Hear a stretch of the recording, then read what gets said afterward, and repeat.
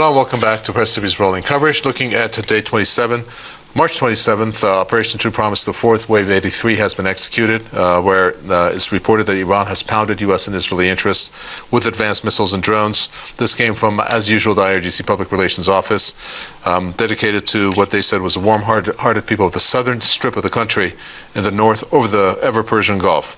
And the name of the code was Ya Abu Abdullah al-Hussein. The strikes targeted a range of strategic assets that belong to the American and Zionist forces.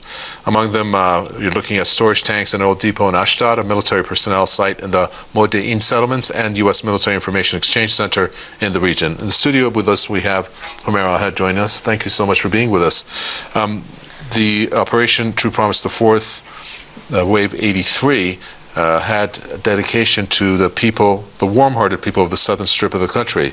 And that's in reference to what may be, and from all looks of it, the news is pouring out that the Pentagon has approved the troop deployment by the U.S. On top of that, troop deployment, which was roughly estimated to be around 5,000, let's say, there's now reports of an additional 10,000 maybe to be deployed.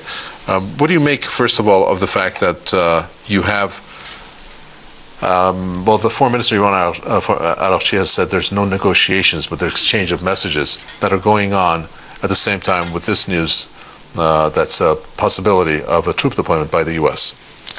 Yeah, we have had reports indicating that there is America is now deploying troops in the region, and they have already sent a California division with thousands, almost I think 10,000 troops in the Persian Gulf region. Now they have given orders for the 82nd Division of the U.S. Army to be sent to the Persian Gulf, and the Marines, they are the U.S. Marines, they are planning to send to the Persian Gulf. And as we have already been discussing about it, the areas where they are planning to send them include the islands. Mostly the one island that has been in the news again and again is a Kharg Island, and then we have reports coming about Bu Musa also, and Larak, and all these small islands in the region, in the Persian Gulf region. But you know, we have been talking about it, that this troop deployment is a suicidal act by the United States. But moving a bit away from this idea of this troop deployment being a suicidal act, let's talk about what the United States President is saying and what is happening on ground. He is saying that negotiations are going on with the Islamic Republic of Iran, and they are progressing well. And we have he also said 2 days ago that he also received a gift and all those things. But at the same time, what we are seeing on ground is that he has ordered the troop deployment, ground invasion for the Islamic Republic of Iran. So these two things are not going in sync with each other. And therefore, I think they are again repeating what they did during the 12-day war and this war. They, in the garb of negotiations, in the garb of diplomatic, talks, they attacked Iran. They thought they would be able to, catch Iran offhand and then do whatever they want to, meet their goals which they had in mind. But that did not happen even during the 12-day war, not during this war, when the next round of negotiations was going to be held 2 days after, on Monday, and they attacked on Saturday. So taking this into consideration, taking all what has been happening during the last 9 months, Iran has been now quite clearly saying that these negotiations are not honest. In the past also they were saying that our eyes and ears are open, we do not trust America. But now what statements we are receiving from the Foreign Ministry of Iran is that in no way we can trust them, and they have been saying something else and doing something else on the ground. And now it is quite evident that they are talking about negotiations. The President of America is talking about negotiations going on with Iran, but at the same time he has ordered troop deployment in the region. And now let's come to how this troop deployment is going to work, and is it going to affect the way they think it will affect the Islamic Republic of Iran? Is it going to affect that way or not? First of all, let's talk about Karg Island. Karg Island is, we have already discussed that it is not the only island that Iran has where from they can, export the fuel and all the energy related energy-related infrastructure is not concentrated on that island. We have other islands also, but because Karg Island has been in news so much, people mostly think that it is the only island that Iran has where the energy infrastructure is concentrated. That is not the case. Secondly, Karg Island is very near to the Iranian mainland, so the deployment of Iranian army, sending of the Iranian army to the Karg Island is much easier for the Islamic Republic of Iran. Thirdly, you require to have air superiority to be able to attack island, to be able to attack a place. But for now, we have seen that America, or for that matter, the Israeli regime do not have air superiority. The interceptors have been destroyed. Iran has been able to down F-35, even F-18. The so-called, best fighter jets. So Iran's air defense system is working in quite a robust way.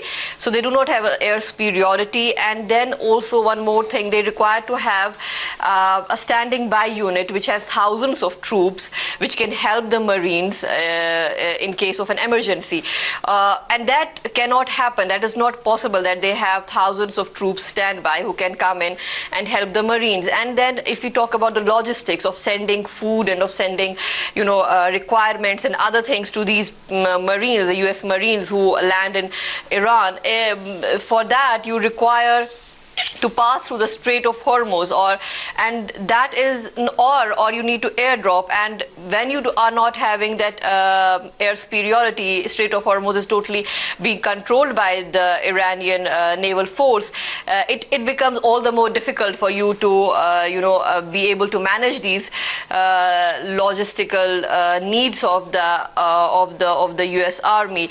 I think this idea of troop deployment is going to be suicidal for America. Maybe Donald Trump wants to start a ground invasion and then claim victory, but Iran has already said that the people, the US Marines or the US Army, which is going to be sent to the Islamic Republic of Iran, they would return in body bags. So the high level of casualty, which is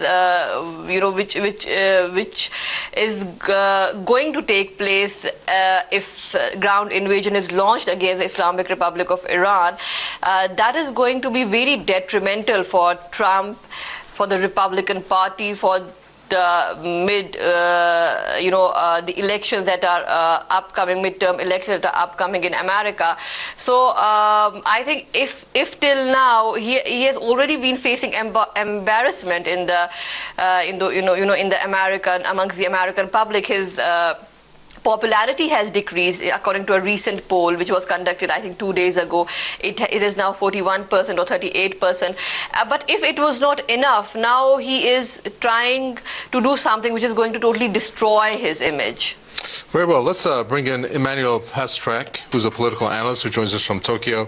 Welcome to the program. We are discussing with our guests in the studio about the fact that there is perhaps an imminent ground invasion or some kind of military excursion onto Iran based on several news outlets. One of them has set out 4, actually, I guess, options. Well, they call it final blow options. One of them is the invasion of or blockade of Karg Island. The other, another island by the name of Larak. And then you have the strategic, they call it, or the seizure of the strategic island of Abu Musa and the 2 neighboring islands, and also the blocking or seizing ships exporting Iranian oil from the eastern side of the Strait of Hormuz. There's also plans the Pentagon has for going after the enriched uranium inside of Iran. All of these operations, whether one of them or all of them, involve not only a high risk rate of success, but also the fact that there's going to be civilian casualties and or casualties on the U.S. side. Do you think that the U.S. doesn't care about that and wants to go all in on this? As one of our Iranian officials has stated that Trump is a gambler and he is going on a suicide mission. Right. Well, I'm not sure if Donald Trump himself is making these decisions or whether it's really a gamble. I think the main point here over the last couple months has been to try and get the United States into a catastrophic war which it's incapable of ending, and that this would keep the current regime in power in Washington, D.C. It would generate profits, but most importantly, it would serve as a way to establish a military dictatorship in the United States which cannot be easily overthrown, and that it's not that they're foolishly trying a foolish way to conquer Iran, but rather that they're using this as a way to enhance their political and military power within the United States and within and around the world through the U.S. And I would say also that the prospect that some of the best organized, best trained U.S. military from Okinawa, from the Indo-Pacific Command, which is probably the best part of the U.S. military overall, that it would be sent and destroyed in Iran. This would be great for the Trump administration, which is trying to take over the country with ICE, with the immigration force, which is essentially a mercenary army. So if the best of the U.S. military is destroyed in a pointless, bloody war in Iran, from their perspective of the Trump administration, this might be great for what they're trying to do at home. Well, what if they are faced with a failure, however? I mean, if we're looking at that, and then not only that, on the other side, you also have, well, for how long do they want to occupy? Unless they're just going to go for that seizure of the uranium, and only right. that, so those questions also exist. Right. Well, I think a failure is pretty much guaranteed. The question is whether some failure would serve a political purpose in the United States and globally. And I think that it could. Maybe it won't. But basically, as I say, in real estate, there are three rules of real estate: location, location, location. And in politics, there are three rules of politics: control the military, control the military, control the military. So although it doesn't make any sense in a strategic sense to destroy the best of the military in a pointless invasion of Iran, which everybody knows can't be successful, in a short-term political sense, it might be to the advantage of those around Donald Trump. And because they are not military men, they're not strategic thinkers, they're people who came to power in hedge funds, in derivatives, in stock market, short-term investment. They don't have any long-term strategic plan. When you have the statement made by Trump, also Homeira needs to be discussed here, because he has basically, based on his post, that per the Iranian government request, there is a pause that he is enacting to not attack Iran's energy plant by 10 days to Monday, April 6th. Talks are ongoing, and this is the post that he's written. And despite erroneous statements to the contrary by the fake news media and others, they are going very well. It's hard to believe what he's saying, but he has set in motion the 10-day pause, an additional one. Isn't that in itself somewhat a sign, in some respect, that he is not fully, perhaps, confident about going through with a ground excursion of some kind or deployment of some kind? We cannot trust this person, and we have history has taught us that in the past not few months now, I would say 9 months, we have seen how he has been saying something and something else has been practiced on the ground. He was the person, if if we talk about the 12-day war, he was a person who said we have obliterated the uranium enrichment potential of the Islamic Republic of Iran. And then again, we saw the thing which was used to launch another war was the uranium, again the nuclear thing, again the uranium enrichment thing. So. This is one of the points which I have mentioned about how he has been saying something else and doing something else. And then if we talk about the polls which have been actually done up to see how much does he lie, I think a recent poll in America said that he has spoken truth only 6% of the times. So he is, all the American presidents have been liars, but he tops the list. So you cannot trust his words. And for the Islamic, for the Islamic Republic of Iran, it has been quite clear that his words cannot be trusted, and that is why we have been again and again seeing the statements coming from the Iranian officials saying that his words cannot be trusted and we do not trust his words. So now, coming to this, that he has postponed his strikes on Iranian energy infrastructure. I mean, he knows that if he strikes energy infrastructure, the retaliatory strike is going to destroy the energy infrastructure in the Persian Gulf region and also in the occupied territories. He has seen the retaliatory strike of Iran when he attacked the Pars gas field. The retaliatory strike on Qatar was too much for them to sustain. So that is the thing I think that is stopping him from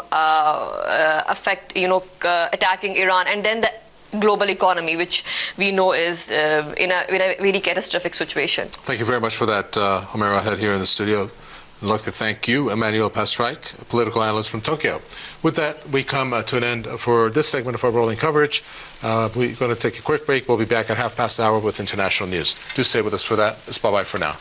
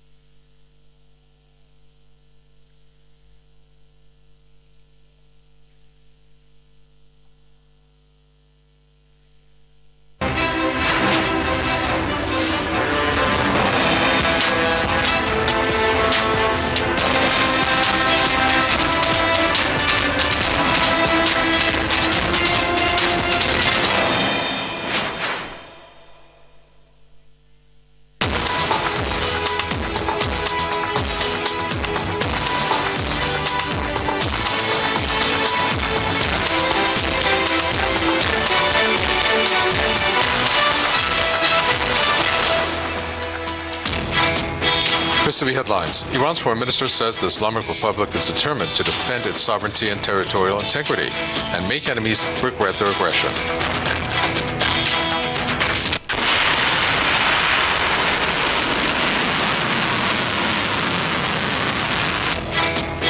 Iran's armed forces carry out a new wave of Operation True Promise IV as they continue their retaliatory strikes against U.S. and Israeli aggressors. Also coming up, the commander of Iranian Army's ground force warned that any ground aggression against Iran would be very costly for the enemy and inflict irreparable damages on its forces.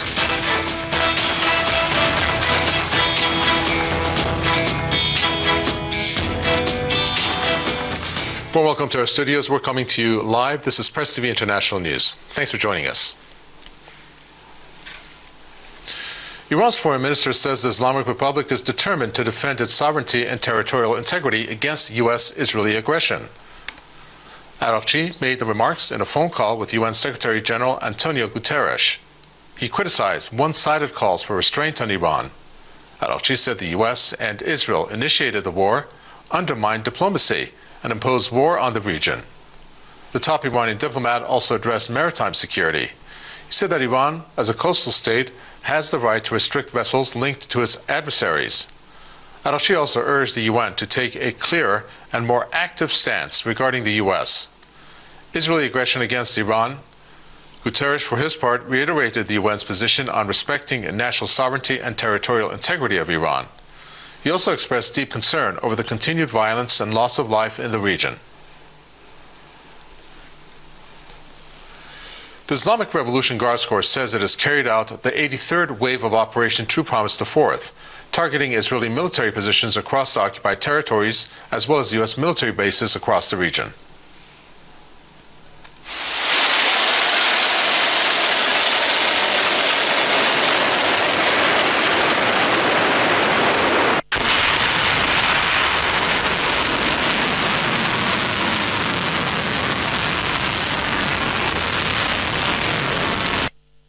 The IRGC said its Navy and aerospace forces jointly carried out the operation using long-range and medium-range missile systems and drones. Targets in the occupied Palestinian territories included fuel storage tanks in Ashdod and a deployment site of the Zionist army in the Modi'in region. The IRGC said it also targeted an American military intelligence exchange center in the region. U.S. bases at Al-Dhafra in the UAE, Al-Udari, and Ali Salam in Kuwait, and Sheikh Isa in Bahrain were also struck, with fuel depots and maintenance hangars destroyed. The IRGC warned it will find the enemy and make them pay for their evil deeds. Well, the Iranian army has carried out fresh drone attacks targeting a number of sensitive and strategic centers of the Israeli regime across the occupied territories.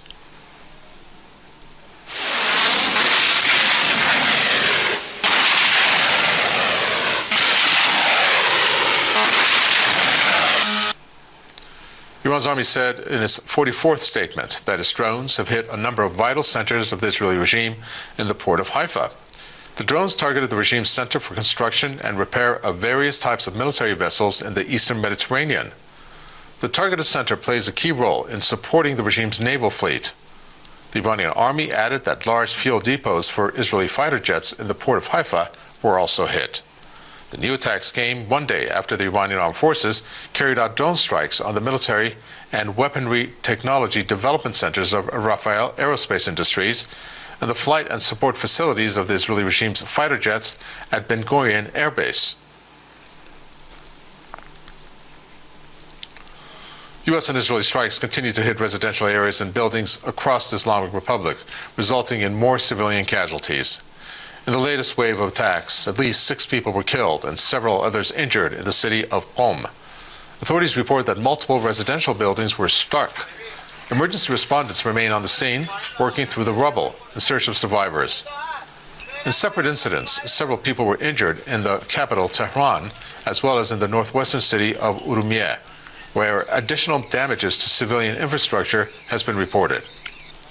Local officials say rescue and recovery operations are ongoing in all affected areas.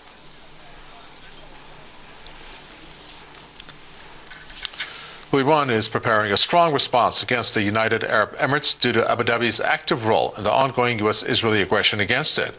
This according to a senior Iranian intelligence official who was quoted by the Cradle as saying that this is the case. The source said the UAE played an active role in the beginning of the war against Iran and in its continuation. According to the source, a decision has been made at the leadership level to end Iran's week-long tolerance towards this country. The official added that in addition to U.S. military barracks and bases which were targeted in Iran's retaliatory attacks, the UAE has also provided some of its own air bases to the U.S. to be used in attacking Iran. The source stressed that the UAE has supplied the U.S. and Israel with data on Iranian figures and targets, placing it in the position of an aggressor. The official said that attacks on Iranian ships and private boats, as well as some coastal areas launched from UAE territory, signals an impending strong response from Iran.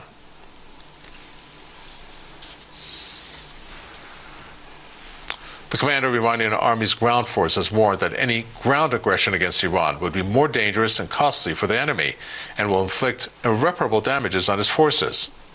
Brigadier General Ali Jahan Shahi made the remark while inspecting the country's border regions. He said the Iranian armed forces are maintaining full vigilance across every inch of the nation's territory.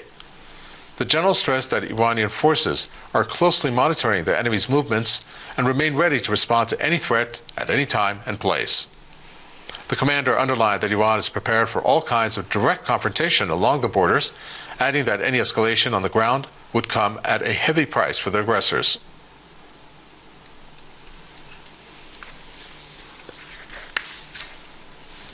Iran's parliament speaker has lauded the Hezbollah resistance movement for conducting a record number of anti-Israeli operations amid the U.S.-Israeli aggression against Iran. In a social media post, Mohammad Bagher Ghalibaf said the movement has carried out nearly 90 anti-Israel operations in the occupied territories in a single night. He stressed that the operations prove that despite the enemy's claims, Hezbollah is more vibrant than ever before. Iran's top parliamentarian stated that Hezbollah's swift operations and continuous qualitative strikes have inflicted heavy losses on Israel's military equipment and forces. Calling Hezbollah the pride of Islam, Ghalibaf vowed that the movement has still a host of surprises to reveal.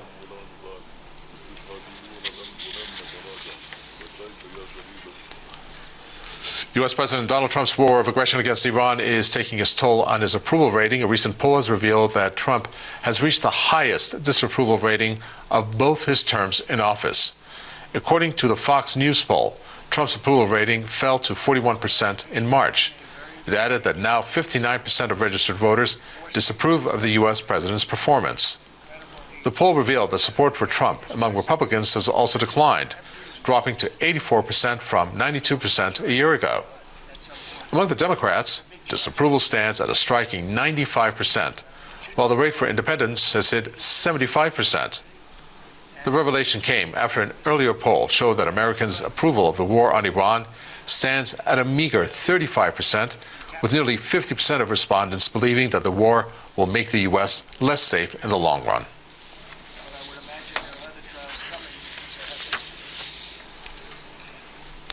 Well, ever since the imposed war began on Iran, Iranians have been gathering every night in main squares across the country to slam U.S. and Israeli aggression and to demand revenge.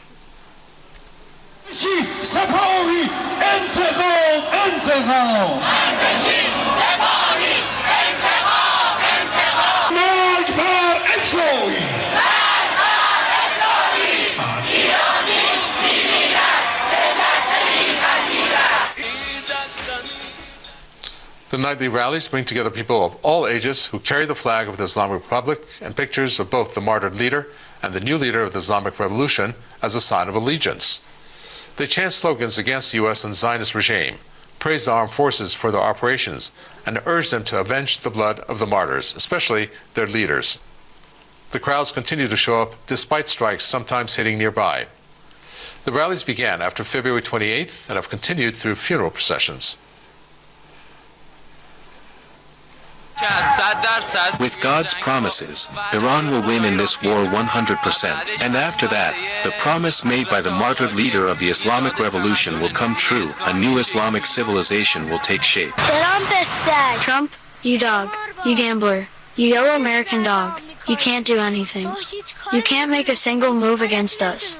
We know exactly what we're doing. If you try to hit us with missiles, we are not afraid of martyrdom. We are not afraid of spilling our blood.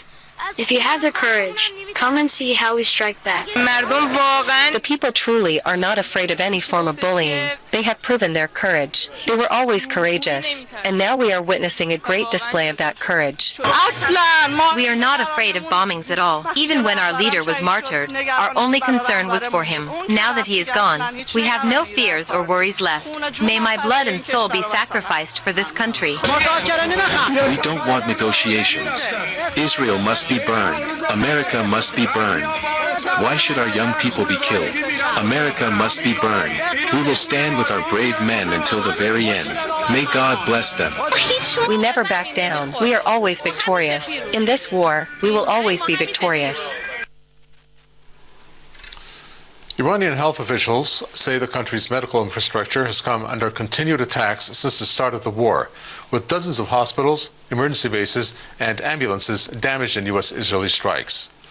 Iran's deputy health minister says since the beginning of the conflict, at least 190 medical centers across the country have been damaged. Ali Reza Raisi added that 12 hospitals have been forced out of service, significantly impacting healthcare delivery. At the same time, Iran's emergency services report mounting losses. Separately, the deputy head of Tehran's emergency organization says that at least 23 emergency bases have been targeted in attacks carried out by the U.S. and Israel. Health authorities argue that such actions demonstrate a pattern of disregard for civilian safety and essential services.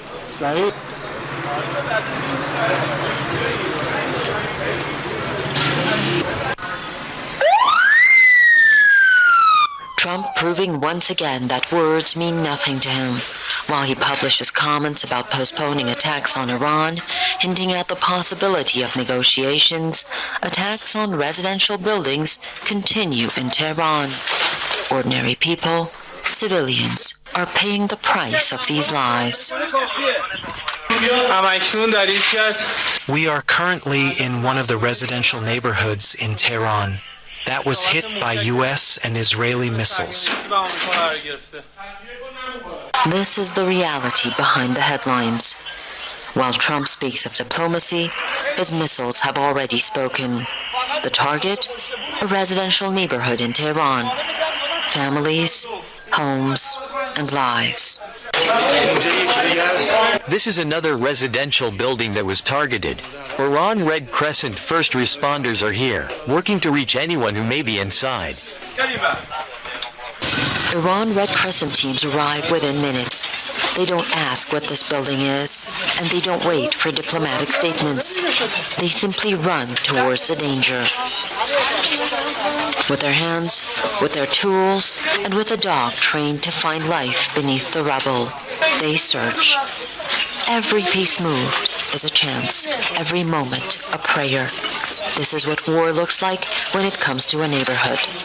Not precision, not strategy, just destruction, and the desperate struggle to save what remains. If we can open up a path from here, we can remove the rubble. Trump speaks of negotiations. Iran has denied any such talks, but here in this neighborhood, the only negotiation is between life and death, and the only truth is written in rubble, in the unwavering resolve of those who refuse to abandon their own. This is the reality of war, and this is what the world must see. Yusuf Shahmadi, Press TV, Tehran. For years, the world has looked with horror at the way that Israel and the U.S. conduct their wars without any regard for the deaths of children. The last month of war by the two allies has resulted in perhaps a record death toll for children, with protesters in Washington, D.C. holding a vigil to raise awareness about the bloodletting led by the United States. Rami Mazari has more in this report.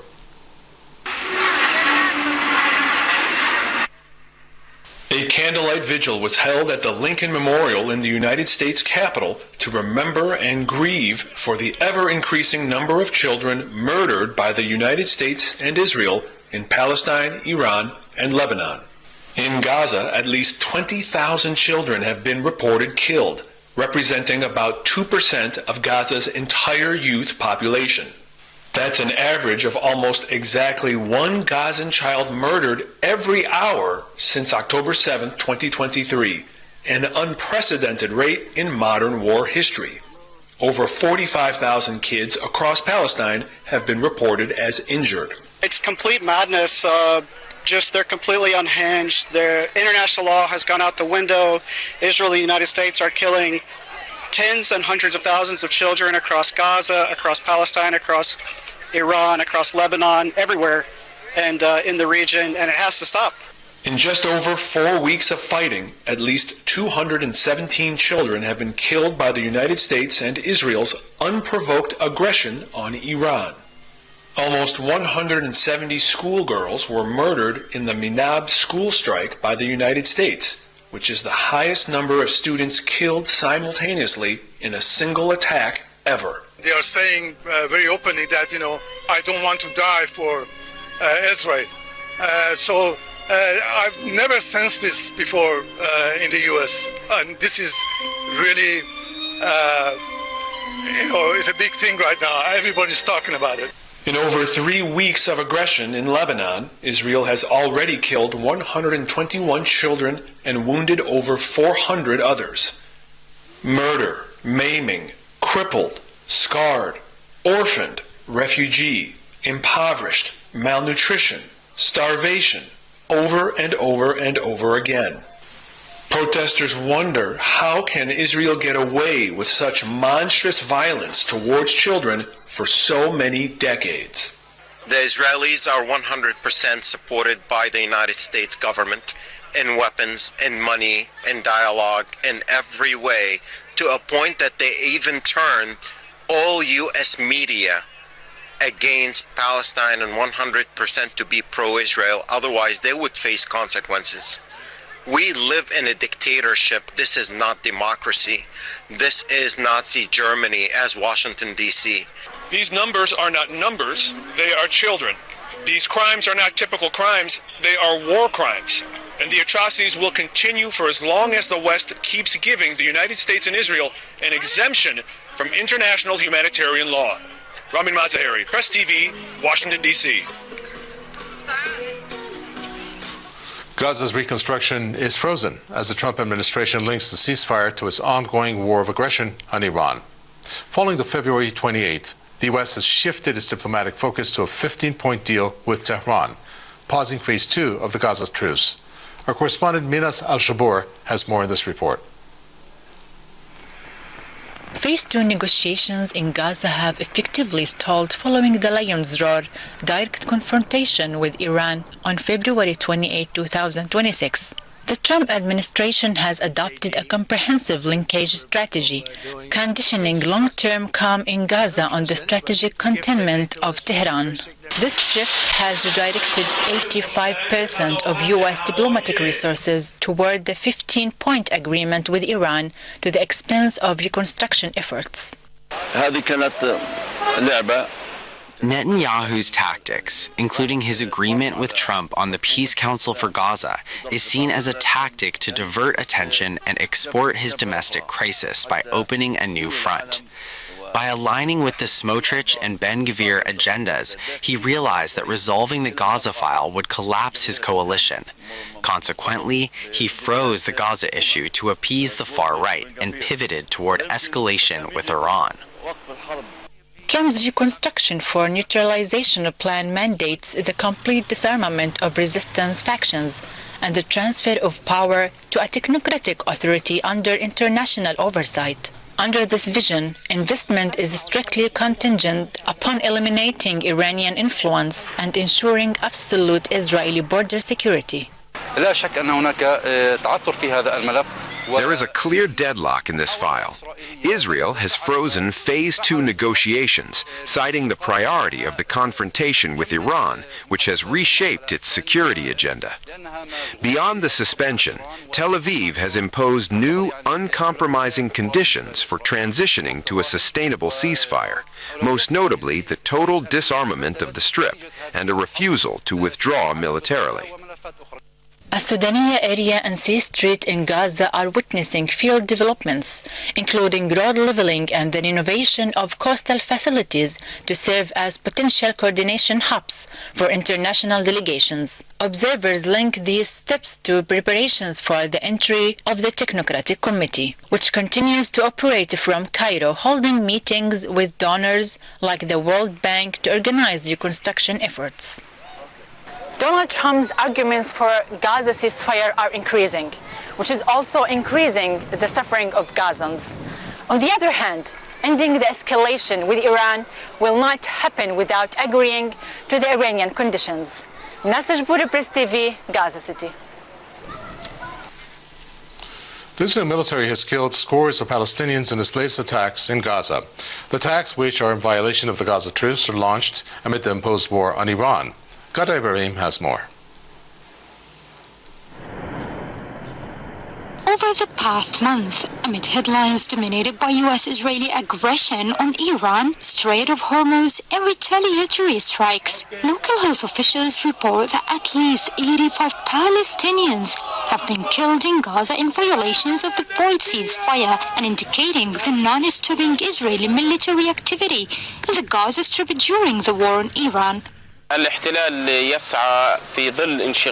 Today, the Gaza Strip is still under fire, and the Israeli army is continuing the ethnic cleansing campaign as less international attention is on the Gaza front.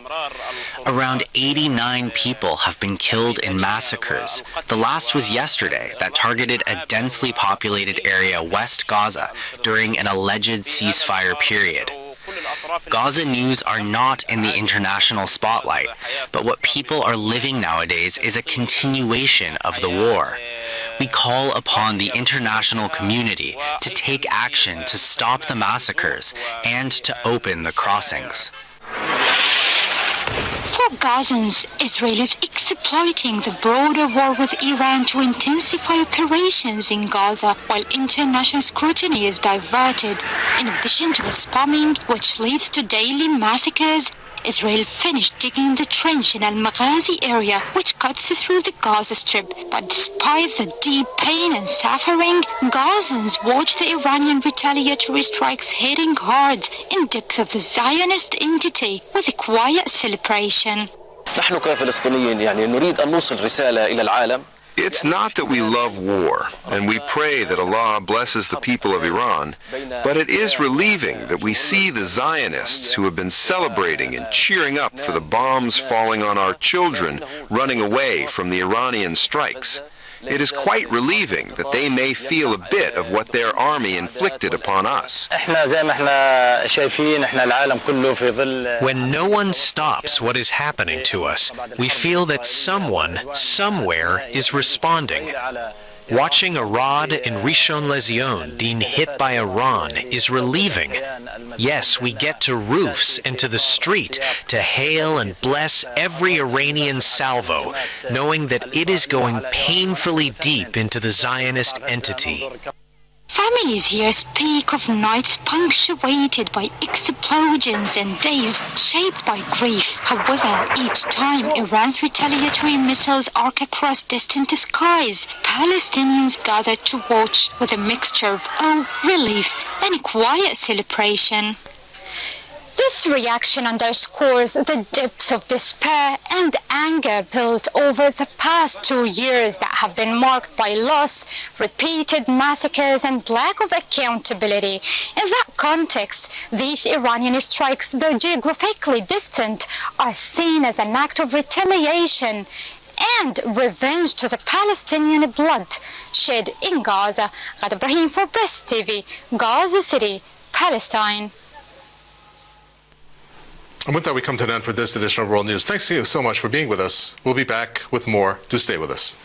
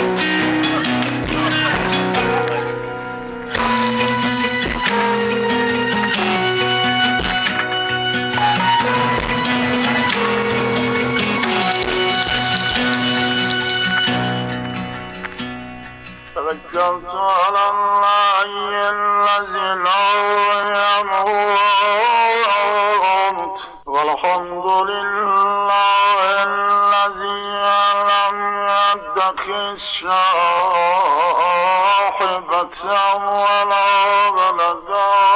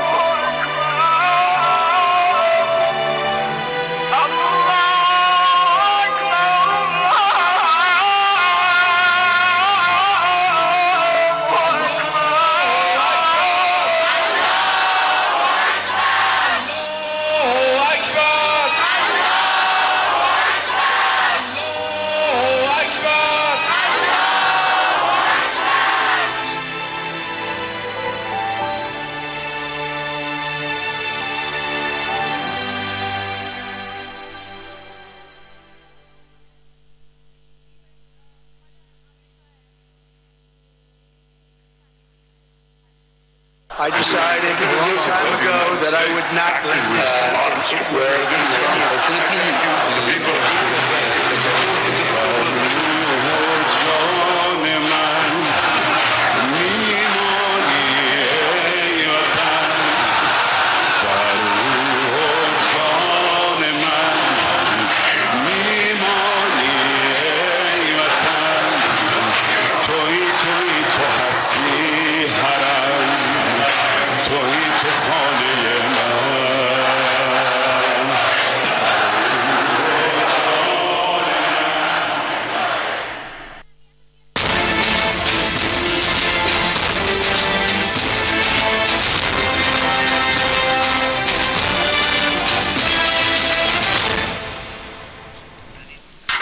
Hello and welcome back to Press TV's Rolling Coverage. Thank you so much for being with us. In this segment, we have with us in the studio Houman Zandizadeh, writer and university lecturer. Welcome to our coverage here. My pleasure. There's so much ground to cover. Obviously, we need to just zoom in on some important ones. One of the things that we spoke about prior to coming on air is the stance that, I guess, within the occupied territories, based on a, poll that was taken. Maybe you could expand a little bit for us on that, which points to the fact that many are of the belief that this illegal aggression should continue against the Islamic Republic. Yes, it does. The Institute for National Security Studies, which is one of the most important institutes to ask and make these polls and to give us some statistics about the Israeli society, has done a couple of polls recently. One of them was at the beginning of the war, 2nd of March, and they said more than 80% of Israeli people are supporting this war against Iran, and then after a couple of weeks it dropped just with 2%, 78% still support the war. The problem here that the Jerusalem Post has indicated here for us has been the divide between the two sides. The opposition voters, the people who didn't support Benjamin Netanyahu and his coalition government, and then 51% of the other side that they supported Netanyahu highly, and the IDF and so on. Jerusalem Post points out that the opposition voters have less than 10% trust in Netanyahu, which means their support for war can't become political pressure. This means if the war continues for a longer period, the Israeli society's resilience will be dropping even worse than now. For example, one of the items that they were talking about was about the length of war. If the war continues for over 3 months, then the resilience will drop badly. It will be less than 20% of people who've been supporting this situation for longer than 3 months. And I guess afterwards we will see, gradually we will see the collapse of the society in regard to the war and the aggression they conducted. Another thing that has come out, maybe you could add some thought to it, is the report that was issued based on the statements that were made by the IRIB regime forces, the Chief of General Staff, Eyal Zamir, whom at a security cabinet said that the morale of the Israeli regime forces are at such a low that it's practically falling apart. And he said that not just one flag, 10 flags should be raised on this. And he said that they need to have a conscription law, a reserve duty law, and a law to extend the mandatory services. Because of the rate that they're going, that, and to use his words, the military will collapse in on itself from manpower shortages coupled with operational demands of fighting a multi-front war. This is quite telling, given the fact that really shouldn't come as a surprise, because you're looking at the genocide that obviously took a lot of manpower and energy from these forces. What do you think about the fact that you're looking at a reality that the, I guess, Israeli forces are facing? This is a colonial war for them, and they thought that would be an existential war for us. But it has turned into a strategic war for Iran. After we started controlling the Strait of Hormuz, that they would like to show it as blockading the strait, which is not true. We're just controlling it. Everything is under our control. But the society there, or the IDF soldiers, they have to think about the real outcome of this war. They see that they're attacking our infrastructures or cities, urban areas with their fighter jets, but you can bomb cities forever. And it doesn't go anywhere until you bring about your ground troops, and there is no signs of that. And even Donald Trump's new plan on the table, it's always postponed, and he's trying to find ways to go around it with the negotiations and so on.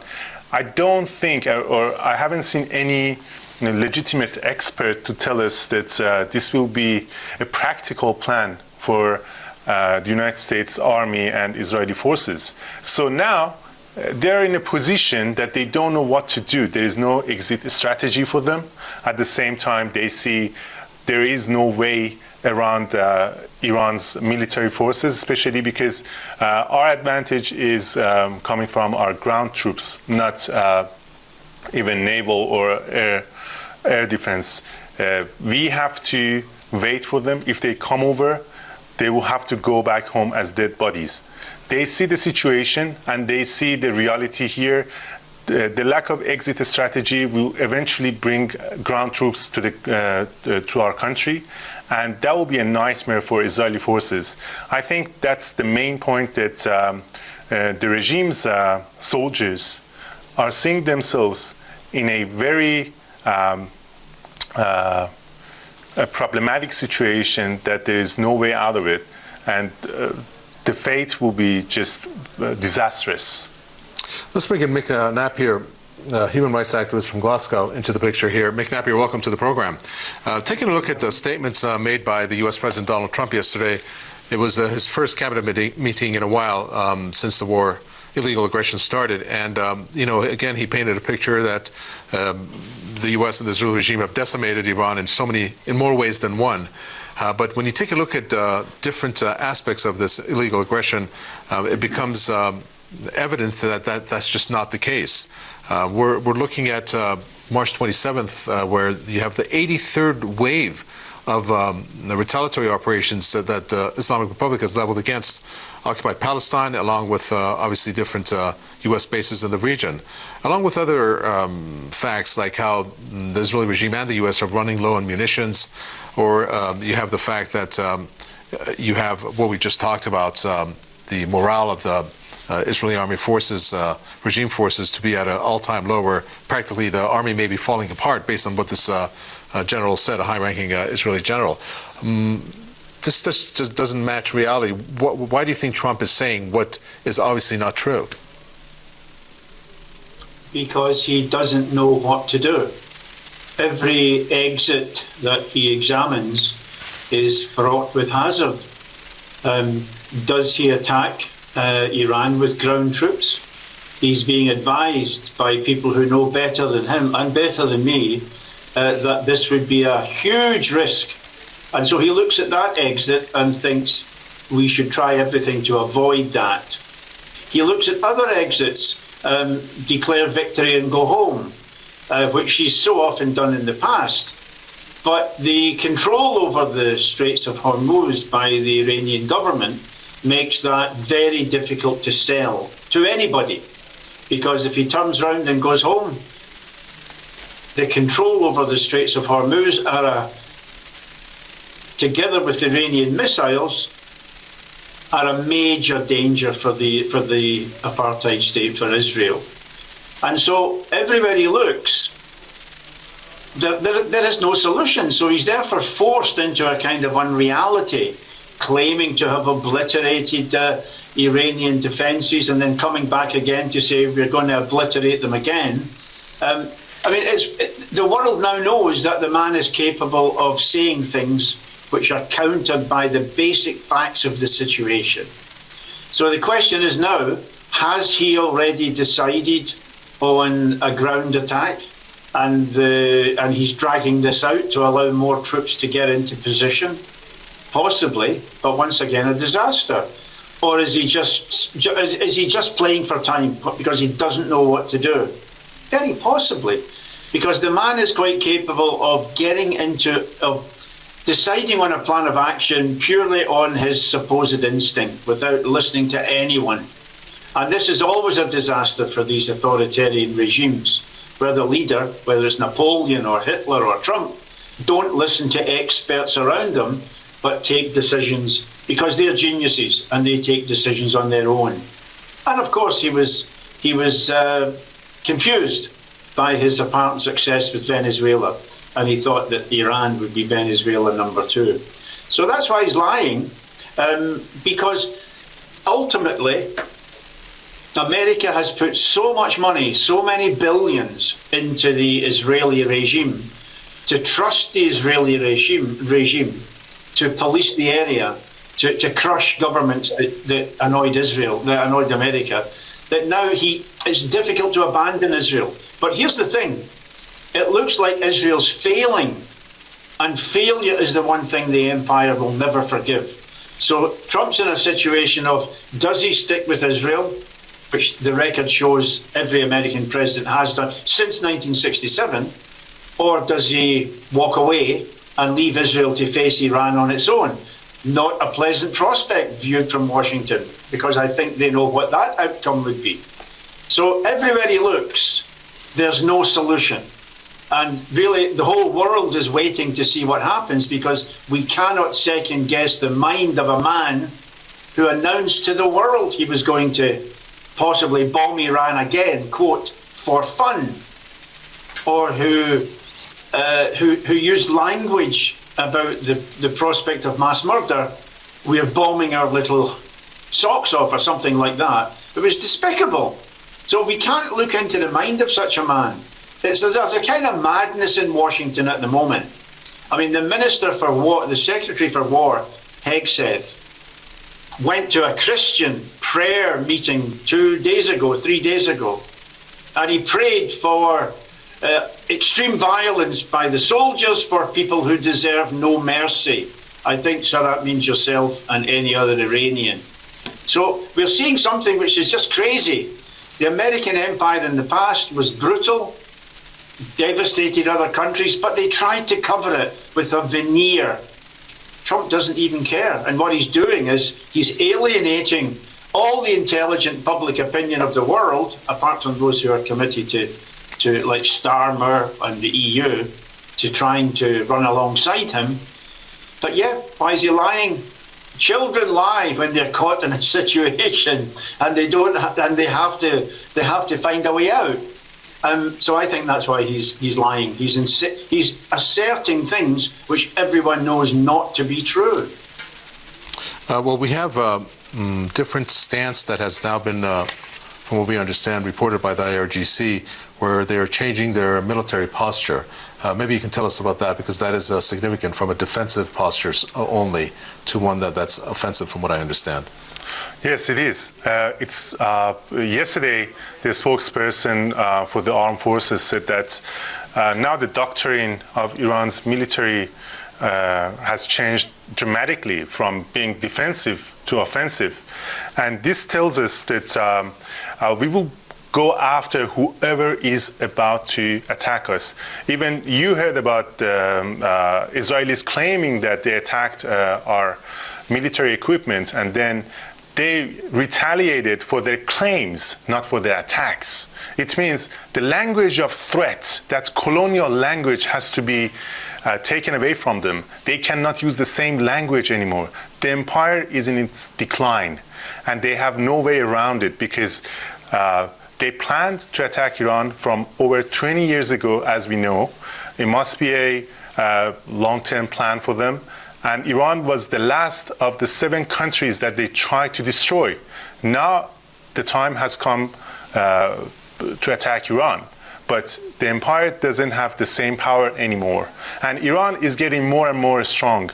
Recently, we saw that our military forces attacked Israel's Dimona.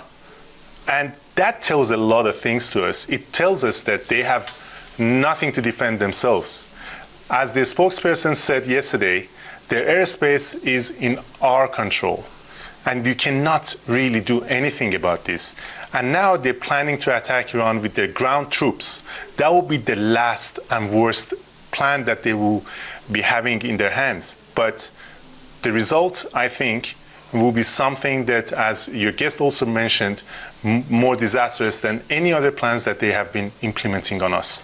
Well, Mick Napier, as you mentioned in my first question, you said that the U.S. is, in so many words, paraphrasing what you said, is following Israel's plans almost blindly. One of the pieces of news that I'd like to get your reaction on is how Israel has changed its war strategy from destabilizing Iran's government to one targeting its military-industrial infrastructure. And the reasoning given behind this, based on this piece of news, is that there's a possible push by Trump to end the war soon, that wants to inflict as much damage as it can. But then the question comes about as to why Trump would, in a sense, go after the suicide mission of a ground invasion of some kind, or a ground, I guess, excursion, where it involves troop deployment. Isn't there a happy medium where Trump can do that, can do something where it meets Israel's demands, whatever they may be at this point, which is in part of my question to you, or whether that just doesn't even fit into Trump's vision, because he says, so some troops die, that's par for the course.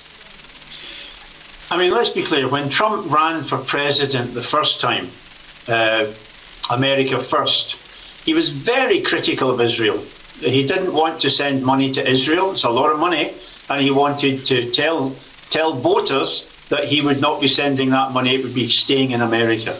And you know, his base didn't have a problem with that. Even the evangelical Christians we're led to believe are fanatic Israel supporters. He didn't lose support from them. What happened with Trump was that he wanted access to Sheldon Adelson's billions. He wanted 150 or 300 million to win the presidency. And in order to get that, he became pro-Israel. So his allegiance to Israel is, as you would say, transactional. There's nothing there if Israel ceases to be useful to the American empire. But here's the thing. America has invested so much in Israel. Somebody said, it's an American president, I think, or close advisor, said if they didn't have Israel, they'd need to park 2 aircraft carriers off the coast of Palestine. So Israel is seen as has been seen since '67 as a huge military asset in the region. But Israel is a genocidal state. Israel is grabbing another piece of Syria, is grabbing a piece of Lebanon, and would grab a piece of anything they possibly could. And the whole area knows that. And also here's the thing. In 2.5 years of Israel committing to crushing the Palestinian resistance, Hamas and Islamic Jihad, they failed. Hamas is still fighting. Israel is still sending out alarms about Hamas. Now, if you had asked me to predict this 3 years ago, I would have said you're overambitious. It cannot be. Because there's Hamas trapped in a tiny area, hemmed in on one side by Israel, on the other side by Egypt, living underground and tackling what's supposed to be the regional military superpower with the latest weapons to kill them. And they lost. They lost because in order for a counterinsurgency effort like that to win, you have to obliterate the resistance. And they haven't done it. Now look at Gaza. We could be forgiven for thinking the resistance could not succeed. Then look at Lebanon. Israel's invaded Lebanon again, and the Nazi members of the government, Ben Gvir and Smotrich, they're saying seize it, take it, hold it. Well, I think Hezbollah has something to say about that. And I think Israel's already suffering manpower losses and a large number of Merkava tank losses in southern Lebanon. So if you look at Hamas in the size of Gaza, you look at Hezbollah the size of South Lebanon, and then you look at Iran, there's no possibility of the American empire or Israel winning against this powerful opponent, with the condition that this powerful opponent is determined to resist. Given that they are determined to resist, America cannot win. Now, I think people are whispering this in Trump's ear. That's why he hesitated. That's why he looks again like, I don't want to be cavalier because I'm speaking to you as you're a journalist, and that Israel kills hundreds of journalists, and I'm speaking to you from the safety of my home. But in this situation, the Americans cannot win if the people and the government in Tehran are determined to resist them. That looks like the case. That looks like Trump looking at he's in a room with many doors, but every door leads to a disaster for him. That's why he lies. I mean, he lies anyway. He lies every time he opens his mouth. But that's why in this situation, he seems to be saying things which the whole world knows are manifestly not true. Well, taking a look at what Iran has said, Homan, when it comes to what they want in order for there to be a proper framework, it was relayed yesterday, actually. One of the conditions that they had was the fact that there needs to be an end to the targeting of the resistance groups, i.e. Hezbollah, the ones in Iraq, and of course the Gaza Strip, which shows how much, as one guest put it, it shows the human side of the Islamic Republic and wanting that aggression to end. I'm guessing that that should be something that should rank pretty high in terms of an offer from Iran for the U.S. and also the Israeli regime, because at this point, just based on the past 24 hours, you've had Hezbollah that executed a record-breaking operation where, from what we understand, 94 operations and rocket launches happened in one day, 120 kilometers deep into the occupied territories, and that's a new, basically, record for Hezbollah. How much does that play into things for the U.S. wanting this phase to also end, based on the way that Iran has presented its, I guess, conditions? I would prefer to call them preconditions. I think some of them have to be done before getting back to the table. If you don't stop attacking the resistant groups around the area, around the region, you cannot even talk about negotiations. If you start attacking Gaza again, we see it as an attack on our soil, because we are not separate from each other. As I don't see US and Israel as separate entities anymore, because I think Israel is the 51st American state in our region, and it is the biggest US base in the world. They have been building up 17 US bases in our region. All of them are not inhabitable anymore. None of them can get back to normal, even if we give them enough time, up to another 5 years. So they're not in a good position at all. We have to bring up those conditions as preconditions, I would say, and then go further from that point. This is a huge miscalculation for the United States Army, because their budget exceeds $1 trillion a year. So they have to spend that money somewhere. And Iran was the case. But it's much bigger than they thought, because they didn't think about the Strait of Hormuz. The Strait of Hormuz has made them rethink all the military plans that they tried to implement from the beginning, because over 20% of oil and gas goes through the strait, and then also there's a chance that Yemeni's Ansarullah joins us, and then Bab al-Mandeb will be also another 10 to 12% added to this, and a third of world energy is going through these two straits. If we get to that point, that will be the end of 500 of colonialism that has been imposed on us from the US and its predecessors like Britain, France, at some points Germany, Spain, Portugal. You see a castle known as Portuguese castle in Hormuz. It has to end, and they didn't think about this situation, and now they're just unable to find exit strategy.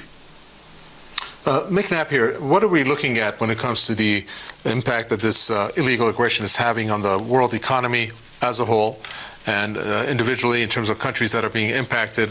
We know that Asia is the recipient, unfortunately, of that negative impact. For example, the Philippines is the first country, I believe, to have announced that there's now a state of emergency regarding their energy resources, which there's scarce, close to none.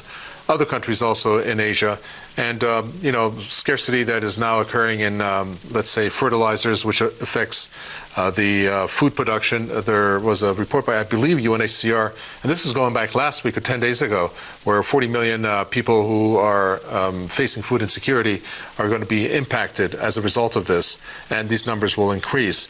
What kind of mechanism can be put in place in order to maybe stop that? Isn't that something that is important to look at, to say the least? Well, farmers in the USA and elsewhere have a planting season, and they need fertilizer at the right time. And already they're beginning to sound the alarm that this could be a huge problem for American agriculture. And if that's the case, which it looks to be, we can say that similar pain is going to be felt around the world, because the consequences of cutting off large parts of that 20%, and as our friend says, the other 12-13%, in fact, going through Bab al-Mandeb, are incalculable. This could bring down economies. Some experts, and I'm not an economist, but some experts predict it could lead to a crisis very similar to the 1920s in North America and Europe. And in that situation, regimes fall and the world changes in a very dramatic way. Once again, I think somebody's whispering this in Trump's ear, because he may not get it, but other people have a fear of that kind of outcome. So yeah, absolutely incalculable. It's the Trump card, no pun intended. It's the card which the Iranians have, which I think is going to cause great fear around the world and lead to increasing pressure on Trump by his allies. So yeah, to answer your question, not as an economist, but from what I've been studying from expert economists, the implications could be catastrophic. Mick Napier, thank you very much. Human rights activist there from Glasgow. We do appreciate your comments. We have Homer rejoining us here in the studio. Welcome back. Taking a look at this infographic of the different health facilities that have been damaged as a result of this inside the Islamic Republic. 23 martyred who work in the health industry, 112 injured. And this is going back to stats we have from yesterday. You have 226 health facilities that have been damaged, 12 hospitals that are non-functional, 7 health facilities that have been evacuated, 49 emergency centers who have been also damaged, 38 ambulances damaged, and you have, as a result of that, personnel within the ambulances to have been damaged. That one doesn't make that much sense. But basically, the health sector, there's the journalists, and then you have the places that are of historical and or heritage sites.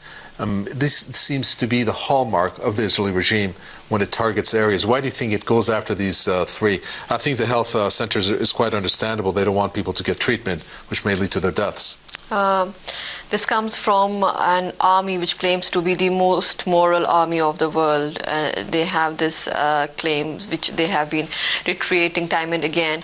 We have seen the same thing happening in Gaza, and now we are seeing the repeat of the same thing happening in the Islamic Republic of Iran. The recent statistics which have been given by the Iranian Red Crescent Society is that more than 83,000 civilian infrastructures have been destroyed in Iran. So attacking civilians, attacking health facilities, attacking schools, attacking historical places. I think this is a tactic of intimidating the Iranian public to spreading that threat, spreading that fear amongst the people, and that is what they are very good at. They have been doing that time and again. They are doing it in Gaza now, even they are doing it in Lebanon.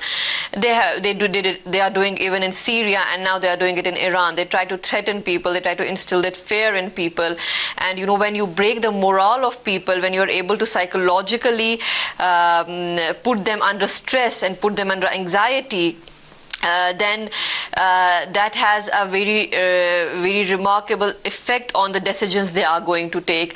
I'm not a psychologist, but there have been studies done where it is said that when you are under constant stress and when you are under constant anxiety, your hippocampus, the decision-making capability of your brain, where you are able to make decisions, that part of your brain doesn't work the way it would work in normal times, and then you make wrong decisions. So I think that is one of the reasons where they do these attacks on the civilian facility, so that they instill that fear in people, and then that fear puts them under constant stress and constant anxiety, and also leads to wrong decision making. Now coming back to this was a psychological answer to that question, but now coming back to what they have been doing, they have been committing war crimes in Iran.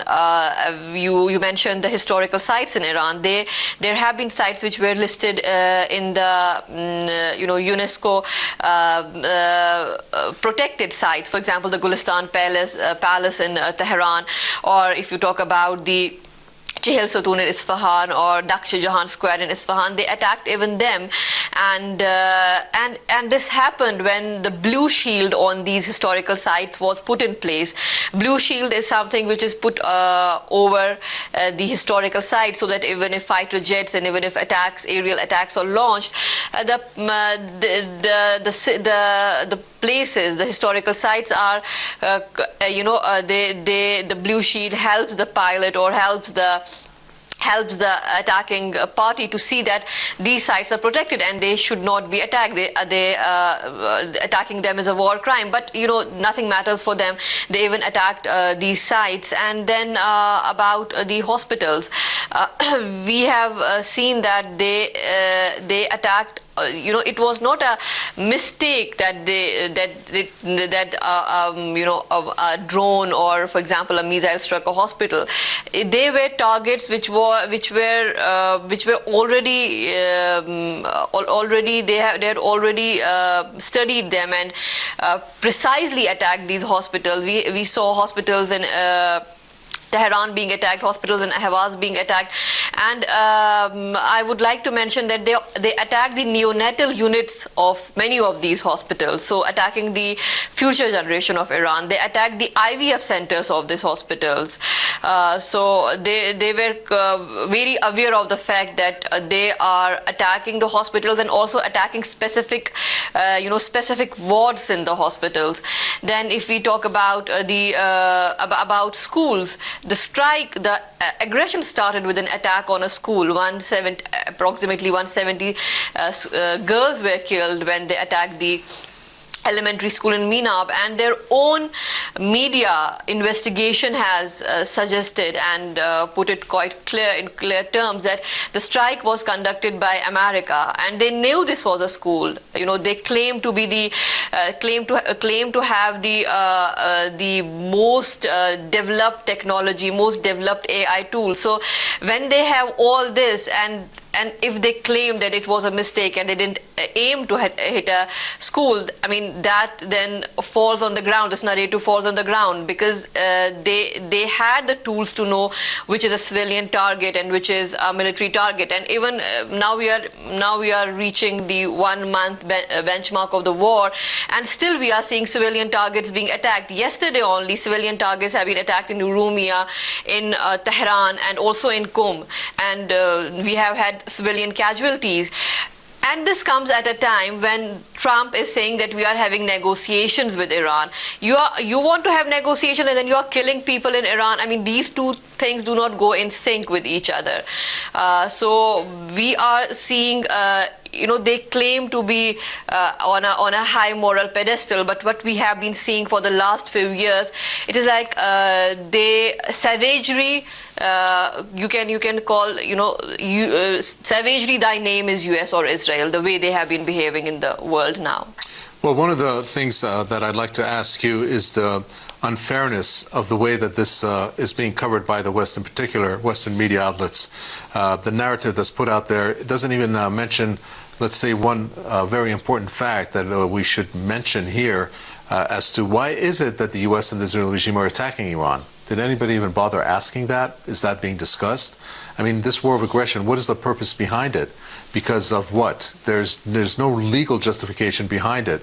And another is the fact that Iran has given up so many martyrs overall, but then when you take a look at the ratio between, let's say, the military officials or high-ranking Iranian officials which have been martyred due to targeted assassinations, when it comes to the civilian deaths, I think the civilian deaths far outnumber the military officials and high-ranking officials. We put that into a separate category. I think the ratio is 10 to 1, a few thousand at this point of innocent people that have been murdered.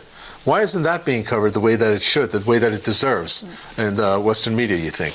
I would like to answer this in this way, that the Western media is a part of the military-industrial complex of the United States, and it works on the behest of all these weapon-making industries, all this war-mongering industries. So they have, not only during this war, they have been doing it for decades. They have been manufacturing wars. They have been playing a very significant role in forwarding this false narrative of threat, and then America, or for that matter Israel, though Israel is a very small entity as compared to the United States, then it starts launching a war, and then the sale of weapons and all what the amount, the billions of dollars spent in these foreign threats. So it is all part of a gamut, which is the military-industrial complex of the United States, or for that matter of the West.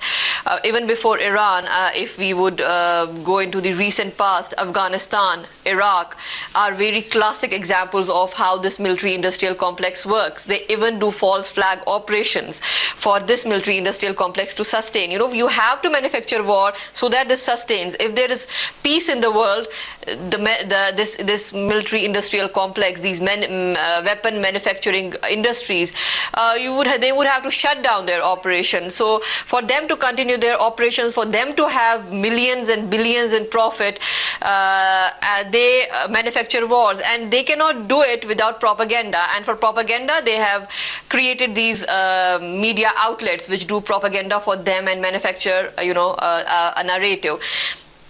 Even during genocide, even during Gaza genocide, we saw the headlines of these Western media outlets. They would not precisely mark that Israel has attacked. For example, I would give you an example that Israel attacked the Al-Aqsa hospital, and then these news websites or these newspapers would not say Israel attacked Al-Aqsa hospital. They would say a drone strike killed 1,000 civilians, for example. A missile strike killed 200 civilians. So they would totally, delete the name of either US or Israel to confuse the audience. And if we, I want to go a bit deeper, and if we compare it to how they covered the Russian-Ukraine war, it was totally different. As far as the Russian-Ukraine war is concerned, they would precisely precisely write that a Russian strike killed 200 people in, for example, Kyiv. But that was not the case for Gaza or Lebanon. So this play of words is criminal, but they have been doing it. So we cannot even expect them to do something different for Iran. Recently, I think yesterday we had news that Pakistan has been doing diplomacy with the United States, and through backdoor channels it requested the United States to ask Israel to remove the names of the foreign minister of Iran, Mr. Abbas Araghchi, and the parliament speaker, Mr. Kalibaf, from the list of targets. I mean, the world did not respond to that. How dare can some country think of killing a diplomat, killing the foreign minister of a country, killing a politician? The news websites were saying that they have requested. Nobody questioned how Israel even thought of making a list. In the first place, making a list, and then having civilian people, civilian politicians or civilian leaders in that list. The killing of the assassination of the leader of the Islamic Revolution is criminal. He was a spiritual leader. Did the Western media question how could they assassinate a spiritual leader with millions of people following him, sentiments being attached to him? He was not just a regular politician like Trump or whatever there are, but he was a spiritual leader. They assassinated him and they boast about him. The language they are using is terrorist language, and nobody questions them because this is a system they have built, and this system will support them. And that is a problem they have with Iran. The parallel system that Iran gives is a threat to their system, and therefore they are not able to, accept this system. Okay, let's bring in David Miller in. David Miller is a university professor and a political analyst who joins us from Bristol. David Miller, welcome to the program. We're looking at day 26, if I'm not mistaken, and we're looking at the most recent piece of news.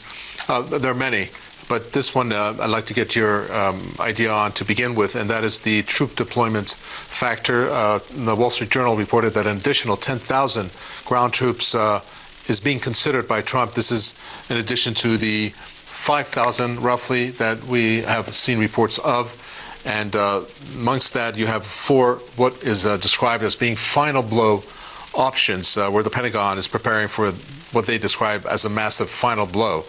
First of all, when it comes to the deployment militarily on the ground, whether it's the islands or whether it's a nuclear site filled with risks of which there have been Trump has been advised that it's going to entail U.S. forces casualties. Do you think that's something the U.S. is going to actually pursue? Well, the experience so far has been that there have been many inadvisable, crazy, and frankly against the interests of US empire actions which Trump has taken, and the reason he's taken them in every case has been because he has been pressured by, one, Netanyahu, and two, most importantly, by his coterie of Zionist advisors, in particular the one who hasn't got any formal job but seems to be the most important, who is of course his son-in-law Jared Kushner, who of course, as we know, attends a Chabad synagogue in Washington DC, the genocidal cult Chabad. So we would think that probably he will do this. We don't know exactly what he's going to do. We've seen reports that there are now troops on American base in Djibouti across the water, and in various other places, including in the UAE, which seems to be very central to this operation, and indeed the Iranian government has issued statements about the UAE's specific role. So I think that they're going to do this, but of course what the purpose of this is, and we can see that from the fact that the Zionist cheerleaders have all started to say, oh, this isn't going to be a short war anymore, this is going to be a long war, and it's important for the US to occupy Karg Island or the other islands which the UAE claims just next to the Strait of Hormuz. Those people, Barry Weiss, various other US-based Zionist assets are now saying that this should be done. And of course what that means is that they're advocating the mass casualties which will inevitably result on the American side from this, to die for the sake of the much vaunted colony in the Levant. This is American soldiers dying for effectively a Jewish empire. And so that's what we're seeing now. I think it's likely that they will do something. All of the troops are in place or getting into place, and we're going to see some kind of venture which probably will be a disaster. Let's hope it is a disaster for them, but they will do it, I think. Well, why is it that, for example, the Israeli regime, why isn't the Israeli regime volunteering its forces to go in and fight? I mean, they're part of this, aren't they? You've answered your own question. I mean, that's obviously a joke. They're not going to do that. They can't even make progress in the south of Lebanon. Reports coming out of Lebanon from Hezbollah communiques, and indeed from the very anguished statements you get from the Zionist leaders of the settlements in the north, is that Merkava tanks are being incinerated at a huge rate on a daily basis by Hezbollah ambushes. They are not going to send their troops into Iran. They would be destroyed. And of course, that's the whole point of having the US as a proxy army for the Zionist or Jewish empire, so that they can sacrifice American lives and American blood for the purposes of their greater Israel, and indeed a much wider project to become, as Netanyahu said just the other day, a superpower. He actually used the word superpower. Israel is becoming a superpower. That's what they want to do, and that everyone should get with the program on that. Well, Homer ahead, when you take a look at the state that the Israeli army is in, we had a previous guest that I'm going to mention what I asked him, and that is the fact that you have the high-ranking Israeli official from their army that has come out and said, this is a top general, that the IDF now needs a conscription law, a reserve duty law, and a law to extend mandatory service, because he said that the military is collapsing on itself. And he mentioned manpower shortages with operational demands of fighting a multi-front war to be the reasons. And he says, I'm raising 10 red flags before you. So if they're doing that badly, to continue the line of thought by our guest there, David Miller, then they can't, the only way that they can really continue this war is with the U.S., from what I understand. Correct? Yeah. That they need the U.S. in this war. So the U.S. Can call the shots and end this war at the same time. Ending the war, I don't I don't think they want. I mean, Netanyahu specifically does not want to end the war because his own position in in Israel is very sensitive in a way that he is facing corruption charges.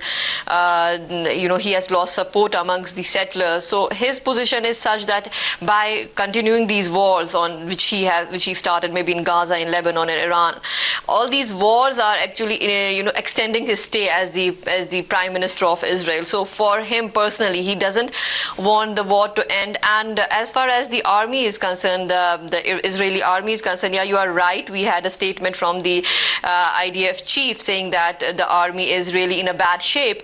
But they also had the same thing. They had also said the same things during the Gaza war. A bit similar to this, and according to reports which we have been having during the last 2.5 years, there have been even suicides amongst the Israeli soldiers, the reservists, and we have had reports which indicate that the psychological stress on these people, or the psychological diseases now they are undergoing, the soldiers, the reservists, is really very expansive, and it's exploding in a way. So because they have been fighting for a very long time, so even that taken into consideration, the Israeli leadership is not seeing what on ground, how its army, how its soldiers are suffering on the ground.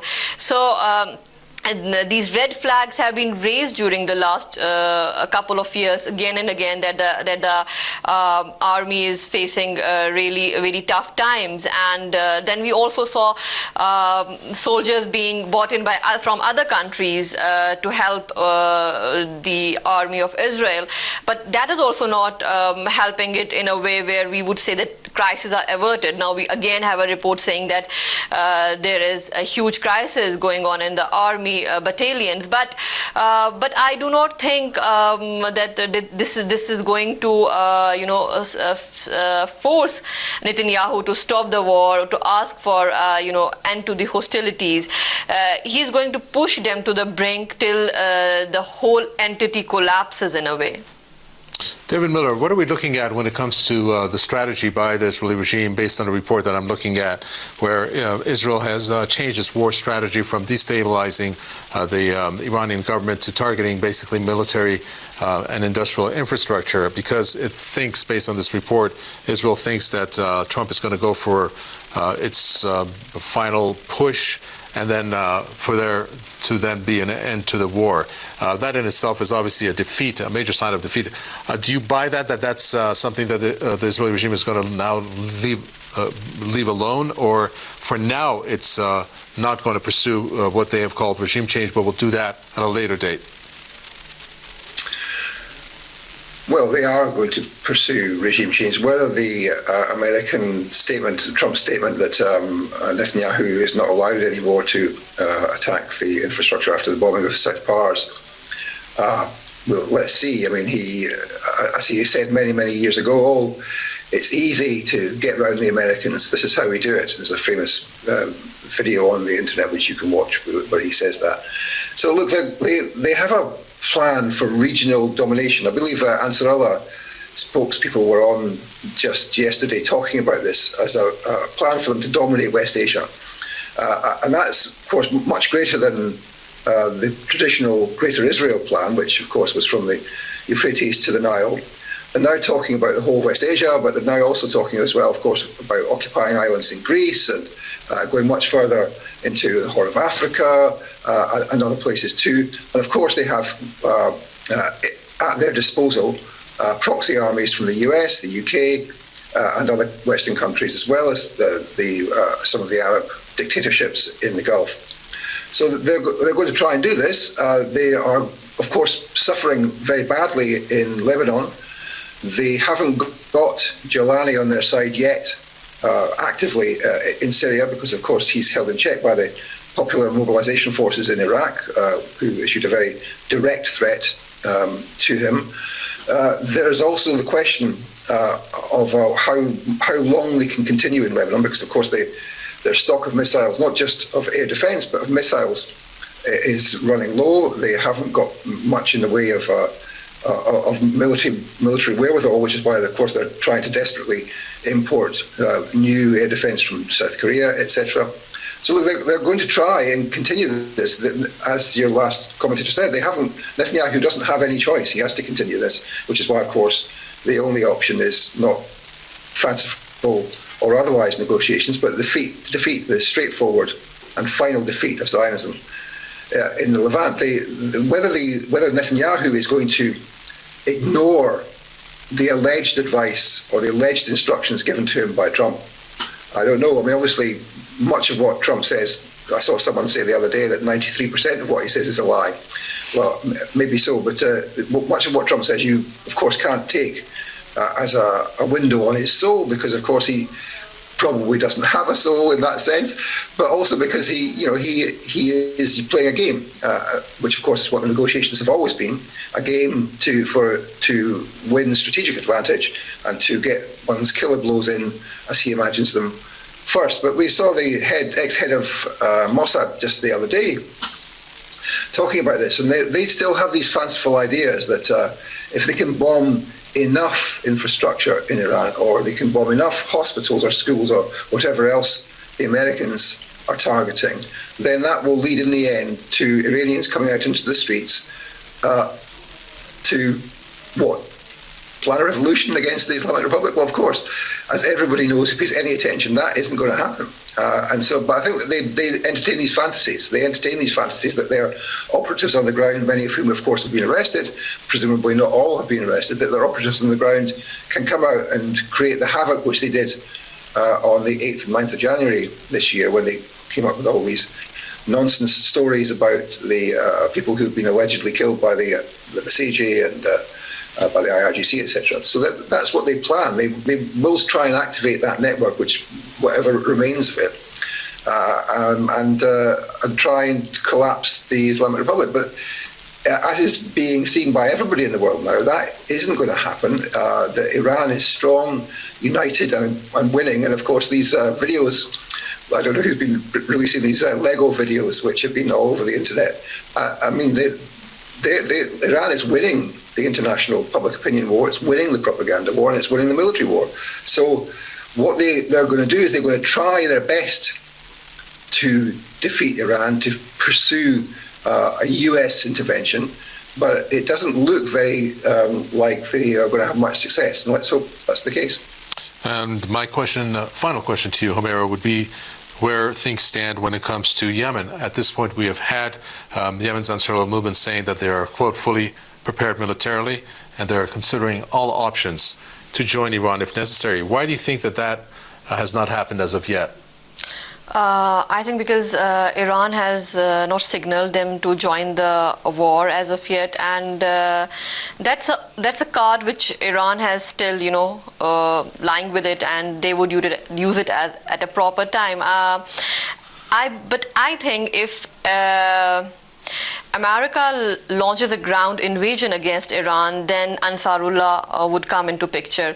And if Ansarullah comes into picture and Bab el-Mandeb Strait is also restricted, and Ansarullah also launches airstrikes on Israel, then it is really going to be very difficult for Israel and America to contain the war. It is even now we have been saying if we move a bit further to the Asian region or to Europe, we are saying how this war is having devastating effect on the economy. Today we have had protests in Philippines where people have been coming on the roads and protesting for the surge in the fuel prices. We are having a bad situation in India, in Pakistan, in Vietnam, in Thailand, and then we have also having the energy prices rising in Europe. And this is happening when only Strait of Hormuz is restricted, though not blocked, just restricted. We are witnessing all these huge crises where the International Energy Agency was forced to say that the world has never witnessed something like that. And if Ansarullah also comes into the picture, and the first thing they would do is block the Bab al-Mandeb Strait for the enemy ships, enemy vessels, and then also launch their retaliatory strikes on the occupied territories, then it would not remain as remain confined to the region. It would have very strong and very shaking effects on the world, on the globe, around the globe. And also one more thing which I find that should be mentioned is that Ansarullah has, they are resilient. Any attacks on them, they have proven over time that their resilience is such that any attacks on them are not going to affect them substantially. They are going to still retaliate and still strongly, attack the enemy side.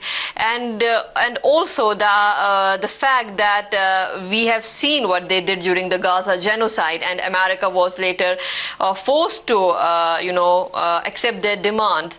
So that is one of the most important things that I don't know why the United States is not thinking about it, though Ansarullah has issued statements a couple of times where they have said that it's just, it's 0 hour and it's just waiting for the signal from Iran that we would jump into the war. But still, we are not seeing that America takes that into consideration, and then they are very much prepared about the asymmetric warfare, and they are very well versed with it, and so they are going to infer a lot of damage on the on American assets, or for that matter on the occupied territories.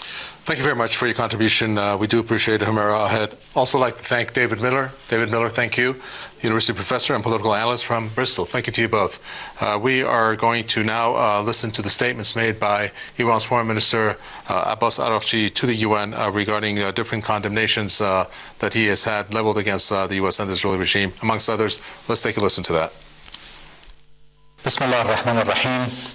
Distinguished delegates, dear colleagues, Iran stands today amid the throes of an illegal war imposed by two bullying nuclear-armed regimes, the United States and Israel. This war of aggression is blatantly unjustified and brutal. They initiated this aggression on 28 February, while Iran and the United States were engaged in a diplomatic process to resolve Americans' alleged concerns over Iran's nuclear program. They betrayed diplomacy for a second time in the course of 9 months by torpedoing the negotiating table. Among the most harrowing manifestations of this aggression was the calculated, phased assault on Shajarat Tayyibah Elementary School in the city of Minab, south of Iran, where more than 175 students and teachers were slaughtered in cold blood.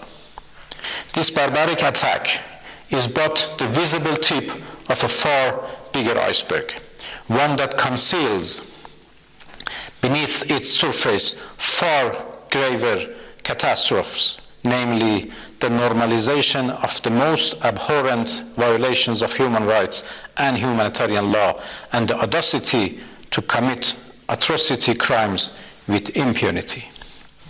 Mr. President, at a time when the American-Israeli aggressors, in their own assertions, possess the most advanced technologies and the highest precision military and data systems, no one can believe that the attack on this school was anything other than deliberate and intentional. Targeting Shajarat Tayyibah School was a war crime and a crime against humanity, one that demands unequivocal condemnation by all and unambiguous accountability for the culprits. This atrocity cannot be justified, cannot be concealed, and must not be met with silence and indifference. The attack on Shajarat Tayyibah School in Minab was not a mere incident nor a miscalculation.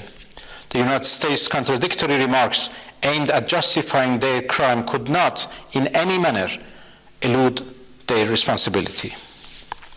To denounce such a merciless assault on a place inherently civilian, a place where the most innocent reside and pursue knowledge, is not merely a legal obligation under human rights frameworks. It is a moral and human imperative. Our conscience will judge us more profoundly than any tribunal ever could. Distinguished delegates, Shajar Tayyib Elementary School has not been the only casualty of American-Israeli atrocity crimes during the past 27 days of their illegal war. Human rights and international humanitarian law have been massively and systematically violated by the invaders in an unprecedentedly brutal manner. They are targeting civilians and civilian infrastructures with no regard for laws of war and basic principles of humanity and civility. More than 600 schools have been demolished or damaged across Iran, and more than 1,000 students and teachers martyred or wounded as the result. The aggressors, who are arrogantly shouting "No mercy, no quarters," and threatening to strike Iran's vital infrastructure, have been attacking hospitals, ambulances, health workers, Red Crescent rescuers, refineries, water sources, and residential areas. War crime and crime against humanity are not sufficiently describing the gravity of the atrocities they are committing. The aggressors' targeting pattern, accompanied by their rhetoric, leave little doubt as to their clear intent to commit genocide. Distinguished colleagues, this unjust war of whims by the United States and Israel against the noble nation of Iran is the direct result of silence in the face of earlier manifestations of lawlessness and atrocity in occupied Palestine, Lebanon, and elsewhere. Indifference and silence in the face of injustices would bring no security and peace. It would invite more insecurity and right violations. The United Nations and the core values it embodies, as well as the overall human rights framework, are at serious stake. You all need to call out the aggressors and let them know that the community of states, the human collective conscience, hold them accountable for the abhorrent crimes they are committing against Iranians. Iran has never sought war. Iranians are a peaceful, noble nation inheriting one of the richest civilizations on earth. Yet, they have demonstrated absolute resolve and determination to defend themselves against the brutal aggressors who know no boundary in perpetrating all sorts of crimes. A defense that shall persist as long as needed. And thank you for your attention.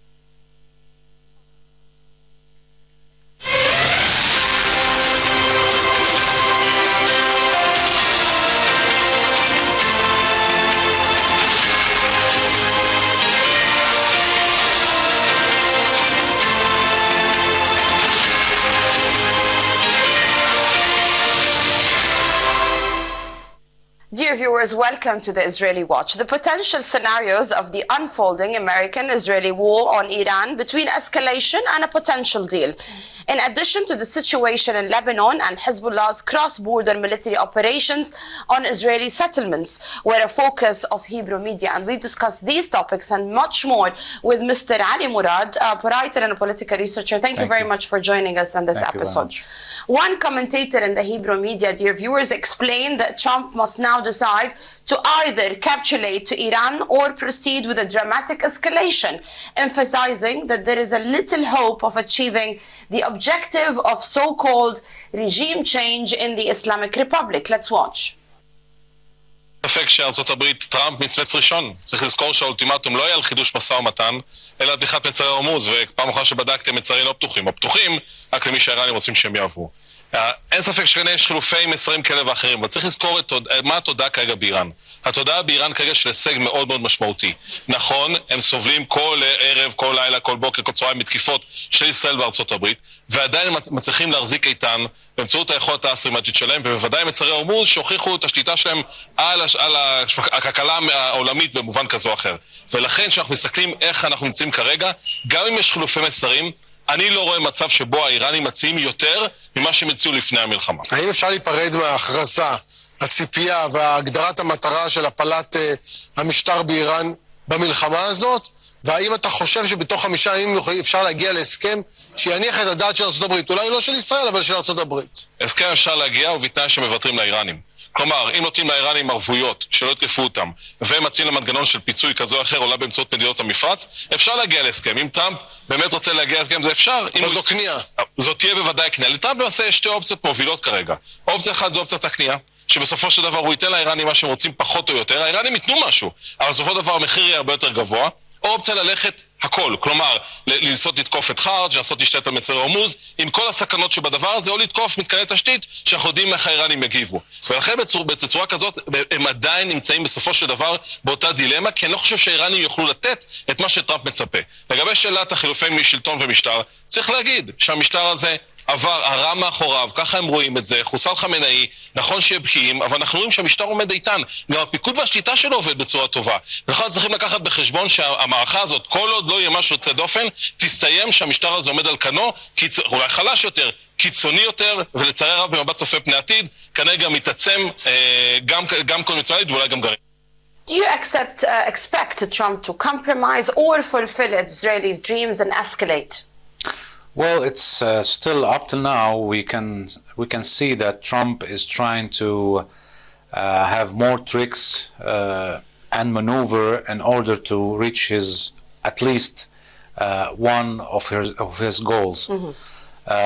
We have seen many reports in U.S. media that he is willing to go back into negotiation table, but up to now, it's met with skepticism because it has been more than 2 times that the Trump administration has been trying to use this deceiving means in order to reach their goals against Iran. So that's why I don't think that a de-escalation is going to take place any soon, because we are listening to reports and reading reports about the Marines, making use of the Marines that they are deploying into the Middle East, and there are plans, military plans. I think it's imminent that the Americans are still trying to reach some certain But then why goals. are you speaking about negotiations? Well, we know that Donald Trump used the de-escalation narrative, and that they are going into negotiations with the Iranians in order to send messages to the stock market, as well as the Deceptive calm? yes, as well as the U.S. citizens who are now worried about how much they are going to pay for their gas and the So therefore Trump will goods. continue to actually do what Israel wants, which is escalation. I'm pretty sure that Trump is still on the same channel with the Israelis regarding trying to reach the minimum level of the goals they have planned for against Iran. But up till now, as a conclusion, we can easily, even them, they are confessing this.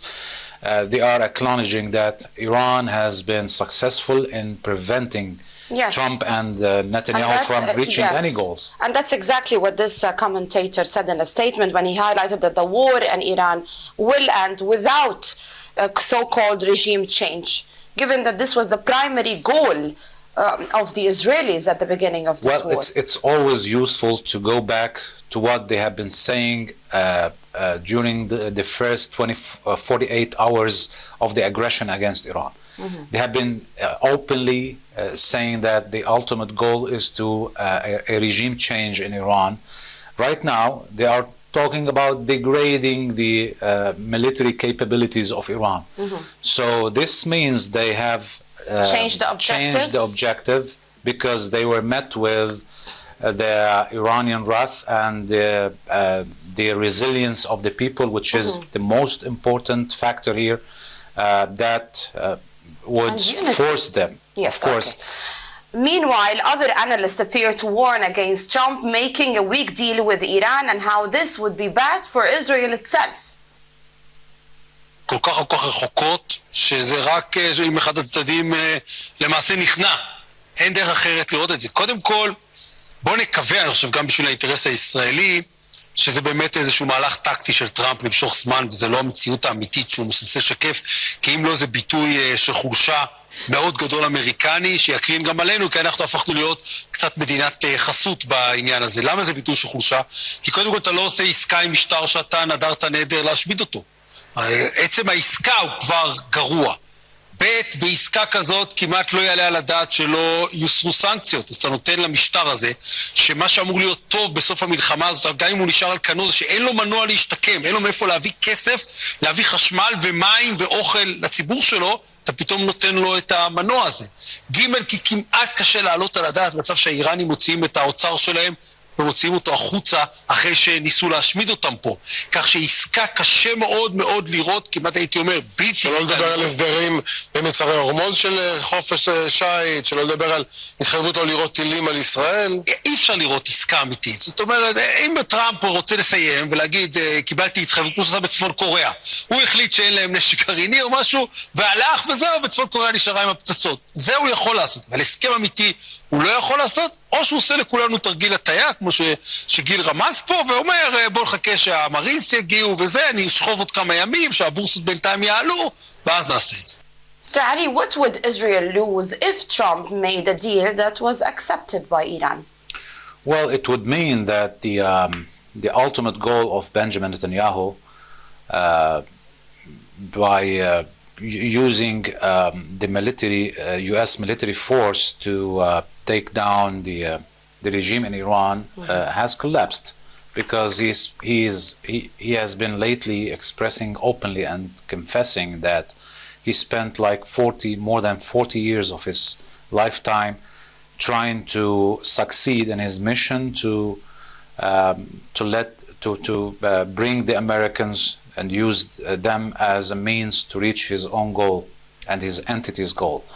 So in case that Trump now backs down and reaches an agreement that would not mean anything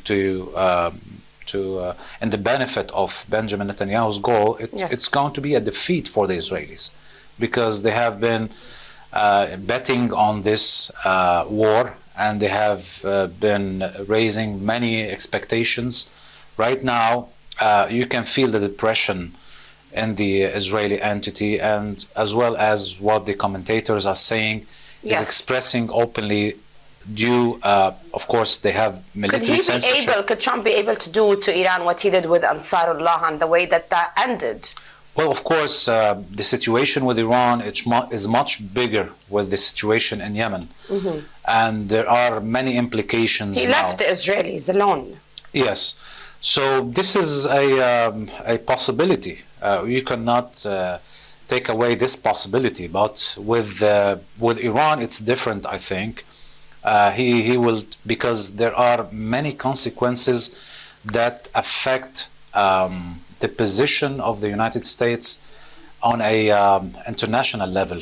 We are talking about the global system here that's going to be affected with the way he is going to pull out of this war. In case he recognizes his defeat, it's going to change. It's completely different. The American-Israeli war on Iran is no longer about so-called regime change, but has rather turned into a war over the Strait of Hormuz. More in the following report. תחילת מלחמה מוזרה, זה כבר לא מלחמה לשינוי משטר, אלא מלחמה לפתיחת מיצר הורמוז. עכשיו, כל מי שכותב על האפשרות הצבאית לעשות את זה, מודה שזה מבצע יקר, קשה, מדמם, מורכב ומסוכן, והכי גרוע, שגם אם הוא מצליח לחלוטין, ואתה כובש את גדות המיצר, אתה לא יכול להבטיח את חופש השייט של האוניות במיצר הזה. זאת אומרת, אתה בעצם לא מרוויח את מה שרצית להרוויח, כי מספיק שמישהו מכמה קילומטרים משם יפגע בספינה אחת, ועדיין אף ספינה לא תרצה לעבור, שלא לדבר, שאף אחד לא ירצה לבטח את הספינות הללו שעוברות, וכך נוצר מצב שאתה בעצם תקוע לחלוטין עם העניין הזה, ואולי הביטוי הכי אבסורדי למה שקורה לארצות הברית בעניין הזה, זה שהיא מאפשרת עכשיו לאיראן למכור את הנפט שלה שנמצא בים באופן מיידי ולקבל זריקת מזומן מיידית של כמה מיליארדי דולרים לכלכלה המאוד מאוד בעייתית שלה בימים אלו. Well, if the war now is determined or it's rotating around the Strait of Hormuz, doesn't that mean that Iran is determining or is identifying the course of the war? Exactly, because I went back into March 6th and I watched I was reading the tweet that Trump posted by then. He was saying that Iran should, this war can stop when those two goals are achieved. An unconditional surrender of Iran, and the second is that they choose an acceptable leader. Such as the one that happened in Venezuela. Yes, so right now if you go to check what has the Trump administration achieved so far, they are now in a defensive position. Okay. Iran is on the offensive. So the situation is shifted. So Iran is setting the tempo of the war. Exactly. Iran is dictating how this war is going to end. And this is, by the way, what Iran was promising the aggressors before the war that you started, broke out. We are the ones who are going to dictate how it would end. And they are fulfilling this on the ground. Because right now, even this scenario where the Americans are possibly going to wage a military campaign to try to capture the Hormuz Strait or the Kharj Island. Okay. It's met with many... Mr. Ali, according to your own analysis, can the Americans and the Israelis reverse this with all the technology and the sophisticated weapons and all the power that they have and the support also of some of the European countries in the NATO? Well, the Europeans and many NATO members expressed openly that it's a dangerous mission. We are not willing to pay this much of price, and it's costly for them. But are they capable of twisting it around?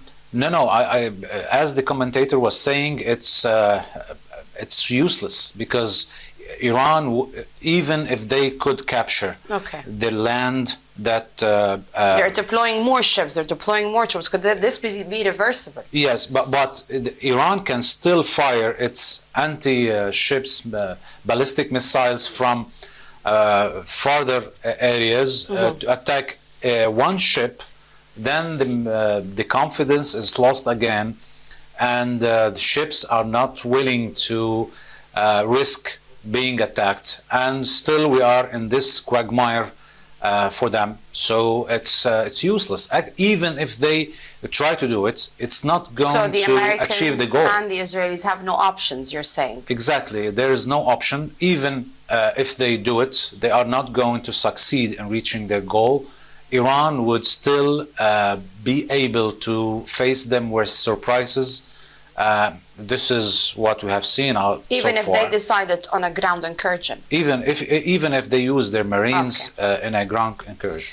Moving to the Lebanon front, and the stances announced by Lebanese Prime Minister Nawaf Salam, which received notable attention in Hebrew media. למי שיותר חזק, שיש לו יותר מסוגלות, וזה חיזבאללה ומשמרות המהפכה בלבנון, ובאמת מתקיימים שני רעיונות מרכזיים ביממה החולפת בלבנון, אחד של בכיר בחיזבאללה והשני של ראש הממשלה נואף סלאם, כאילו מגי בשני יקומים מקבילים. מצד אחד אנשי חיזבאללה מדברים, אומרים אנחנו מתכוננים למלחמה ארוכה, רק התחלנו, אנחנו מתכוונים לשנות כאן את המשוואה, הם רוצים בפנטזיה שלהם לחזור ל6 באוקטובר, לא פחות, אפילו חולמים כבר על היום שאחרי, אבל ביקום המקביל של ראש ממשלת לבנון, כאילו שמעשיו והדברים שלו לא ריקים מתוכן, הם אומרים אנחנו לא ניכנע לסחיטה של חיזבאללה, אבל גם לא ברור מאוד מי ריבון לבנון, הוא ממש אומר את זה בדברים שלו, ככה זה נשמע. إذا أطلق من لبنان مسيرات على قبرص، هذا الحرس الثوري الإيراني واللي بيقوم بعمل بإدارة للأسف العمليات الحربية بلبنان، أخذنا قرار نحن بموضوع الحرس الثوري بالعمل على توقيفهم وترحيلهم. الصعب تعرف مين وين هذا موجود، هذا الحرس الثوري هو قاعد يعني باسبور مكتوب عليه أنا حرس ثوري ضابط مرتبة أولى. נגיד לסיום, כשיוצא היום נביא ברי בעל הברית של חיזבאללה, יושב ראש הפרלמנט מהפגישה שלו עם נשיא לבנון, הוא אומר עם הנשיא הזה אני רגוע, ואפשר להסיק מזה שהם ימשיכו בחידלון שלהם מול חיזבאללה לא פחות, וצריך לשאול מגי האם הם כבר באופן ציני, באמת, נהנים מהעבודה שהכוחות שלנו עושים בשטח, ולמעשה עושים להם את העבודה השחורה מול חיזבאללה, משהו שהם היו צריכים, אבל לא עושים דה פקטו. How much can the Israelis rely on Nawaf Salam, the Prime Minister? Well, the Israelis themselves, they know the limits of the authorities and the power of this weak Lebanese Prime Minister. First of all, he doesn't have a popular bloc that backs him.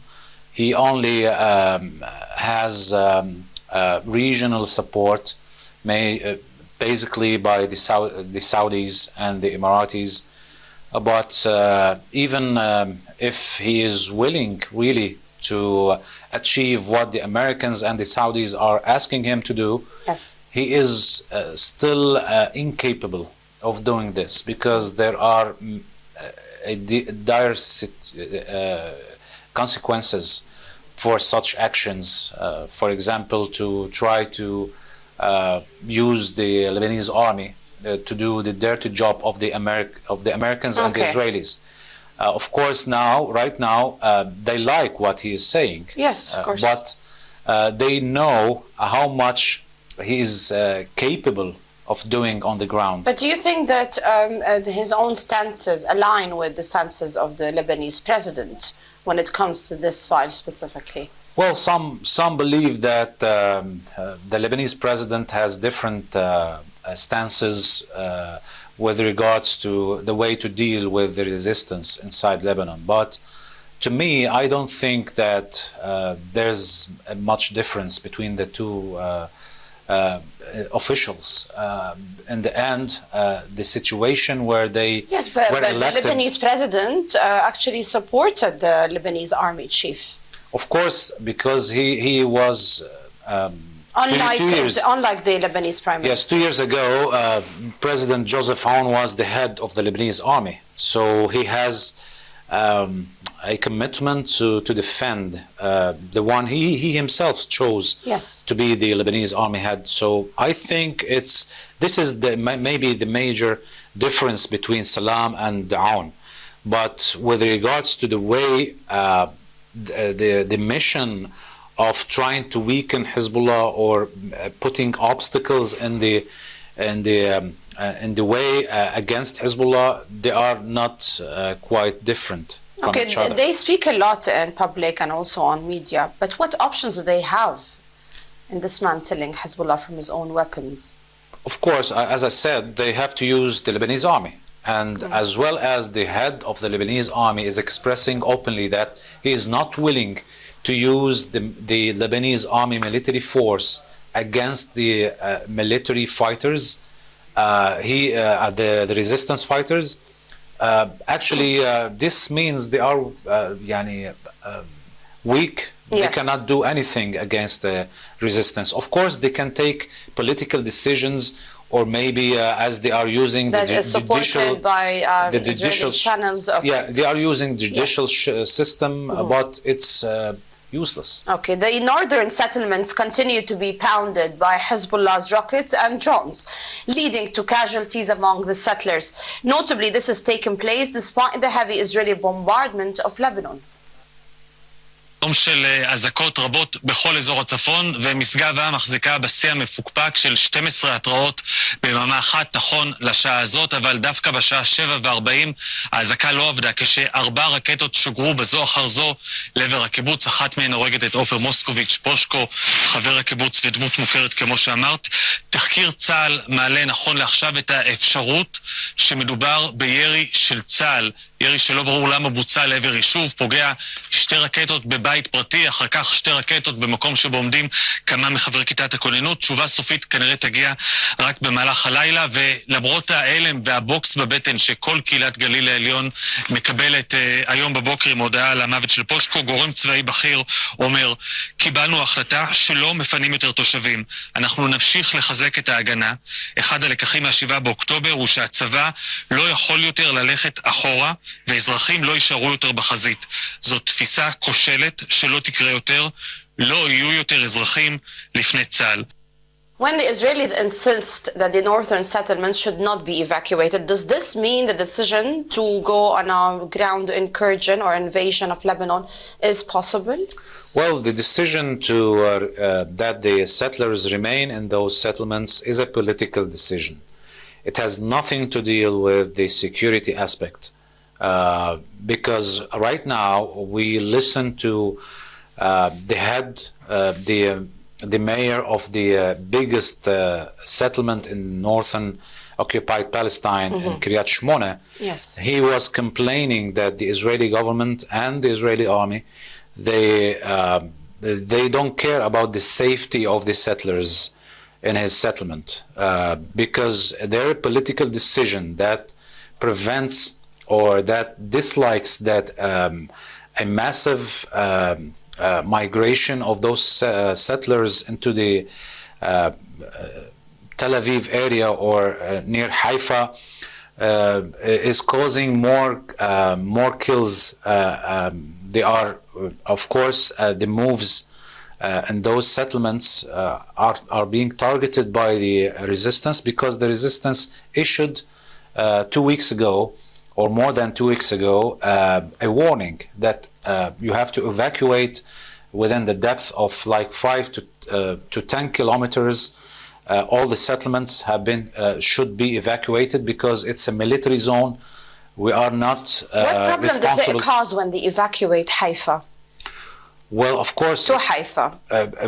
It would mean that the resistance has succeeded in imposing this equation that you cannot return your settlers back to the settlements unless the southerners return to the villages, and especially to the villages that are right at the borders. This is important to the face of the possible negotiations to take place in the future, because the Israelis know in advance that they are going to lose the gains they had during the last war, the 66 days war. Okay, you spoke about that this is, of course, a burden at one point. What would be the impact of these settlers in the northern settlements that are completely and deliberately and constantly complaining? And we have seen, as you highlighted yesterday, actually the mayor was crying on media from this. What would be the impact of the pressure that will be kept on the Israeli government? Well, as a result of what these northern settlements are facing? Since Al-Aqsa flood, there is a pattern you can easily notice. The Israeli government has been weak when it comes to its settlers. While they have been expressing that they are willing to sacrifice many of their soldiers. Yes. So when the settlers are complaining and they are sorry, when they are complaining and talking freely and expressing their you can feel the negligence, right? Yes. Okay. This would put pressure, more pressure on the Israeli government, and this would force them to retreat in the end. Okay, Mr. Ali Murad, writer and political researcher, thank you very much for your analysis. Dear viewers, thank you for watching.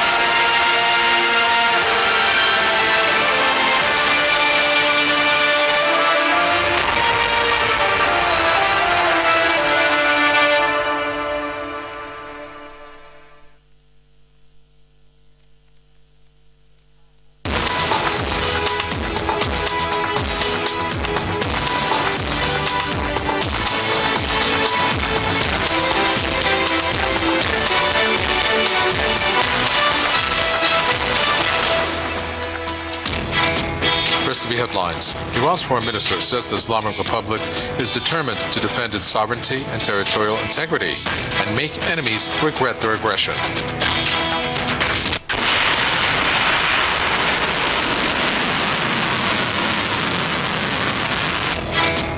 Iran's armed forces carry out a new wave of Operation True Promise to 4 as they continue their retaliatory strikes against U.S. and Israeli aggressors.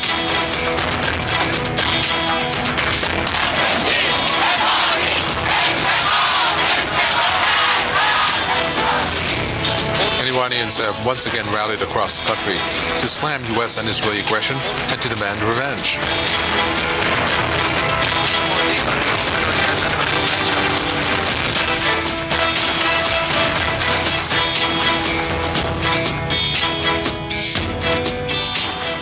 Well, welcome to our studios here in the capital. This is Press TV International News. Thanks for joining us. Iran's foreign minister says the Islamic Republic is determined to defend its sovereignty and territorial integrity against U.S.-Israeli aggression. Araghchi made the remarks in a phone call with the UN Secretary General Antonio Guterres. He criticized one-sided calls for restraint on Iran. Araghchi said the United States and Israel initiated the war, undermined diplomacy, and imposed war on the region. The top Iranian diplomat also addressed maritime security. He said that Iran, as a coastal state, has the right to restrict vessels linked to its adversaries. Araghchi also urged the UN to take a clear and more active stance regarding the U.S.-Israeli aggression against Iran. Guterres, for his part, reiterated the UN's position on respecting national sovereignty and territorial integrity of Iran. He also expressed deep concern over the continued violence and loss of life in the region.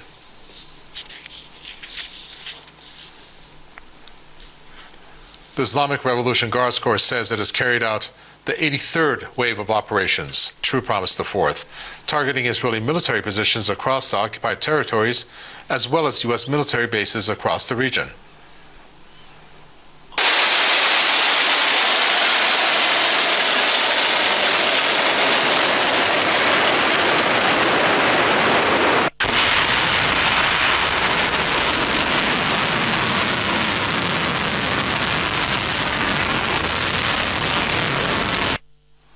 The IRGC said its Navy and Aerospace forces jointly carried out the operation using long-range and medium-range missile systems and drones.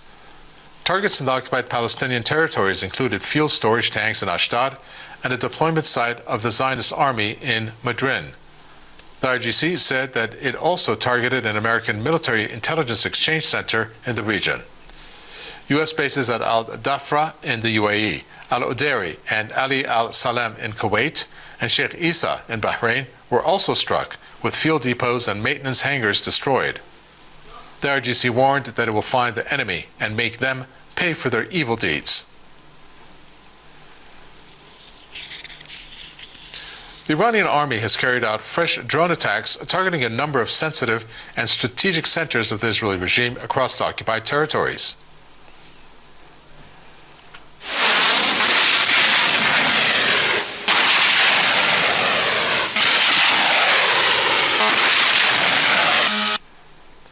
Iran's army said in its 44th statement that its drones have hit a number of vital centers of the Israeli regime in the port of Haifa.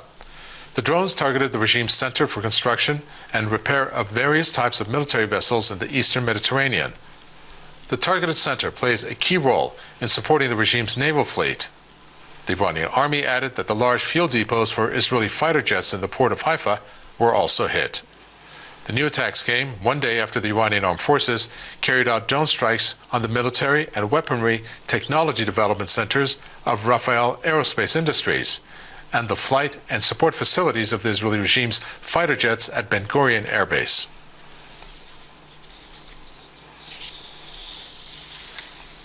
U.S. and Israeli strikes continue to hit residential areas and buildings across Iran, resulting in more civilian casualties. In the latest wave of attacks, at least 6 people were killed and several others injured in the city of Qom. Authorities report that multiple residential buildings were struck. Emergency responders remain on the scene working through the rubble in search of survivors. In separate incidents, several people were injured in the capital Tehran, as well as in the northwestern city of Urumiyeh, where additional damage to civilian infrastructure has been reported. Local officials say that rescue and recovery operations are ongoing in all affected areas.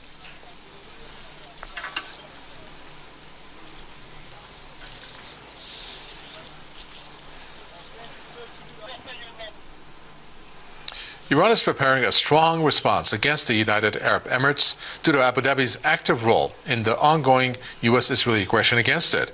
This, according to a senior Iranian intelligence official who was quoted by the Cradle as saying such. The source said that the UAE played an active role in the beginning of the war against Iran and in its continuation. According to the source, the decision has been made at the leadership level to end Iran's weeks-long tolerance towards this country. The official added that in addition to U.S. military barracks and bases, which were targeted in Iran's retaliatory attacks, the UAE has also provided some of its own air bases to the U.S. to be used in attacking Iran. The source stressed that the UAE has supplied the U.S. and Israel with data on Iranian figures and targets, placing it in the position of an aggressor. The official said attacks on Iranian ships and private boats, as well as some coastal areas launched from the UAE territory, signals an impending strong response from Iran. The commander of Iranian Army's ground force has warned that any ground invasion or an aggression against Iran would be more dangerous and costly for the enemy, and it will inflict irreparable damages on its forces. Brigadier General Ali Jahanshahi made the remark while inspecting the country's border regions. He said that the Iranian armed forces are maintaining full vigilance across every inch of the nation's territory. The general stressed that Iranian forces are closely monitoring enemies' movements and remain ready to respond to any threat at any time and place. The commander underlined that Iran is prepared for all kinds of direct confrontation along the borders, adding that any escalation on the ground would come at a heavy price for the aggressors.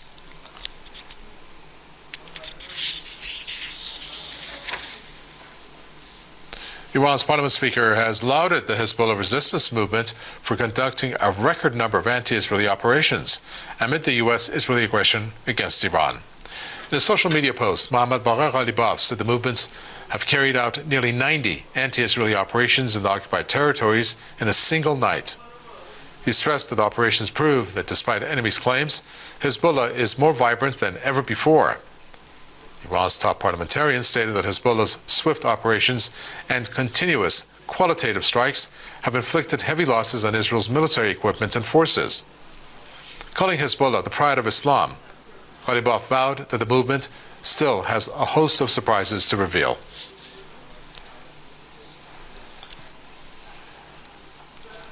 Ever since the start of the imposed war on Iran, Iranians have been gathering every night in main squares across the country to slam U.S. and Israeli aggression and to demand revenge.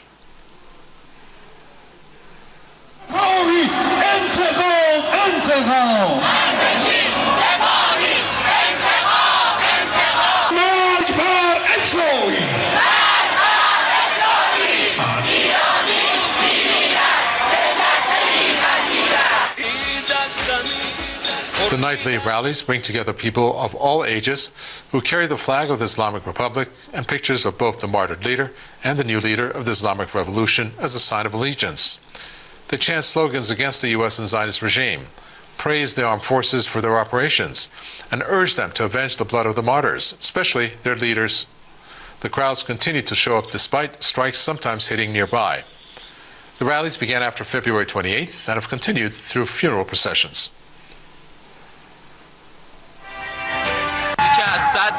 With God's promises, Iran will win in this war 100%. And after that, the promise made by the martyred leader of the Islamic Revolution will come true. A new Islamic civilization will take shape.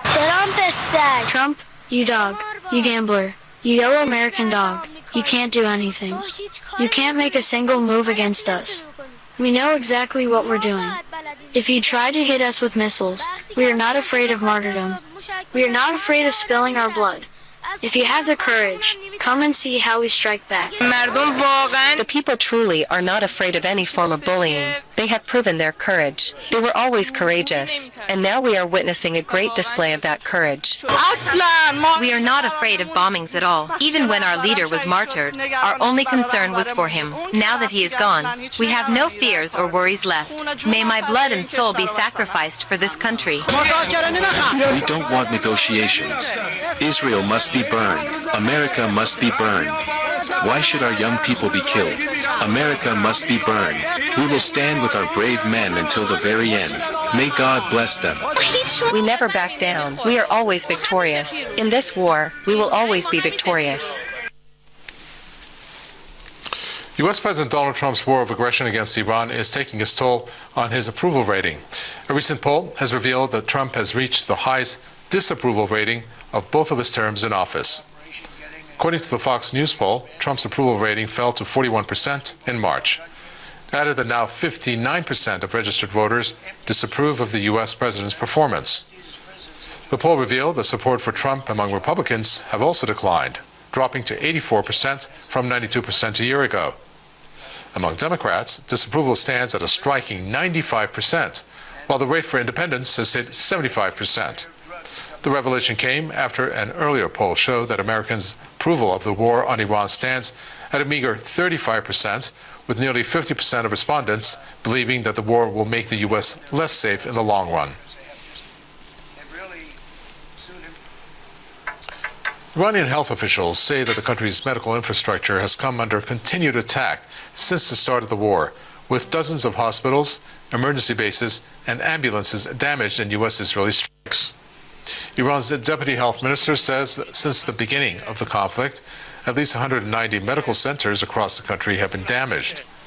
Ali Reza Raisi added that 12 hospitals have been forced out of service, significantly impacting healthcare delivery. At the same time, Tehran's emergency services report mounting losses. Separately, the deputy head of Tehran's emergency organizations say that at least 23 emergency bases have been targeted in attacks carried out by the U.S. and Israel.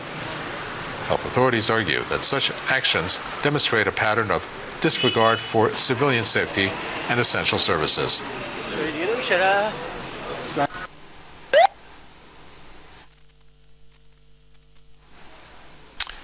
Thousands of people have rallied in Tokyo in support of Iran, condemning the U.S. and Israeli war on the Islamic Republic of Iran.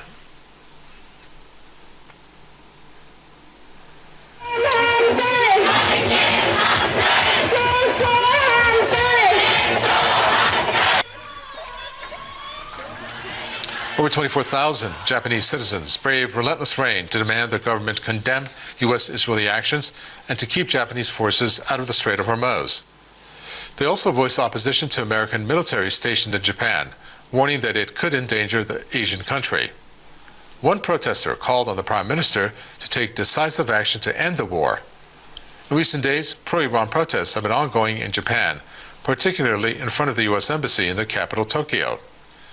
Iran's embassy in Japan said that over the past 25 days, Japanese people have reciprocated Iran's historic solidarity with victims of Hiroshima and Nagasaki atomic bombings by expressing sympathy and support for the Iranian people.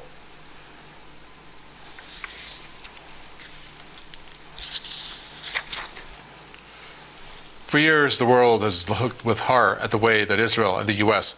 have conducted war without any regard for the death of children. The last month of war by the two allies has resulted in perhaps a record death toll for children, with protesters in Washington, D.C. holding a vigil to raise awareness about the bloodletting led by the U.S. Rami Mazari has more.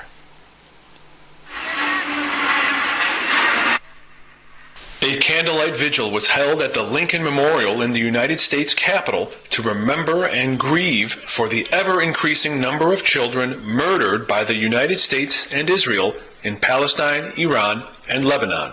In Gaza, at least 20,000 children have been reported killed, representing about 2% of Gaza's entire youth population.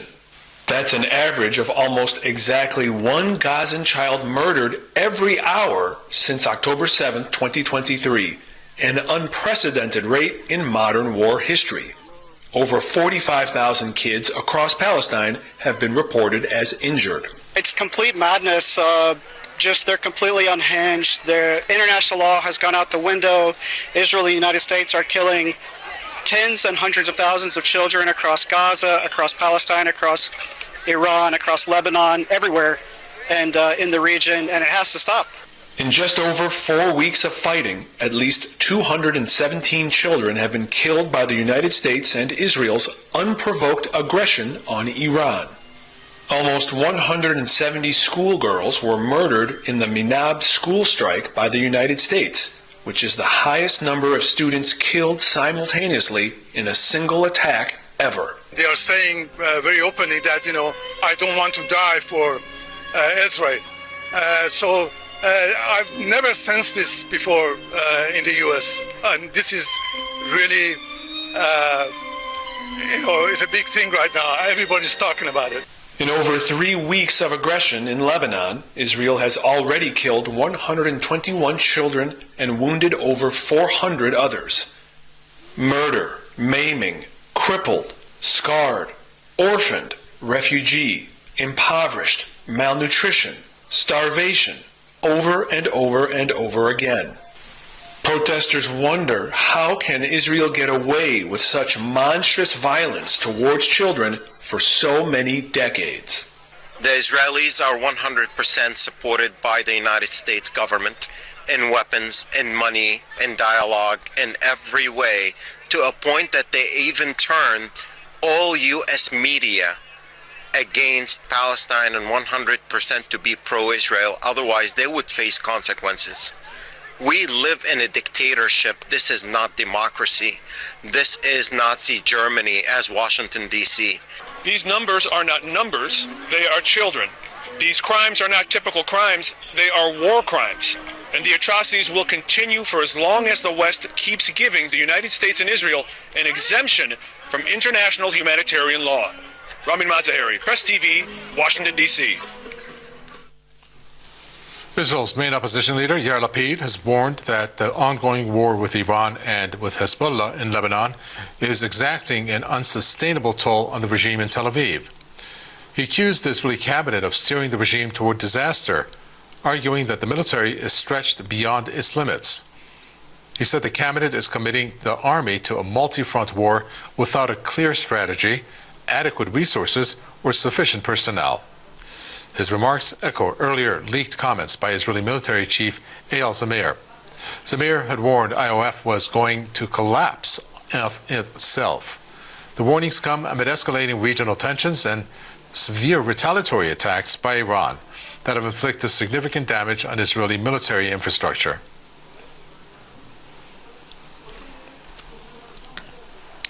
Gaza's reconstruction is frozen as the Trump administration links the ceasefire to its ongoing war of aggression on Iran. Following the February 28th, the U.S. has shifted its diplomatic focus to a 15-point deal with Tehran, pausing phase 2 of the Gaza truce. Our correspondent Minas Al-Jabor has more in this report.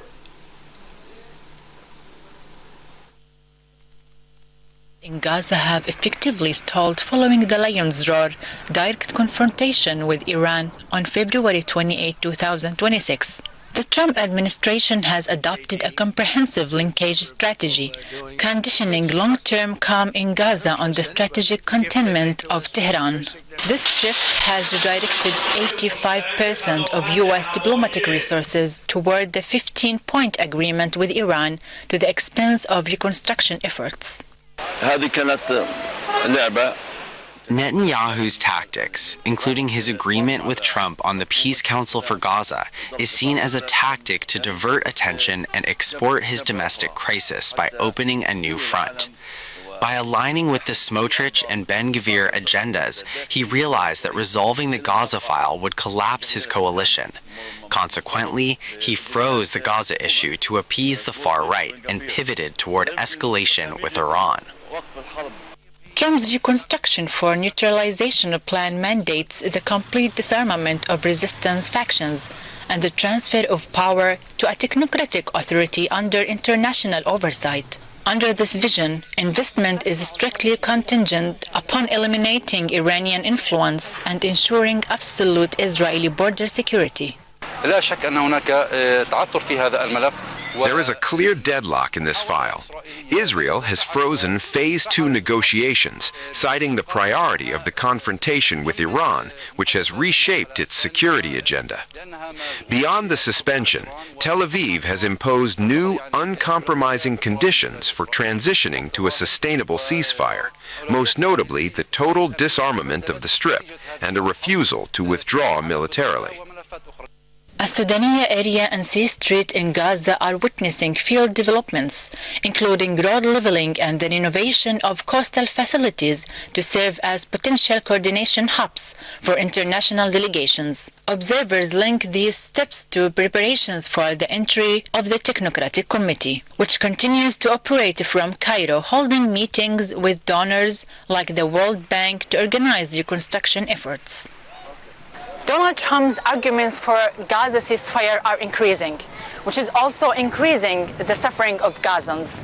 On the other hand, ending the escalation with Iran will not happen without agreeing to the Iranian conditions. Message Buddha Press TV, Gaza City. The Israeli military has killed scores of Palestinians in its latest attacks in Gaza. The attacks, which are in violation of the Gaza truce, are launched amid the imposed war on Iran. Gada Ibrahim has more.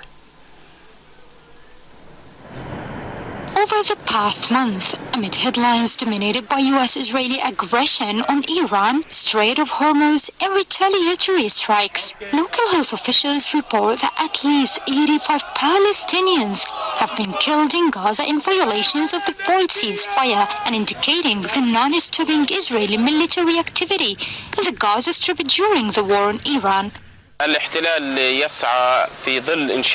Today, the Gaza Strip is still under fire, and the Israeli army is continuing the ethnic cleansing campaign as less international attention is on the Gaza front.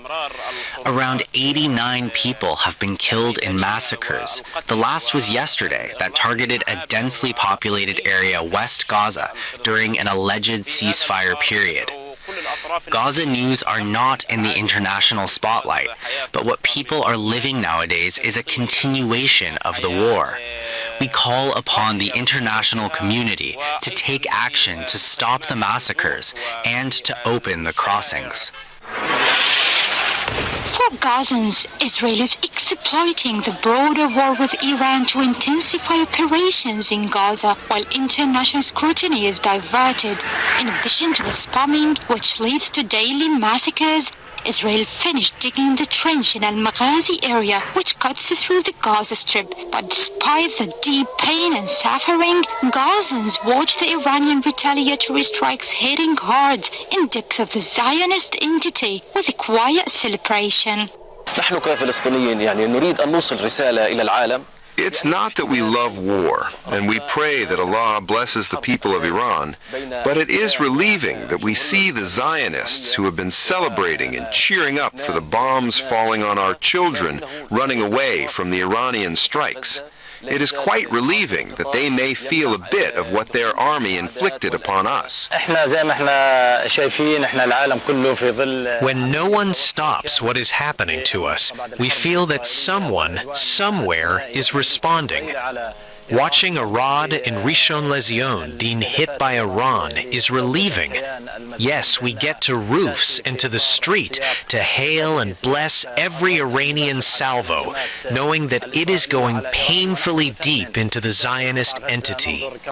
Families here speak of nights punctuated by explosions and days shaped by grief. However, each time Iran's retaliatory missiles arc across distant skies, Palestinians gather to watch with a mixture of awe, relief, and a quiet celebration.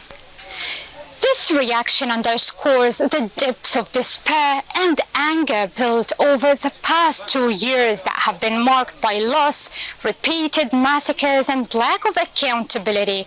In that context, these Iranian strikes, though geographically distant, are seen as an act of retaliation and revenge to the Palestinian blood shed in Gaza. Ghada Ibrahim for Press TV, Gaza City, Palestine. And with that, we come to an end for this edition of World News. Thanks for being with us. Miss bye-bye for now.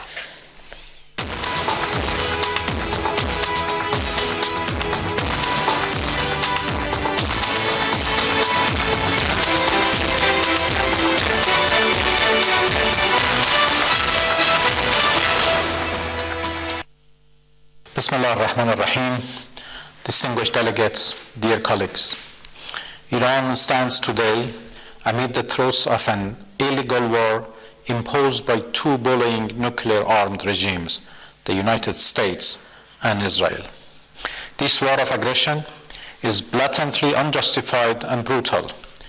They initiated this aggression on 28 February, while Iran and the United States were engaged in a diplomatic process to resolve Americans' alleged concerns over Iran's nuclear program. They betrayed diplomacy for a second time in the course of 9 months by torpedoing the negotiating table.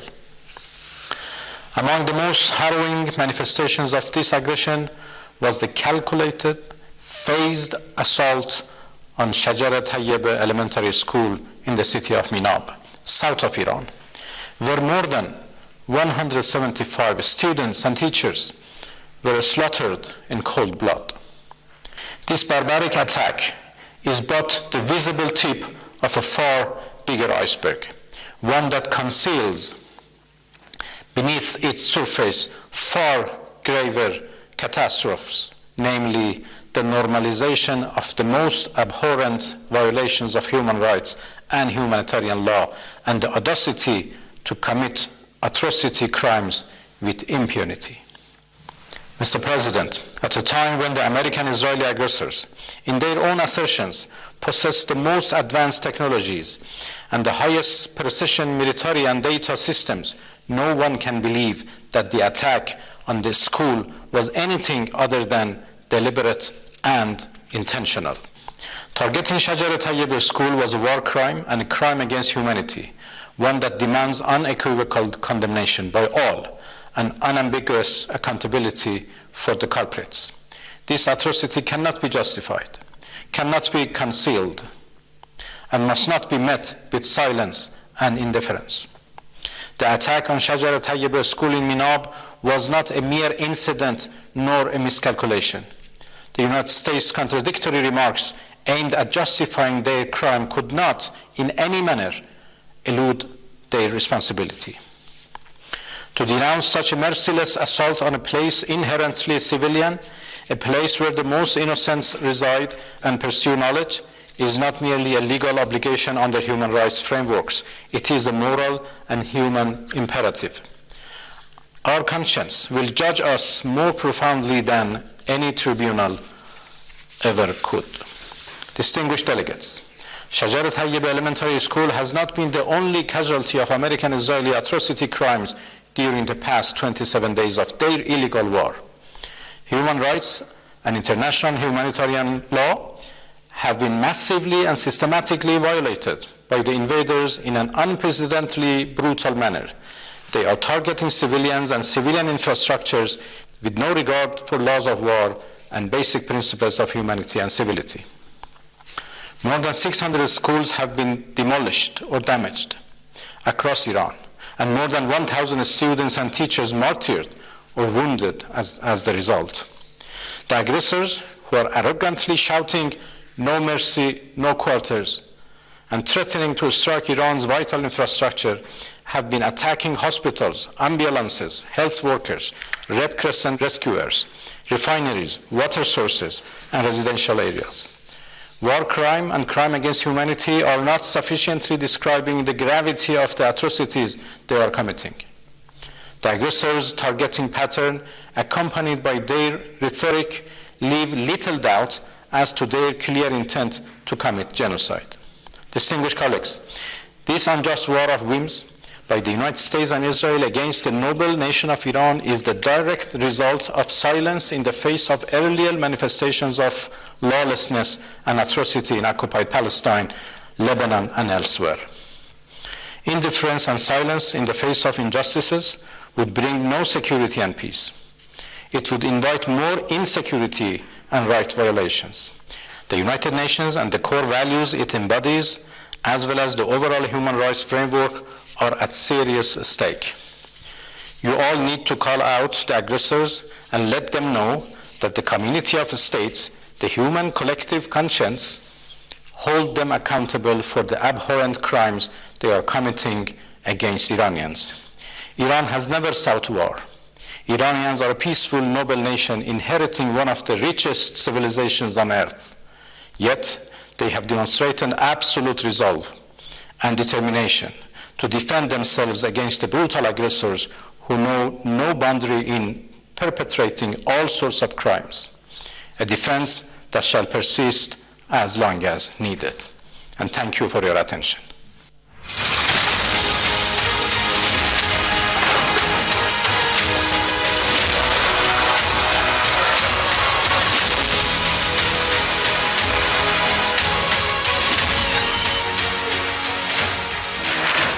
Assalamu alaikum wa rahmatullahi wa barakatuh. Habibi, come to Dubai. May God's peace and blessings be upon you all. Habibi, come to Dubai. This phrase, once translated into English, turned into a global trend. Everyone from entire countries to cities and even small villages started using the same format to promote their own places. Then suddenly the phrase was modified and a new trend emerged. Habibi, run from Dubai. In other words, Habibi, escape from Dubai. After years of chasing the golden residency granted to celebrities in the UAE, we're now reading in Western media about wealthy individuals paying enormous sums, hundreds of thousands of dollars, to charter private jets just to escape Dubai with their families. Since the outbreak of the American-Israeli war on Iran at the end of February 2026, most discussions about its economic impact have been limited to one angle: oil prices, especially following the closure of the Strait of Hormuz. But the economic consequences of this war go far deeper than oil and gas prices. In this episode, we will talk about the Gulf Dream that made Habibi come to Dubai a global trend. More importantly, we will examine 10 sectors beyond oil that have been affected by the war and explain why some of them may struggle to recover even after the war ends.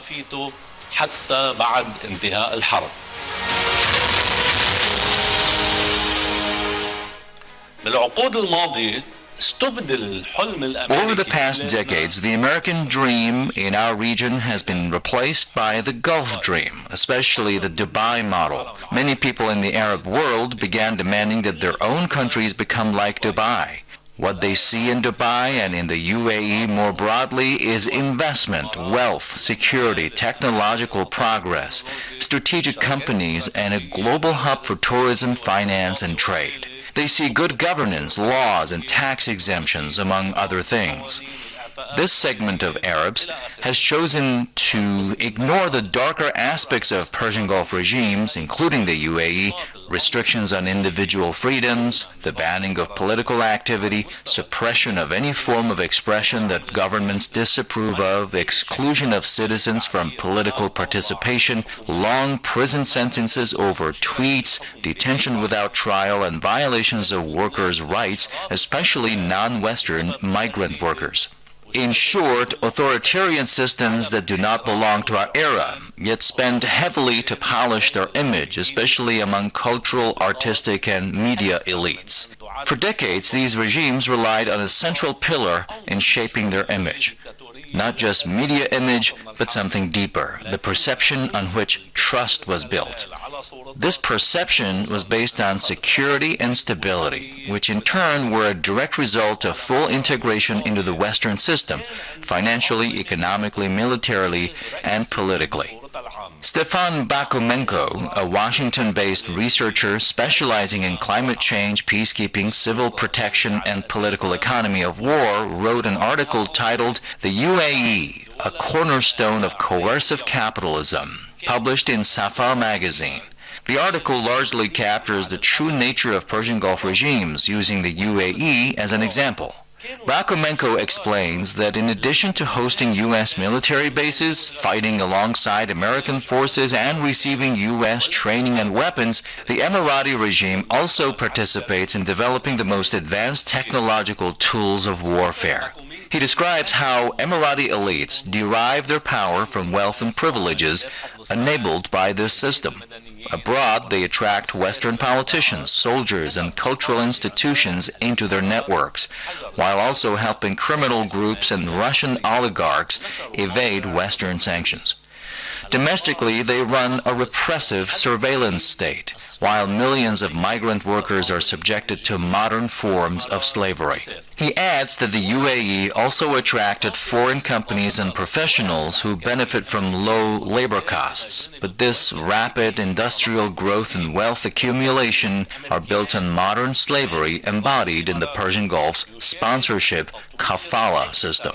But more simply, the image of Persian Gulf regimes rests on a basic idea that they are immensely wealthy, immune to bankruptcy, beyond accountability, and untouchable in terms of security because they are protected and armed by the United States, which is supposedly willing to go to war to defend them. Based on this trust in security and stability, Persian Gulf countries were able to attract investments and transform themselves. But this trust has turned into a nightmare of despotism. After the 2003 U.S. invasion of Iraq, Persian Gulf regimes were presented as the successful model, contrasted with countries opposed to the U.S. and Israel, which were portrayed as bringing only chaos and destruction. The American-Israeli war on Iran began at the end of February 2026, with active participation from 5 Persian Gulf regimes. This participation primarily involved allowing U.S. forces to use their land and air space to attack Iran, as well as opening routes from occupied Palestine toward Iran for joint U.S.-Israeli operation. However, this war has produced the opposite effect. It struck at the very foundation on which these regimes build both their image and their economic reality, security, stability, and American protection. As discussed in previous episodes, it has become clear that hosting U.S. bases and integrating into Western military systems does not guarantee protection. These countries, long described as oases of stability, have suddenly seen parts of their territories turn into war zones. This long introduction is not meant as gloating, God forbid, nor merely to expose truths about these regimes. Rather, it serves as an entry point to discuss how this model has revealed deep fragility since the outbreak of the war. This fragility is not primarily due to the direct impact of Iranian missiles and drones, which appear targeted and manageable, but rather due to the broader economic, social, investment, and humanitarian consequences that will unfold over the medium and long term. For decades, Persian Gulf countries, especially the UAE, Qatar, and Saudi Arabia, have presented themselves as strategic hubs connecting East Asia, West Asia, and Europe. They host large expatriate populations and offer an ideal investment environment. They also aim to become global cities, as described by sociologist and political economist Saskia Sassen, financial and commercial hubs through which global capital flows like New York, London, or Singapore. Sassen argues that such cities become strategic nodes for financial services and capital management, but are built on social exclusion, erosion of national sovereignty, and prioritization of profit. This description applies closely to Persian Gulf states, which effectively traded parts of their sovereignty, military and political, and security decision-making in exchange for becoming centers of fast-growing capital. But such cities depend above all on political and security stability. This stability collapsed within hours of the war's outbreak.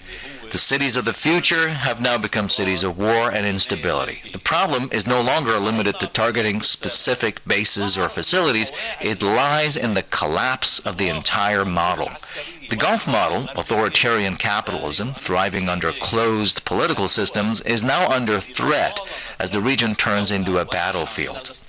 When what economist Joseph Stiglitz calls the economy of trust is shaken, it becomes meaningless to focus only on traditional indicators like investments, real estate prices, or growth rates. These reflect only a moment in time, while real economies depend on future expectations.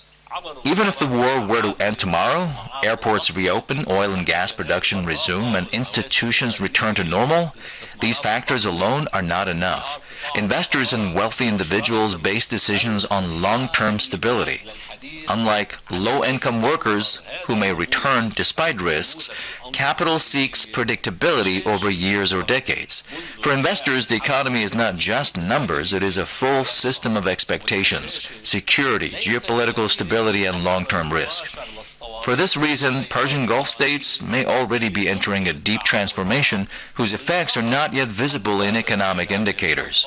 In the coming phase, governments will increase symbolic efforts to reassure stability, like the UAE President Mohammed bin Zayed touring a shopping mall in Dubai to project normalcy, or influencers posting videos praising leadership and claiming safety remains intact.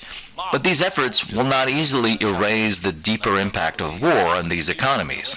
Let us now turn to the details and examine, at least partially, the economic, social, and investment dimensions of what Persian Gulf countries are going through, and highlight sectors that may be deeply and perhaps permanently affected.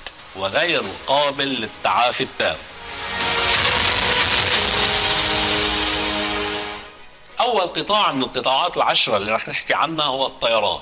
The first of the 10 sectors we will discuss is aviation.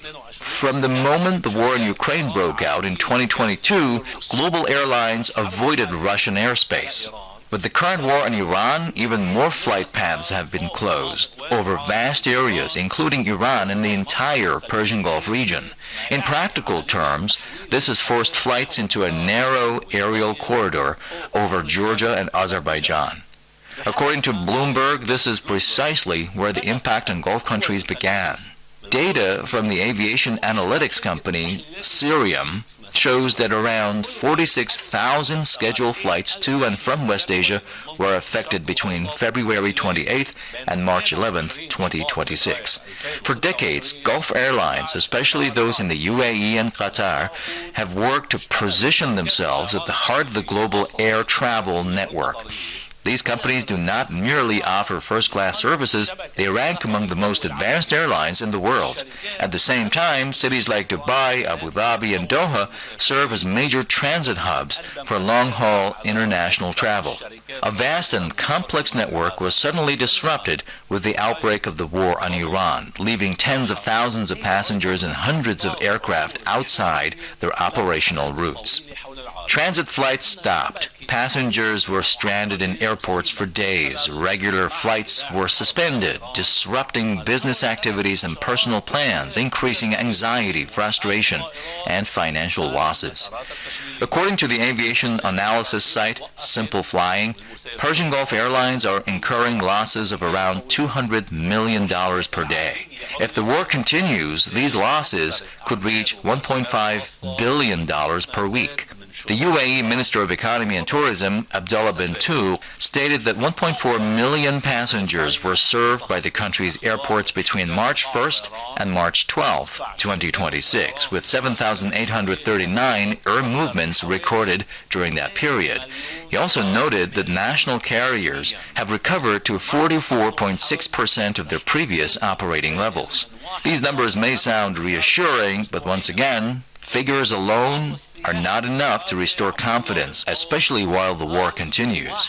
This is particularly true given that most of these flights were evacuation flights, while very few were for tourism or normal travel purposes.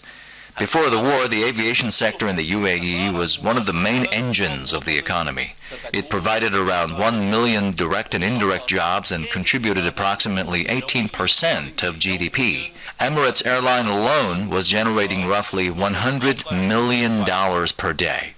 These official figures reveal that the direct economic losses will be extremely significant. In Qatar, Qatar Airways generated more than $66 million per day, according to Simple Flying, and operated around 500 flights daily. However, Qatar has completely closed its airspace. Those stranded or wishing to travel to or from Qatar must now cross by land through Saudi Arabia, then fly from there, creating additional costs and logistical complications and increasing pressure on land routes. In Kuwait, the situation is even worse, as runways and fuel storage facilities at the airport have been damaged, leading to a complete suspension of flights, including commercial ones. In Bahrain, the situation is similar. Bahrain, previously reliant on aviation as a transit hub, has effectively dropped out of the global air network. Aviation is one of the sectors most sensitive to political and security stability. The region that was marketed for years as a global transit hub between Asia, Europe, and even the United States has suddenly turned into a blank zone on aviation maps.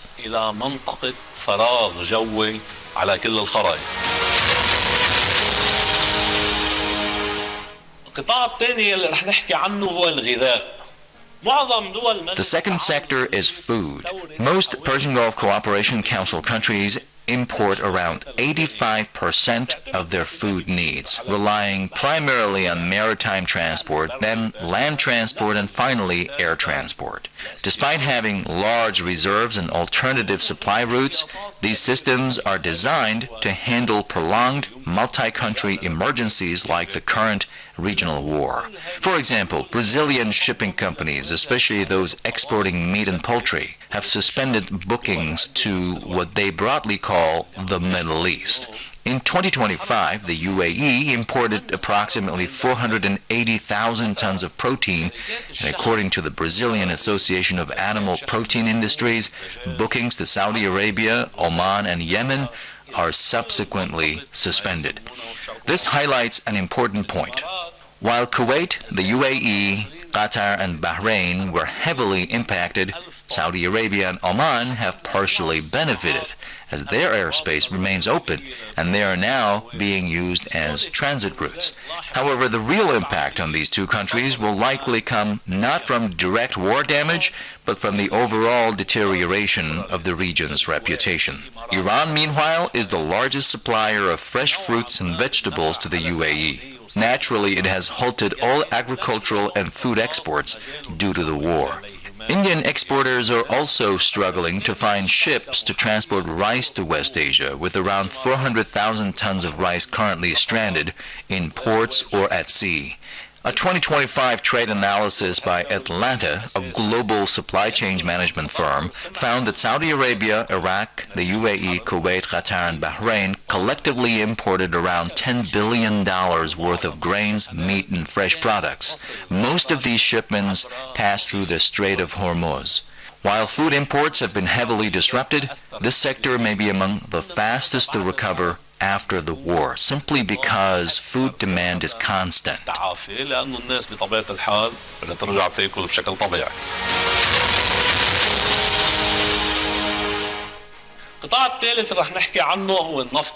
The third sector is oil and gas. In 2025, Qatar, Oman, and the UAE exported around 97.5 million tons of liquefied natural gas, LNG, about 22.7% of global exports. Exports from Qatar and the UAE, amounting to around 85 million tons, depend on passing through the Strait of Hormuz toward Asian and European markets. Qatar alone accounts for about 83% of Persian Gulf LNG exports, making it the world's second largest exporter after the United States. These supplies from Qatar and the UAE have become completely disrupted. What will importers do? Naturally, they will seek alternative suppliers.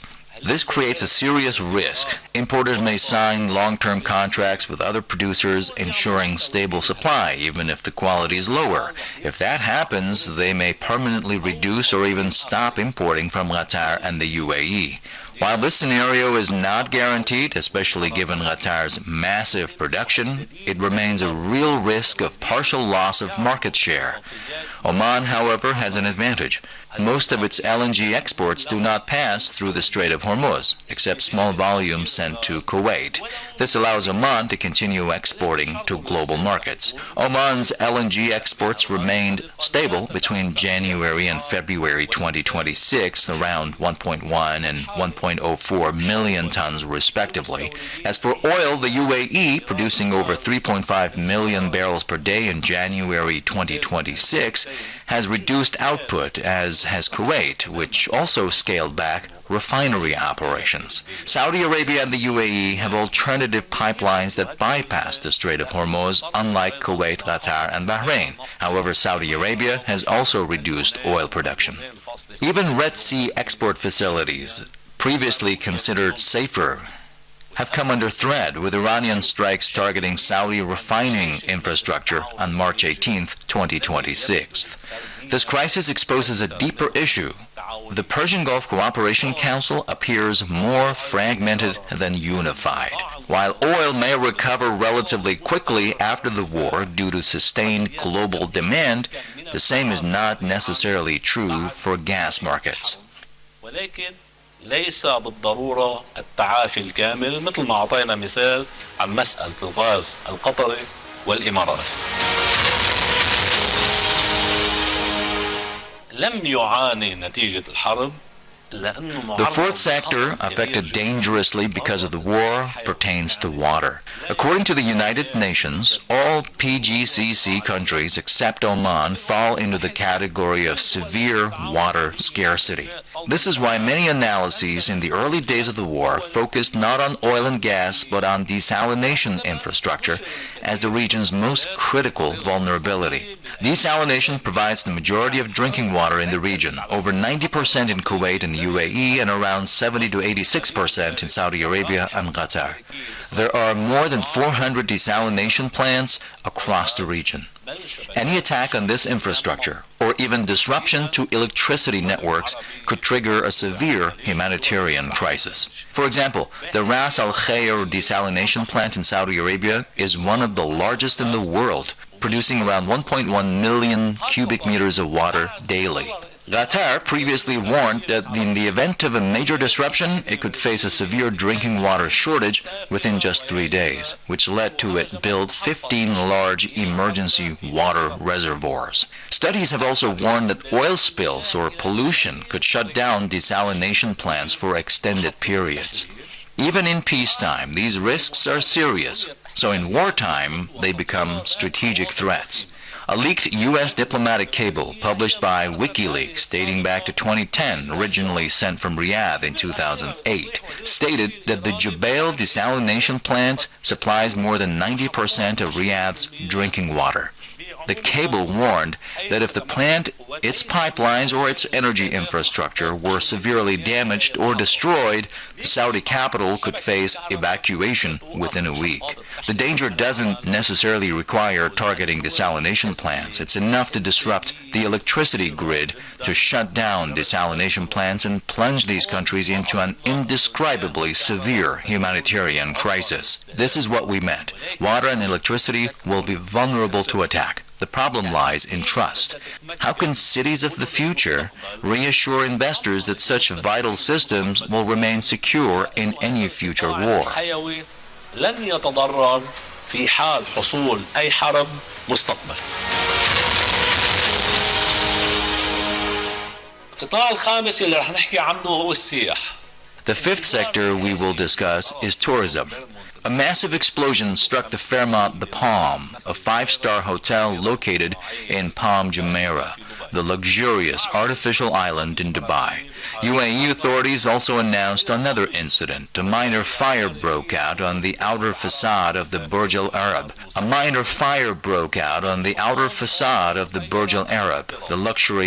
The ultra-luxury hotel, often described as 7-star, reportedly caused by debris from a drone that had been intercepted. Numerous comments emerged on social media from hotel guests stating that hotel management had not warned them in advance about the risk of falling missiles, despite the surreal nature of these reactions and the way they pose a Despite the surreal nature of these reactions and the way they expose a gap in perception between different societies, this issue will be critical in the coming phase. Tourists speaking to foreign media on beaches in Qatar and the UAE said it was impossible. With one expression repeated, we would cancel 1,000 times before planning another trip to the region. This applies not only to the UAE and Qatar. Travel agencies reported cancellations stretching months ahead, at least 6 months, and stated that recovery would require significant effort.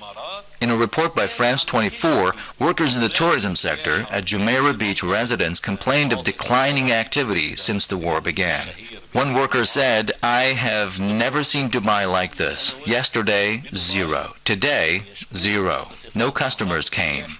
A study published by Property Finder projected tourism revenues in the Persian Gulf declining by 15 to 25% in the first half of 2026. Real estate sales slowing by up to 20% due to hesitation among foreign buyers. Construction costs rising by up to 12% as a result of supply disruptions. This could slow non-oil sector growth to below 3% if the war continues. The sixth factor we will discuss is transportation and logistics. Reuters reported the Dubai Mawarid Company has stated that operations at Dubai port resumed on March 2, 2026, after being halted 4 days earlier due to the war. However, this means cumulative losses for Dubai's renowned logistics hub, as every temporary stoppage leaves behind congestion in handling, delays in container deliveries, and increased storage costs for importers and exporters. The disruption is not limited to aviation, as mentioned earlier, nor to a single port, but extends to the transportation and logistics systems of all Persian Gulf countries. The Strait of Hormuz, through which approximately 1/5 of the world's energy trade passes, around 20% of the world's oil and gas trade, is currently disrupted, although it remains open to friendly nations. Despite this, it has seen virtually no traffic since the Iranian authorities announced its closure. As a result, dozens of oil tankers and container ships remain stranded outside the Persian Gulf. Within the Persian Gulf, this has led to a significant increase. Firstly, due to the disruption of a large portion of port services in the Persian Gulf states, and also to a substantial rise in maritime shipping costs.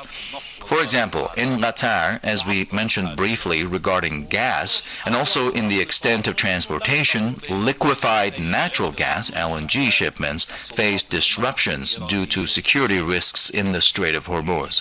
This prompted some companies to postpone or reschedule shipments. Saudi Arabia attempted to circumvent the Strait of Hormuz problem by diverting a portion of its oil exports to the pipeline around the Red Sea. However, the capacity of this route is limited compared to maritime transport through the Strait of Hormuz, in addition to the risks that have also reached the Red Sea. As for Bahrain and Kuwait, which all rely on ports and logistics services as a primary source of economic activity, they have witnessed a clear slowdown in shipping and transit traffic. All these developments do not necessarily mean delays in goods or the shutdown of even a portion of facilities. Rather, this strikes at one of the pillars upon which the Persian Gulf economic model has been built in recent decades.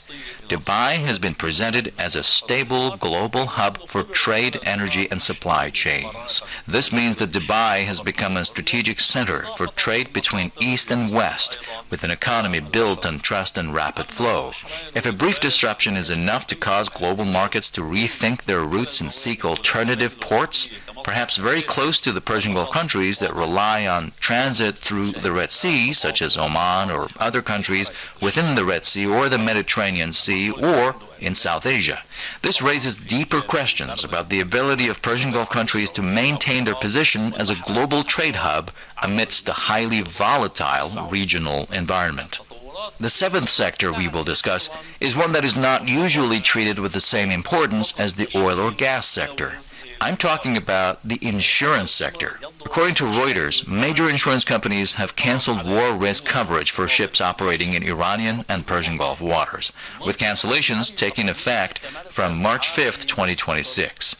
This means that a portion of commercial shipping will face higher insurance costs or stricter coverage conditions, which naturally increases the overall cost of each voyage.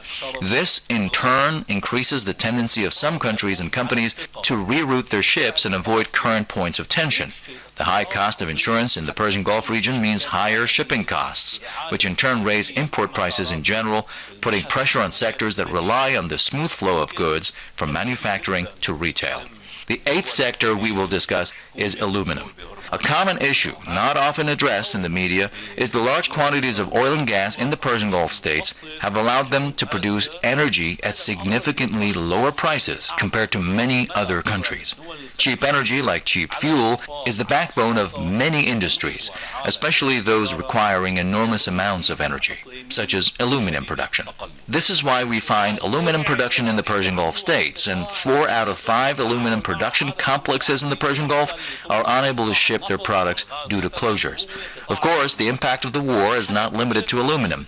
The war also threatens the production of a number of industrial and petrochemical materials, as the Persian Gulf states are among the world's largest producers, or at least among the largest producers. Besides aluminum, exports of petrochemicals such as fertilizers, polyethylene, and polypropylene, whose names I don't know here, but which Saudi Arabia, Qatar, and the UAE produce in huge quantities for use in the plastics, packaging, and agricultural industries, are negatively affected. The steel and iron trade with Persian Gulf factories managed to survive and export to Asian and European markets is also impacted.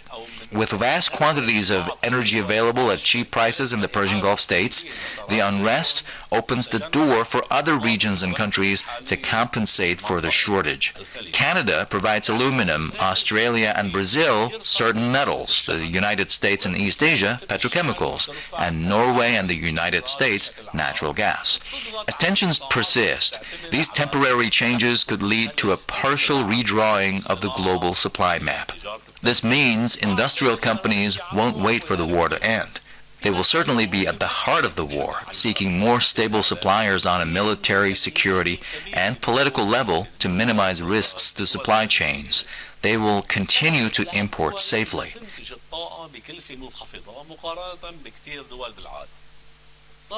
The ninth sector we will discuss is the least talked about in the media, the technology and semiconductor sector. A global trade and industrial war is underway between the United States and China over semiconductors and their manufacturing. This industry is not widely discussed because it has been affected by the American-Israeli war on Iran, particularly due to the reliance of its South Korean industry on raw materials, especially from Qatar. The technology sector's impact on the war began immediately after Iranian forces targeted several major technology company centers in the UAE and Bahrain, following American and Israeli airstrikes on Iranian companies. Cloud services have been affected by factors within the cloud itself. Many services belonging to major companies like Google and Amazon, at least in the Persian Gulf countries, hosting these companies, have been impacted. Regarding chips or semiconductors, which are essential to all technology industries worldwide, South Korea, a leader in this field, is a major player. These industries require some of the raw materials produced in Qatar, as these materials are extracted through industrial processes related to gas liquefaction and other processes. It's globally known that the highest quality of these materials are produced in Qatar. Currently, there is difficulty, if not impossibility, in supplying these materials from Qatar. The point is that we are not talking about a single material, but rather a group of strategic raw materials. For this reason, South Korea has begun seeking to secure these strategic raw materials from the United States, even if at a lower quality. We're talking about materials that are currently amongst the most important in the world, all of which must be combined to be used in chip manufacturing. Samsung did not wait for the end of the war to ensure the continued flow of materials, whether produced in Qatar or processed in some Persian Gulf countries. Therefore, it is quickly seeking alternative sources, confident that it will not be affected in the future by any regional differences or tensions. This brings us to the 10th area, which is the most important, In an article published in the Saudi newspaper Arab Days on March 11, 2026, Dr. Turki Faisal al-Rashid, assistant professor at the University of Arizona and an author specializing in Saudi development policies, explained that the conflict has already revealed fundamental weaknesses in the U.S.-led missile defense system in West Asia. He called on the Persian Gulf Cooperation Council to prioritize regional unity and strategic independence, warning against allowing external powers to drag the region into further confrontations with Tehran. Al-Rashid believes the risks extend far beyond military considerations and pointed out that Saudi Arabia's ambitious economic transformation plans are particularly vulnerable to regional uncertainty.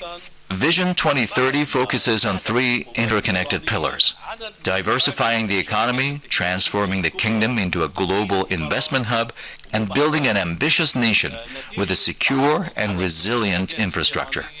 Achieving these ambitions depends heavily on stable security conditions. All of this hinges on a fundamental condition: ensuring the physical security of existing oil facilities, new gas and petrochemical projects, and a rapidly expanding network of renewable energy plants. Al-Rashid's article summarizes the issue of trust. Trust in the American military and intelligence system, which seems to have become entangled in. The Persian Gulf states are embroiled in a war they did not choose, and they contributed to its demise. They contributed to destroying the very foundation upon which the Persian Gulf states had painstakingly built their infrastructure over many years. Those who dragged the Persian Gulf states into this war are indifferent to the consequences and have not worked to defend them. Those who viewed the American and Western military bases in general, and the American bases in particular, in the Persian Gulf states as a safety valve for both internal and external security, have revealed the fundamental flaw in the Persian Gulf monarchies. Their economies, societies, militaries, and security are all dependent on external forces, lacking any self-reliance. Reuters reported that the war has negatively impacted Dubai's attractiveness to international companies, diminishing its reputation as a reliable economic hub. This has raised concerns about capital flight, layoffs, and companies relocating elsewhere. When we talk about trust in the military, trust in security, trust in stability, it suffices to mention the cases of people fleeing Dubai. Even those who find a private plane don't leave Dubai easily, as aviation experts told the Financial Times about operational disruptions at some airports, including a shortage of cleaners and disruptions to refueling operations. According to the Financial Times, the cost of evacuating a family of 4 from Dubai on a private plane reached approximately $250,000. Amidst a sharp rise in charter flight prices and a decline in commercial flights. Flexible travel costs have also increased exorbitantly, with some departing individuals paying thousands of dollars to travel by private car or minibus from Dubai to Muscat in Oman or Riyadh in Saudi Arabia, hoping to continue their flights from there. The issue here is not at all related to financial costs, important as they are, but rather reflects a lack of trust in people's eagerness to leave this part of the world, even if it means paying hundreds of thousands of dollars. The problem here is not limited to individuals. Major companies have been forced to change their business plans. For example, Google's offices in Qatar were evacuated after an Iranian threat to American interests. Adobe evacuated from Dubai and Doha, as did Qualcomm from Dubai and Riyadh, and Dell from Dubai, Riyadh, and Doha. In most cities in the region, including those in the Persian Gulf countries, major international Western companies evacuated their offices, which instructed its employees to leave its regional headquarters in the Dubai International Financial Center due to American-Iranian threats. Following the bombing of a major Iranian bank by American and Israeli aircraft, Iranian forces threatened American banks in Persian Gulf countries, including Citibank. Standard Chartered Bank also decided to implement a work-from-home policy out of fear for its employees due to Iranian threats. Despite the enormous incentives offered to these companies, such as tax exemptions, all these inducements are overshadowed by stability and the lack of future stability. Furthermore, the issue is extremely sensitive to the economy in general and the economies of the Persian Gulf states in particular. Data issued by the International Labor Organization and reports from the Persian Gulf statistical agencies for the years 2024 and 2025 indicated that the Gulf Cooperation Council countries are among the highest globally in terms of reliance on foreign labor. The number of migrant workers in these countries ranges between 28 and 30 million, representing between 75 and 85% of the total workforce. In some countries, this percentage reaches exceptional levels. For example, in the UAE and Qatar, foreign workers exceed 90% of the labor market, while in Saudi Arabia it is 75% and in Kuwait it is around 80%. This indicator also means that instability and threats may prompt many workers to leave, and this means some Persian Gulf countries lack a sufficient local workforce to sustain their economies. As one Philippine minister stated during the current war with Iran, evacuating Filipino workers from the Persian Gulf states in the event of a deterioration in security conditions would have a devastating impact on the Philippines itself and on the host countries as well. This fragile security situation, coupled with the fragile state of the economic and labor structures, has led several wealth management advisors to express to the media their clients' concerns, that is, the concerns of wealthy individuals, regarding the security developments in the region. Some investors are currently postponing their investment plans across West Asia, not just in the Persian Gulf states, while others are considering reducing their investments in the region if the current volatility persists. A report published by Bloomberg stated that Dubai was, until recently, synonymous with promising opportunities for bankers working in wealth management. According to the same report, a number of financial experts left Singapore after many years of working there and moved to the UAE, where there is a large pool of wealthy clients, no taxes, and a lower cost of living compared to Singapore. Furthermore, the most prominent talent scouts in the wealth management sector have also relocated to the UAE. West Asia is searching for major opportunities, but Dubai's image as a safe and stable international hub for the wealthy and the bankers it serves is beginning to face a real test due to the ongoing war in or against Iran, according to the agency's report. Dubai is facing this test after banks like Goldman Sachs and Citigroup asked their employees in the UAE and other foreign countries to work remotely, and other banks gave their employees the option of working remotely. The United Kingdom is also facing this test, and there may be a move to transfer some of their wealth again from the Persian Gulf countries to Hong Kong and Singapore. Here we are talking about the possibility of investors fleeing the at-risk countries and not returning to them in the short and medium term at least. The issue of foreign investment is not a major concern, even for countries whose economies depend primarily on oil and gas, because the Persian Gulf countries have already implemented plans and projects to diversify their sources of wealth, meaning they are not solely dependent on oil and gas. These countries, despite their wealth, need foreign investment to implement major projects. As we saw a few months before the outbreak of the Israeli-American war on Iran, the Saudi regime was unable to finance most of the major projects, such as the city of Neom, which turned out to be closer to a better future. In 2024, the UAE and Saudi Arabia topped the list of countries most attractive to foreign direct investment. And according to some estimates, foreign direct investment in the Persian Gulf countries will decline by up to 20% compared to the first half of the year. From 2026 onwards, due to the high rate of geopolitical risk insurance, meaning that anyone making a large investment in the UAE, for example, will pay insurance to companies to ensure the continuation of that investment, the insurance premiums will be very high after the war, according to the Business Year magazine. Currently, there is much news circulating that the Persian Gulf states will change the nature of their relationship with Iran after the war ends, and are hinting at punitive measures against the Islamic Republic, including freezing countless accounts belonging to its citizens, halting or preventing other investments, and ceasing to provide safe havens for Iranian companies. For example, Iranian companies want to evade sanctions through the UAE market. However, this could negatively affect the Persian Gulf states themselves, which serve as a foothold for all those fleeing and seeking to escape U.S. restrictions. This doesn't only apply to Iran, but to all the countries and companies subject to U.S. sanctions. The Hebrew website Calculist reported that the possibility of freezing billions of dollars of Iranian assets held in UAE banks threatens to expose the Egyptian system in the Emirati arena to significant turmoil. There are also growing fears of foreign investment flight and damage to the UAE's standing. The country's role as a hub for international companies, coupled with the ongoing tension between the Persian Gulf states and Iran after the war's end, will discourage companies and investors from risking Persian Gulf markets. The war's impact extends beyond investment flows and global banking decisions to encompass the very movement of financial markets. Gold, for example, is considered one of the most important safe havens during times of crisis, clearly demonstrating the interconnectedness of the financial and logistical sectors.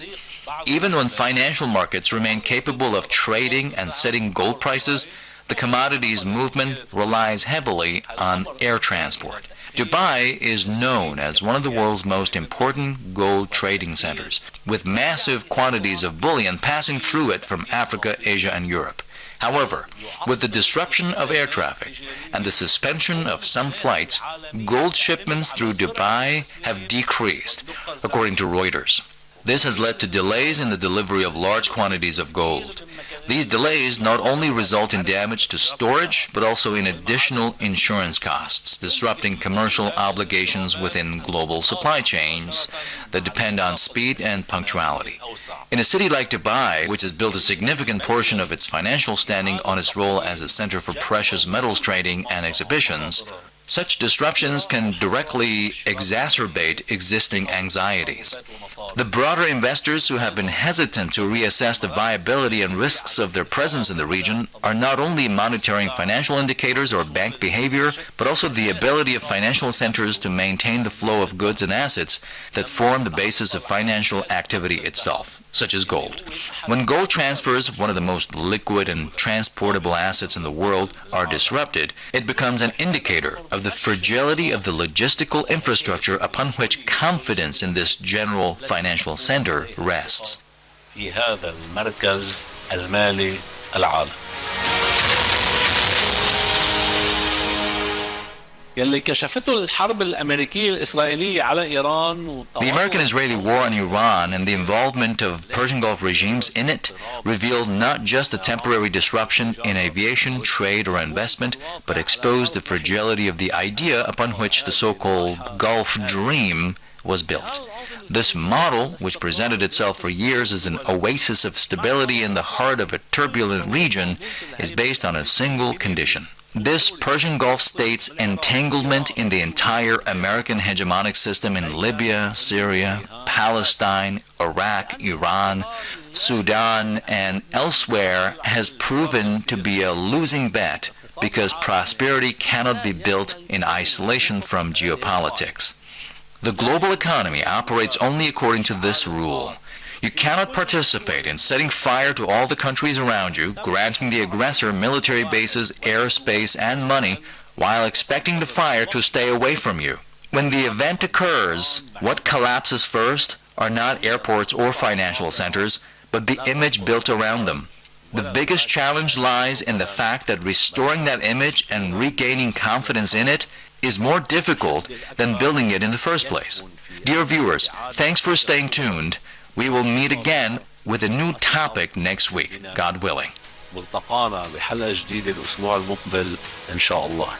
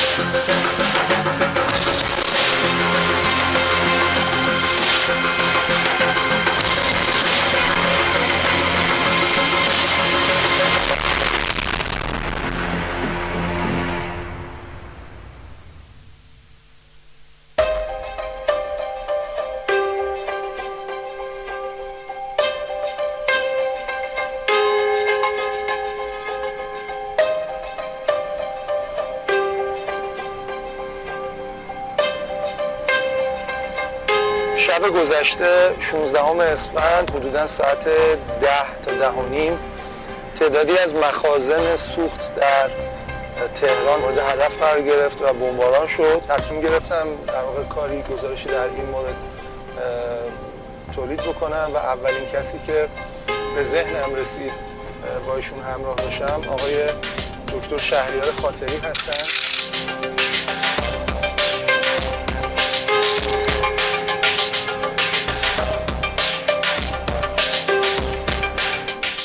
یه اطلاعات امروز منتشر شده بود در خصوص باران اسیدی.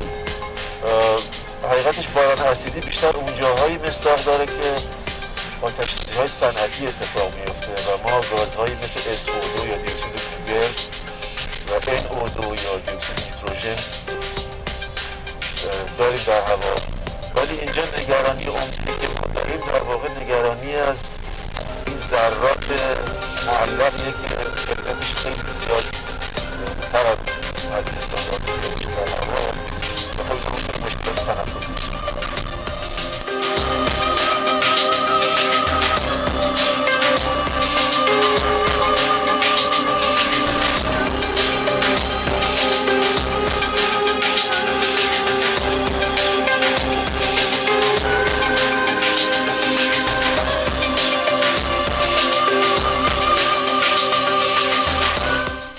آیتون اینا الان موادی که متصاعد میشه چی است؟ شامل چه موادی هست؟ بنزین که جزء هیدروکربن است و این دود سیاهی که ناشی از احتراق ناقص هیدروکربن مثل بنزینه عمدتا شامل کربونه و مقدار زیادی از اکسیژن هوا رو میگیره متاسفانه و این دود میتونه آسیب جدی به ریه برسونه.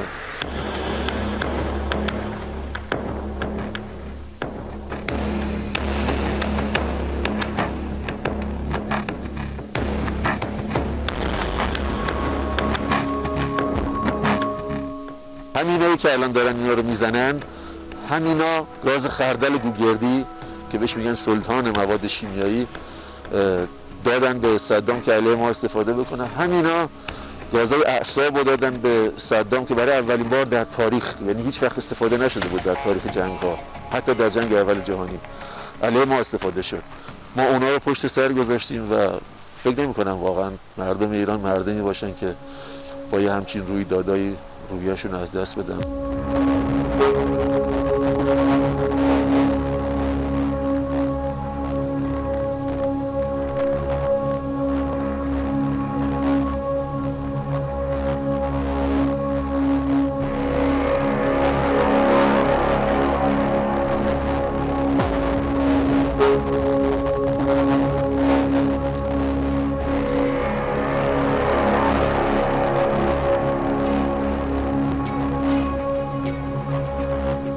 شخصیتی مثل صدام که بعد از اشغال کویت میاد اون جنایت رو انجام میده و چاهای نفت رو منهدم میکنه که تأثیرات زیست محیطیش تا سالها در منطقه خلیج فارس وجود داشت و الان افراد دیگری مثل نتانیاهو و ترامپ دارن همون رویه رو با یک مدل دیگه‌ای دارن اجرا میکنن. اولش در فوریه 91 بود که حدود 750 تا از چاهای نفتی کویت و اونا منفجر کردن و یه دود خیلی عجیبی کل منطقه رو گرفت و جالب اینجا بود که اونجا روزی بود که صدام به قول انگلیسی‌ها بدگاهی شده بود دیگه، آدم بده شده بود.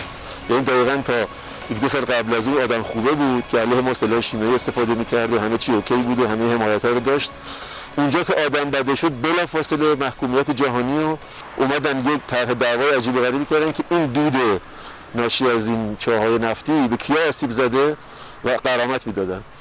مقدار زیادی به کویتی‌ها دادن و به کشورهای حاشیه خلیج فارس. سربازان آمریکایی خودشون که در معرض این دودها قرار گرفته بودن، میخوام بگم یعنی صدمه زدن به زیر ساخت‌ها اینجوری نه تنها میتونه آسیب جدی به محیط زیست برسونه، سلامت همه رو میتونه به خطر بندازه و یه جوری من میتونم این تعبیر رو به کار ببرم که مثل سلاح کشتار جمعی محسوب میشه دیگه، به خاطر اینکه تشخیص نمیده دیگه آدمای نظامی از غیر نظامی رو. الان هر کسی تنفس بکنه، زن، مرد، بچه، مریض، پیرمرد، این نشون میده که این افراد هیچ احترامی برای حقوق بین الملل، حقوق بشر و همه این چیزایی که خودشون راجبش حرف میزنن قائل نیستن. و همه اینها یه معنای انتخابی و یه طرفه برای خودشون فقط داره. هر وقت بخوان میتونن هر کسی رو محکوم کنن با این چکش، ولی نه، خودشون آزادن که هر کاری دوست دارن انجام بدن.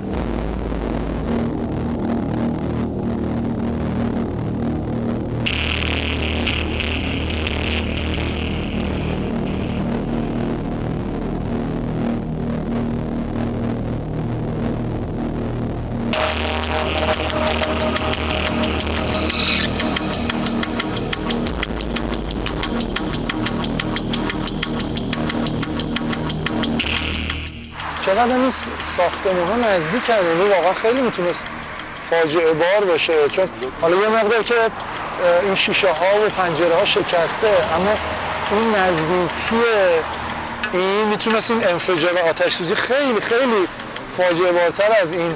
و خب الان نمیدونی واقعا تا ساعت ها دیگه ممکنه این انتشار دود توی هوا ادامه داشته باشه و شاید بشه گفت که هزاران تن دود و مواد سمی داره وارد هوای تهران میکنه. از این برای که ما الان داریم. آره، اونم که شهر ری هست. 3 نقطه در تهران هست، یکی در واقع سمت شمال شرق تهران سمت کوهک، یکی شهر ری هست و یکی هم به سمت شهرانه.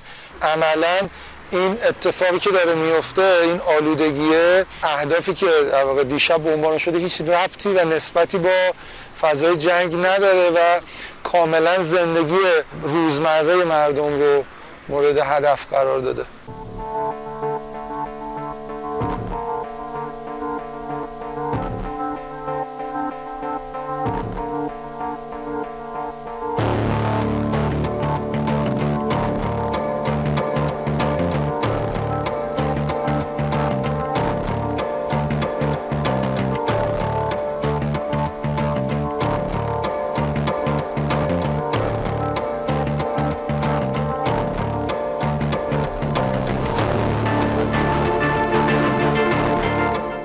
واقعیت اینه که دشمنان ما طی 8-9 روز گذشته به اون اهدافی که متصور بودن در میدان نبرد نرسیدن، به دلیل پایمردی رزمندگان ما، به دلیل مقاومت جانانه ملت ایران و نیروهای مسلح به اون هدفهایی که میخواستن نرسیدن و به خاطر همین دست میزنن به این کارها که یک تصویر جعلی ایجاد بکنن، چیزی که میخواد یک تصویر ناامنی، تصویر اختلال در زندگی روزمره و چیزی شبیه به این رو ایجاد بکنه. یه دلیل دیگه که وجود داره اینه که میخوان در جریان عادی و طبیعی زندگی مردم اختلال ایجاد بکنن، اما انشالله با مقاومت مردم، با همراهی مردم ما، با مسئولین نهادهای مختلف کمک بکنن که جریان طبیعی زندگی ادامه پیدا بکنه. ما به زودی شاهد پیروزی ملت ایران در این جنگ تحمیلی باشیم.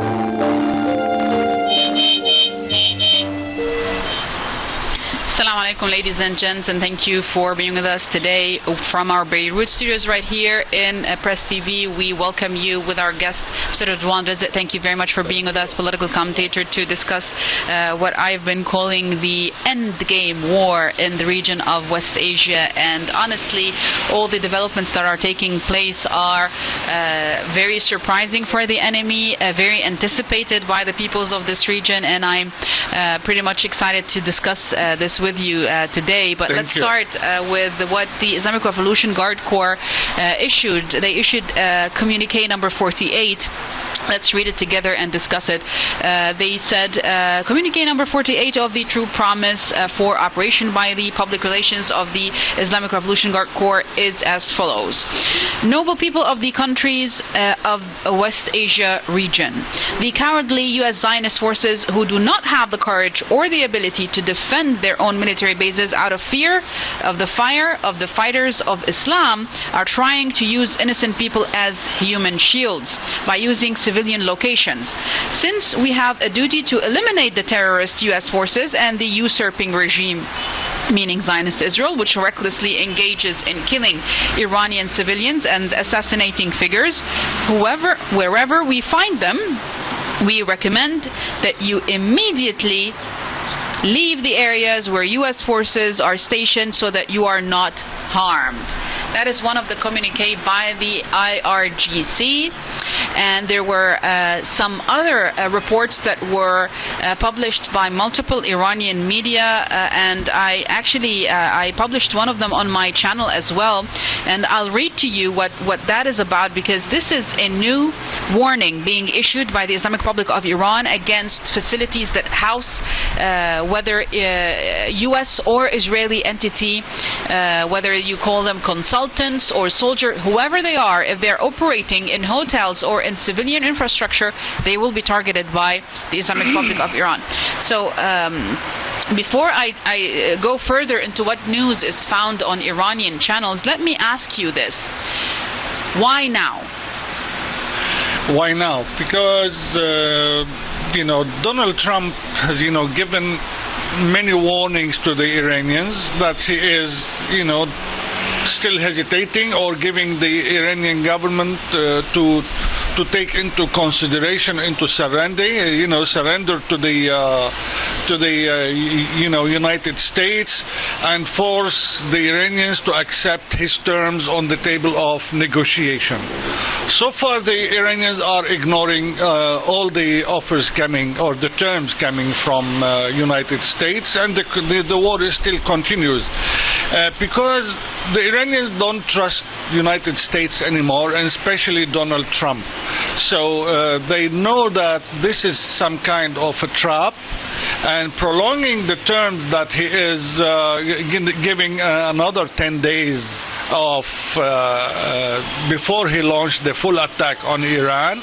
The Iranians are going with their plans without turning or just turning to the United States talks at all, and they know because he is setting a devil plan against the Iranians, sending ground troops to the region, preparing, and also he asked the American companies to produce or to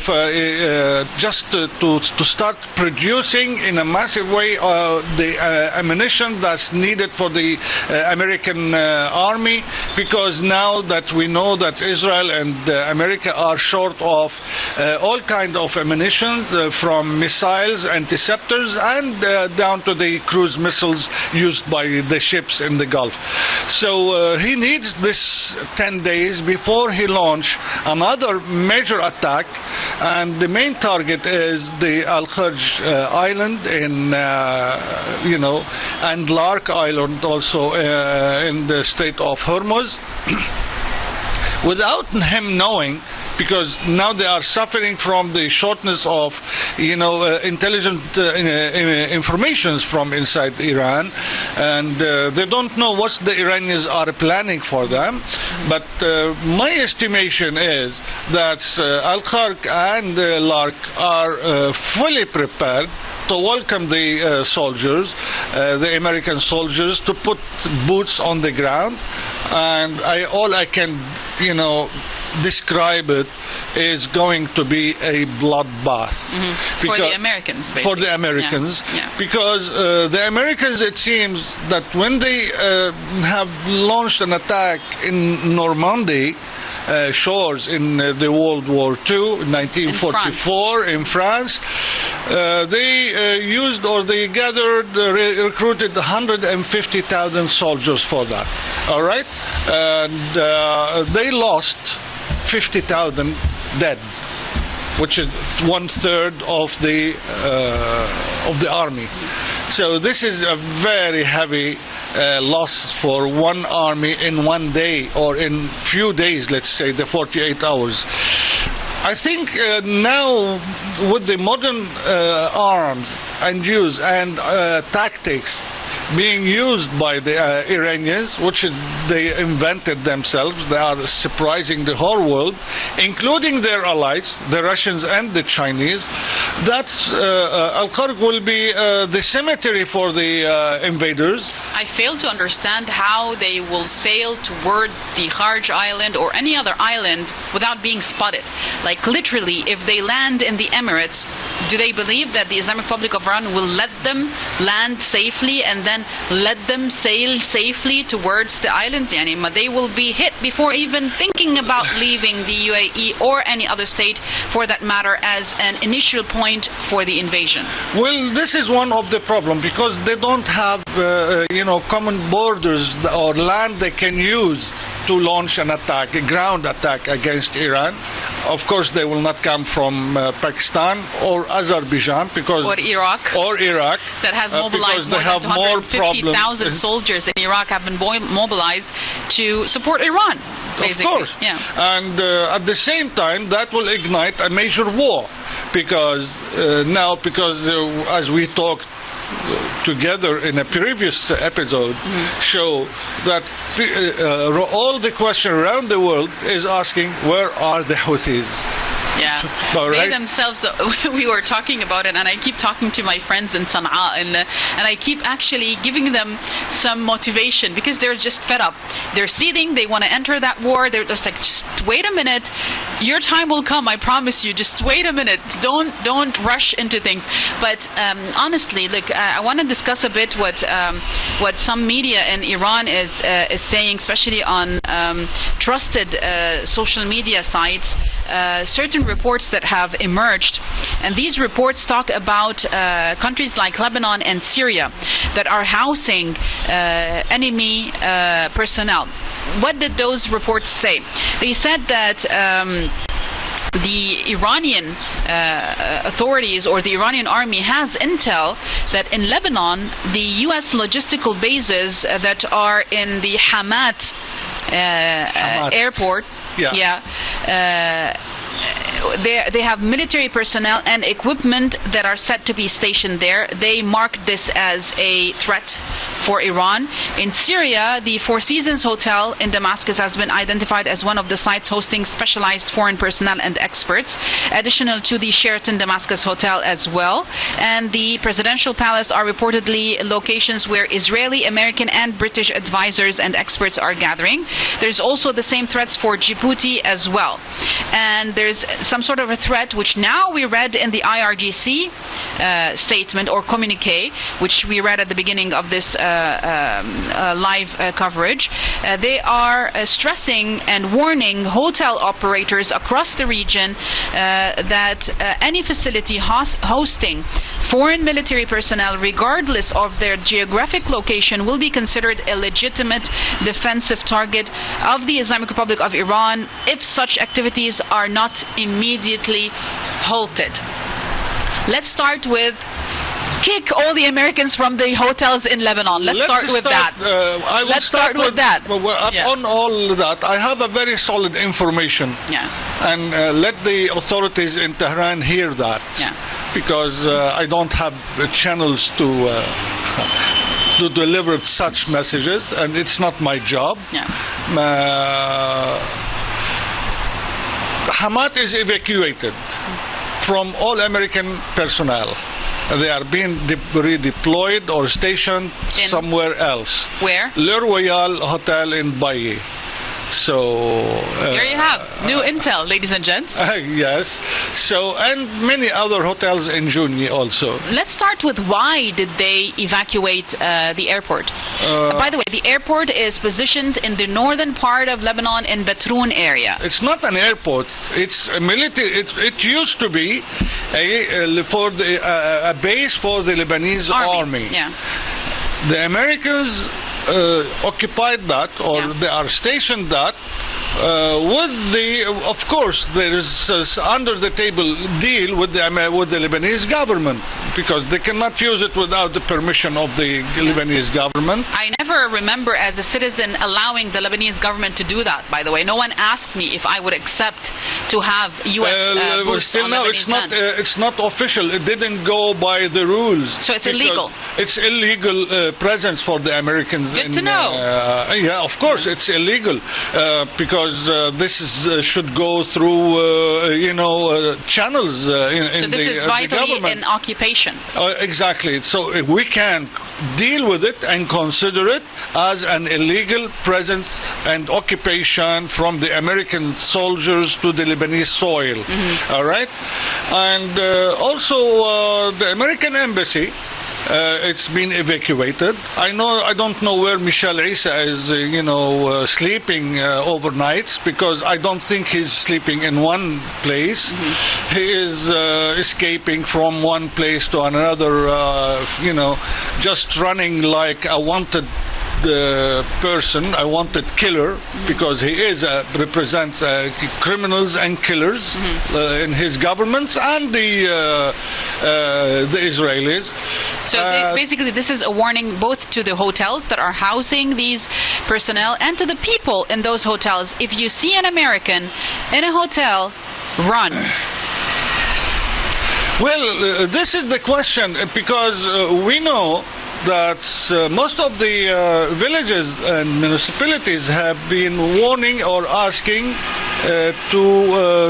just to look over any contract for renting a house for any Lebanese person, to allow or to give him a permission if he can rent this house or not, because they might feel that this person is one of Hezbollah members and might that be linked will be to the resistance in any shape or form, and might. So if you consider that presence of Hezbollah person a danger, don't you consider a presence of American officers also? They have an option. Either they do consider that as a warning and a threat, or they don't, and then they found out.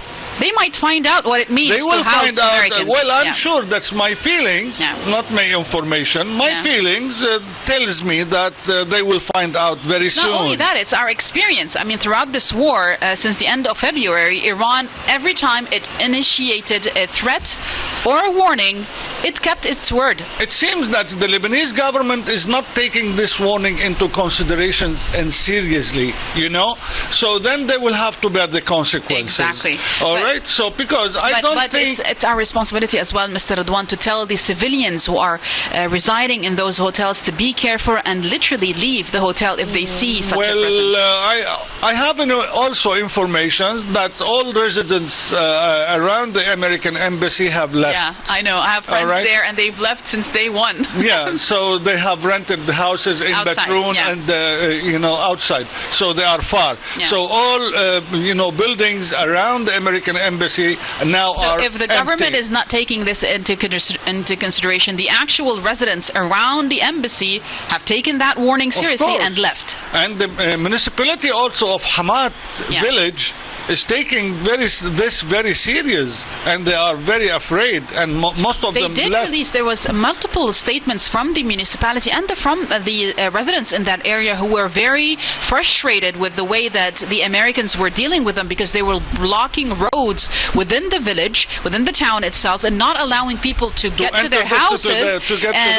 They erected checkpoints. Exactly. And they treated the Lebanese army in a very, very disrespectful way. Well, if the Lebanese army being commanded by such a government, which is so coughing his hands from reacting against the Israelis and the Americans, so then the army should do something about that, because this is a problem. The army, I don't agree with insulting the army anymore, because the army has dignity and has a duty also. So, and this is being smashed down to the ground by the leaders of this government. We keep repeating it, Mr. Radwan, that just like the resistance heroes are our sons, also the Lebanese army soldiers are our sons as well, and we don't accept for them to be treated that way by a treacherous government, which, by the way, this week there's something interesting that's happening in Beirut. Multiple protests are being called for by multiple political factions across the country, and I think that the political pressure against the government of Nawaf Salam is beginning, and it's going to begin hard against them because of all the red lines that they have crossed. But I would like to discuss with you, Mr. Radwan, before we go back, because we'll get back to that when we discuss what's happening in South Lebanon and what the role of the Lebanese government is in what's going on. I want you to tell me about the threats that were issued against Syria, because apparently Syria, the new Al-Julani Syria, is housing not only MI6 and CIA operatives, but also Mossad operatives. That's according to the threats and warnings coming from Iran. So they're threatening him even by mentioning the presidential palace, saying that if you house hostile entities there, we will target it. Of course. How serious is that, and what are the Syrians doing? All right, let me tell you something built up on informations also. The Mossad are stationed in Sheraton Hotel in Damascus, the CIA in the Four Seasons, and the others MI6 in Damarose, hotel, and they are not far from each other. Of course, a few hundred meters. If you know Damascus capital, well, it's just around the Umayyad Square. Exactly. So and the Mossad is fully booking the Sheraton Hotel and operating freely inside Damascus and controlling everything, and even controlling their puppet agent Julani. So then I think that will not keep Damascus out of the Iranian rockets destroying or killing those enemies who are trying to control Syria in a way where it can be a threat to Lebanon or to Iran. Yeah, to Iran. So I think they will come crying and complaining that Iran is attacking us. So we can understand that you must take this as serious issues. It is a war, and I believe that the resistance axis in the region is still warming up. The war has not started yet. It's still testing from every side, and so far that they are trying to find out just a weak point so they can enter from. If I want to talk about that in another way, what's stopping Donald Trump from taking over or launching an attack on Al-Khark island? Why the Israelis are not? They kept on, and we've been hearing them talking about stretching their presence or occupations up to the Litani River, and you're still fighting in Khiyam and Ardaysi and Taibi and Farkila. They gave up on Khiyam 2 days ago, and they started with Qunaitra in the western side. They thought that they can avoid entering Khiyam by taking Taibi, and then they will make another turn. And then they lost 22 Merkabah. So 27 for 27, correction. Yeah. And don't underestimate that, please. MashaAllah. MashaAllah, knock on wood. So and the more surprises yet to come. We are still in the beginning of the war. I believe this war will not my opinion. I don't have. I'm just estimating. I'm reading because now I think the Americans are drowned in this mud swamp, and they are struggling in a way that try to find a savior. It's such a shame to send your own youth to their death, literally to their death. All I can do for no reason other than just being pushed by a war criminal like Netanyahu. All I can address a message to the American people, because now I follow many Americans like Scott Ritter and others, are Tucker Carlson and Jon Stewart, and they are warning the American people, why are we fighting this war? Through those people who understand and who are aware of the danger that is, threatening America. To the American people, please don't send your children to the Middle East. It's not your war. We don't have a war with you. Don't do that. Don't be used by the Zionists. Don't let the AIPAC use you, killing your children for their own benefits. It's not your war. We don't have anything against the American people. It's the American government who is insulting and attacking other countries for the sake of Israel.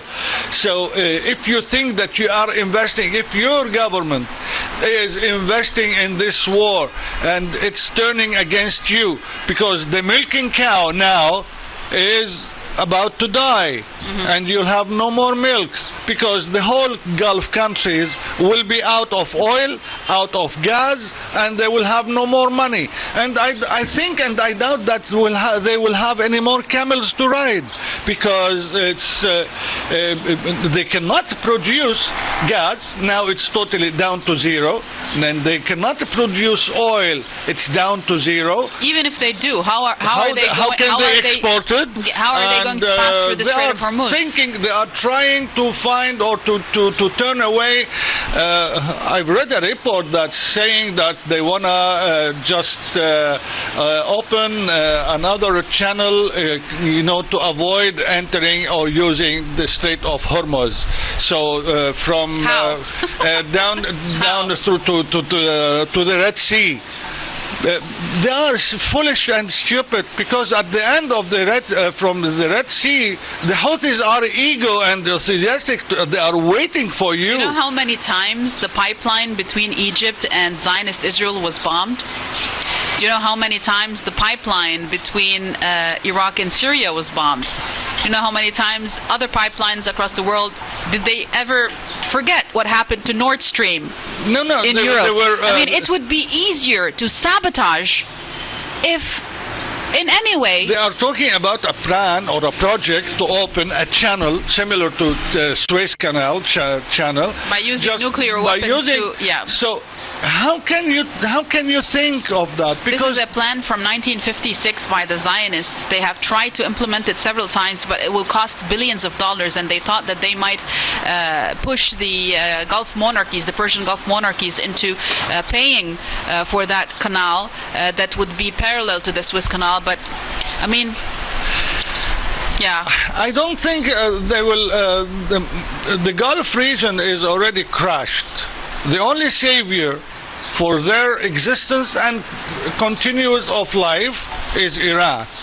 There's no one can save them, because the Americans and the Israelis, the war proved with no doubt whatsoever that they cannot live in this region, being the enemies or the servants of the enemies. All right, so try to save yourself, try to save your countrymen, try to save your wealth, if you want to say. There's other reports, Mr. Radwan, saying that Djibouti is also under threat because of U.S. military forces, Marines from the U.S. forces have reportedly been transferred via multiple states to Djibouti in the Ambouli International Airport, where they have been deployed as well. And we know that Djibouti is right across the street from Yemen. Yemen, yeah, Literally that's right. there's just well, the Red Sea Djibouti, between them.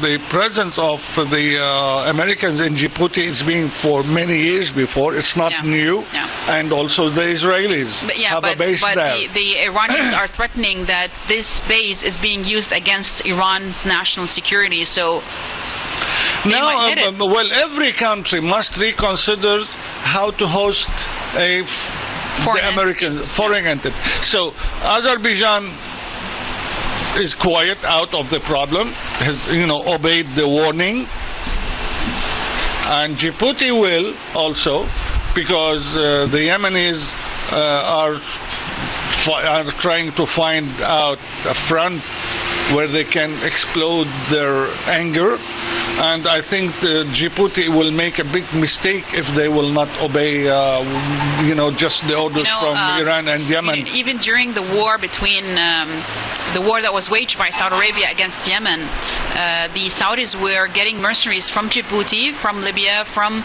Sudan to fight instead of their what is known as the Kapsa army in Saudi Arabia, because they don't have an army. So they were using mercenaries from these countries, and now they're putting Djibouti again as a state in harm's way by using its land to issue attacks against other sovereign states in the region. And I think now it's about time peoples of those countries that we mentioned stand up and stand tall towards their governments that are allowing such illegal activities to take place on their own sovereign states.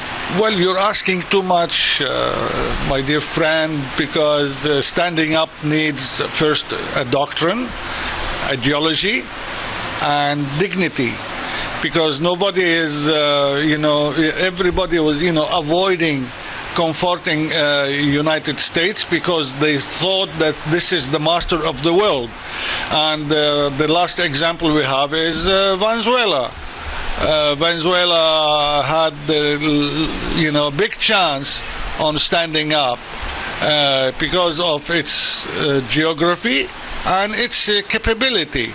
So instead they have, choose to surrender to the United States, and they have betrayed their own president. They sold him to the Americans, and now he is facing trial in America. Isn't that a shame of the Venezuelan people to let down their president? The president Maduro represent the dignity and the sovereignty of the nation. That was an elected president. Instead, that's the vice president, and surprisingly, her father died under torture inside the American prisons.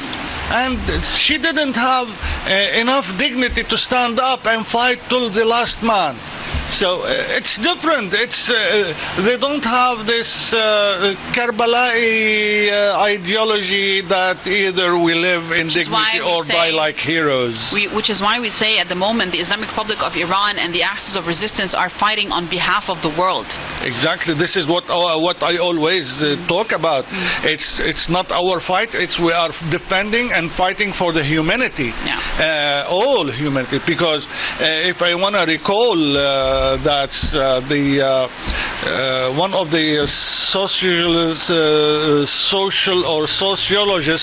French sociologist, Emmanuel Trudeau or Todd, I don't know the family exactly. He is warning in an interview that the West is collapsing. And the economy is collapsing because they let down or they represent the values of the evils. So and the economy is, America cannot go into a war with trillions of dollars into debt. So this is something that the people must understand. America cannot go for long, and Europe are so much afraid. They are shaking out of fear, and that they cannot go into war because they are already suffering. Their economy is down to zero, and they are facing serious problems in their providing even the necessity for their for their own countries, gas, oil, whatever, exporting, importing. It's all collapsing. So that's why my estimation is that Germany will fall under the pressure of Russia, and Russia will gain control over Germany sooner or later, because Germany cannot continue like that, because it's a very well industrial country, and now it's now the energy needed for industrials is getting shorter or even none. So how can they survive? And also the French, they are losing some countries in Africa, and the uprising in Africa is threatening the presence of the French colonial there, and also the British are suffering. Already they have enough problems, even without mentioning that the family, the royal family involvement in Epstein files also, especially Prince Andrew, and they have their own problems that they are working, or they are worried about solving their own problems there. So who is just ready to go into a war without being able even to fight or to defend your own borders? So and proven that if you are stronger, you can defend, you can stand up, and this war, and so I can say so far, proved that Iran and the resistance axis have been prepared for this battle for decades. So they are surprising the whole world. And how can you take over the country? Now, I think that's the Israeli army commander had a fight inside the cabinet. He was shouting loud that the Israeli army is about to collapse. And he said that we are not prepared for this war, and Hezbollah and Iran surprised us. So what can we do? Because as soon as they will open Ben Gurion airport, millions will evacuate, will leave, and they will not have even enough army personnel for internal security. So how can you fight and invade? This is what we've been telling the Arab countries and the surrounding since I was young and involved in this resistance movements, that Israel is weak. It's not strong. You are avoiding the war with Israel. You are not serious by fighting the Israelis. You are just talks, and you're doing nothing but talks and talks and talks. That's why, let's compare to what's happened in 1967 and what's happening in 2006 and now. Israel took over in 5 brigades, took over 3 countries, defeated 3 Arab armies within 6 days. With no, I think the death number for the Israelis in the 67 war did not reach 600 killed. 600 soldiers only were killed in 1967 and gained thousands of square kilometers. Gained Sinai, gained Golan Heights, and gained the West Bank. Now 5 brigade, the same number, fighting at Lebanon borders, which is the stretch fighting in two villages, and stretch the Lebanese border with Palestine from Nakura up to Sheba, 65 kilometers only. All right, they're still struggling taking over Khiam. All right. So how can we understand and believe all those Arab leaders that were they serious about fighting Israel and liberating Palestine? I don't think so. They used. I don't know. I don't want to insult dead people, but let them pay for what they have. Done. They could have done so much more, but our focus is at the now, at what we are living. Now I can tell you the scenario if you let me go. But I want to tell you something. While you were talking, I had a video that I just received on social media. Everyone actually received it. It's a new video by the Islamic Resistance Hezbollah in Lebanon, and it's beautiful. By targeting another Merkava, and this time high definition video. So you've missed missed that. You didn't watch that, but I watched it, and I tell you, man, am I proud to be Southern Lebanese, to be Lebanese to begin with, but Southern Lebanese in specific. To be a free Lebanese. And especially to be on the side of the righteous at this moment in time. What is going on in South Lebanon, Mr. Ridwan? What's going on in South Lebanon? Let me tell you something. That's because I'm from the West Bekaa, which is not far. We are few kilometers from Khiam also. So if you don't know the geography of the South Lebanon and West Bekaa Valley, you'll know and you'll understand that not even nuclear bomb will be able to destroy what has been prepared for the Israeli army, who are betting or afraid of invasion coming from the Khiam up to the West Bekaa.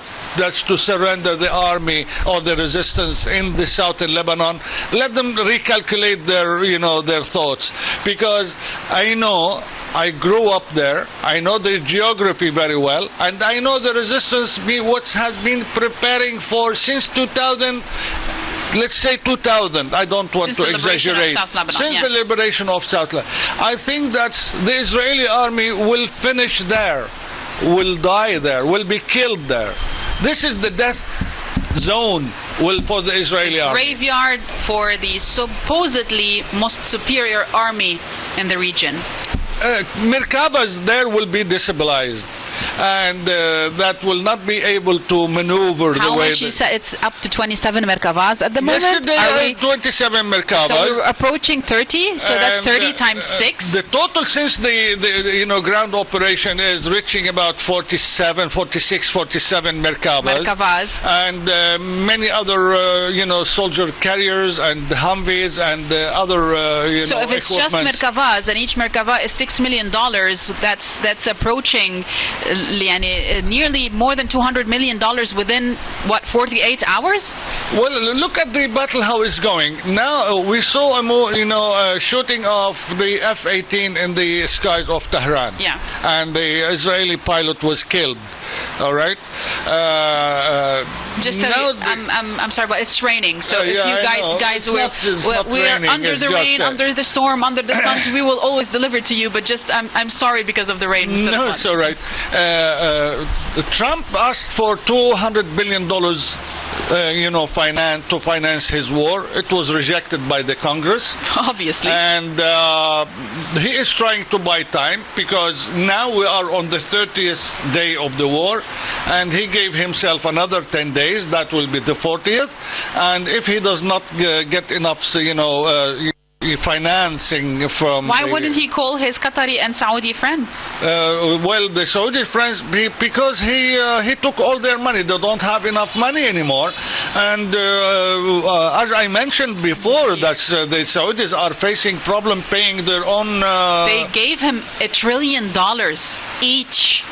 Yeah, $4.5 trillion took from collectively from the Persian Gulf Arab monarchies. My God! Sadly and surprisingly, that Netanyahu said that he took the trillions from the Arabs to give it to us. So he took it from the Arabs and gave it to Israel. And this is something that American people especially, should know.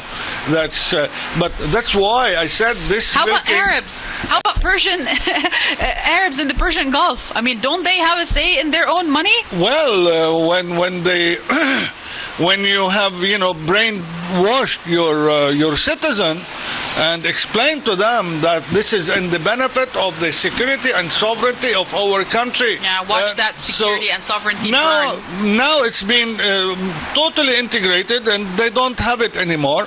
And they shouldn't be surprised when Iran will take over back Bahrain as it used to be, and also the Iraqis, Hezbollah Iraq will gain back Kuwait, because it used to be the 19th region of Iraq, and then the Omanis will take over, will gain back the United Arab Emirates, because that historically used to be part of Oman.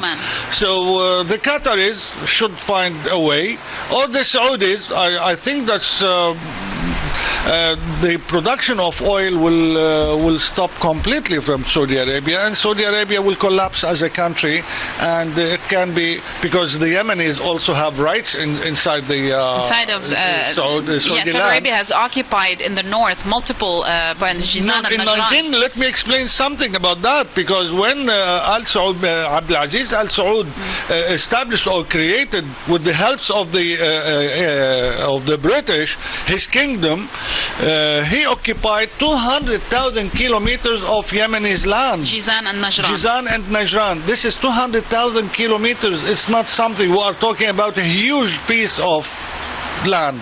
So this is the rights of the Yemenis to take it back, to liberate this part from Yemen from the Saudi occupation and suppression, and also to free the people who are there, because they consider themselves as Yemenis.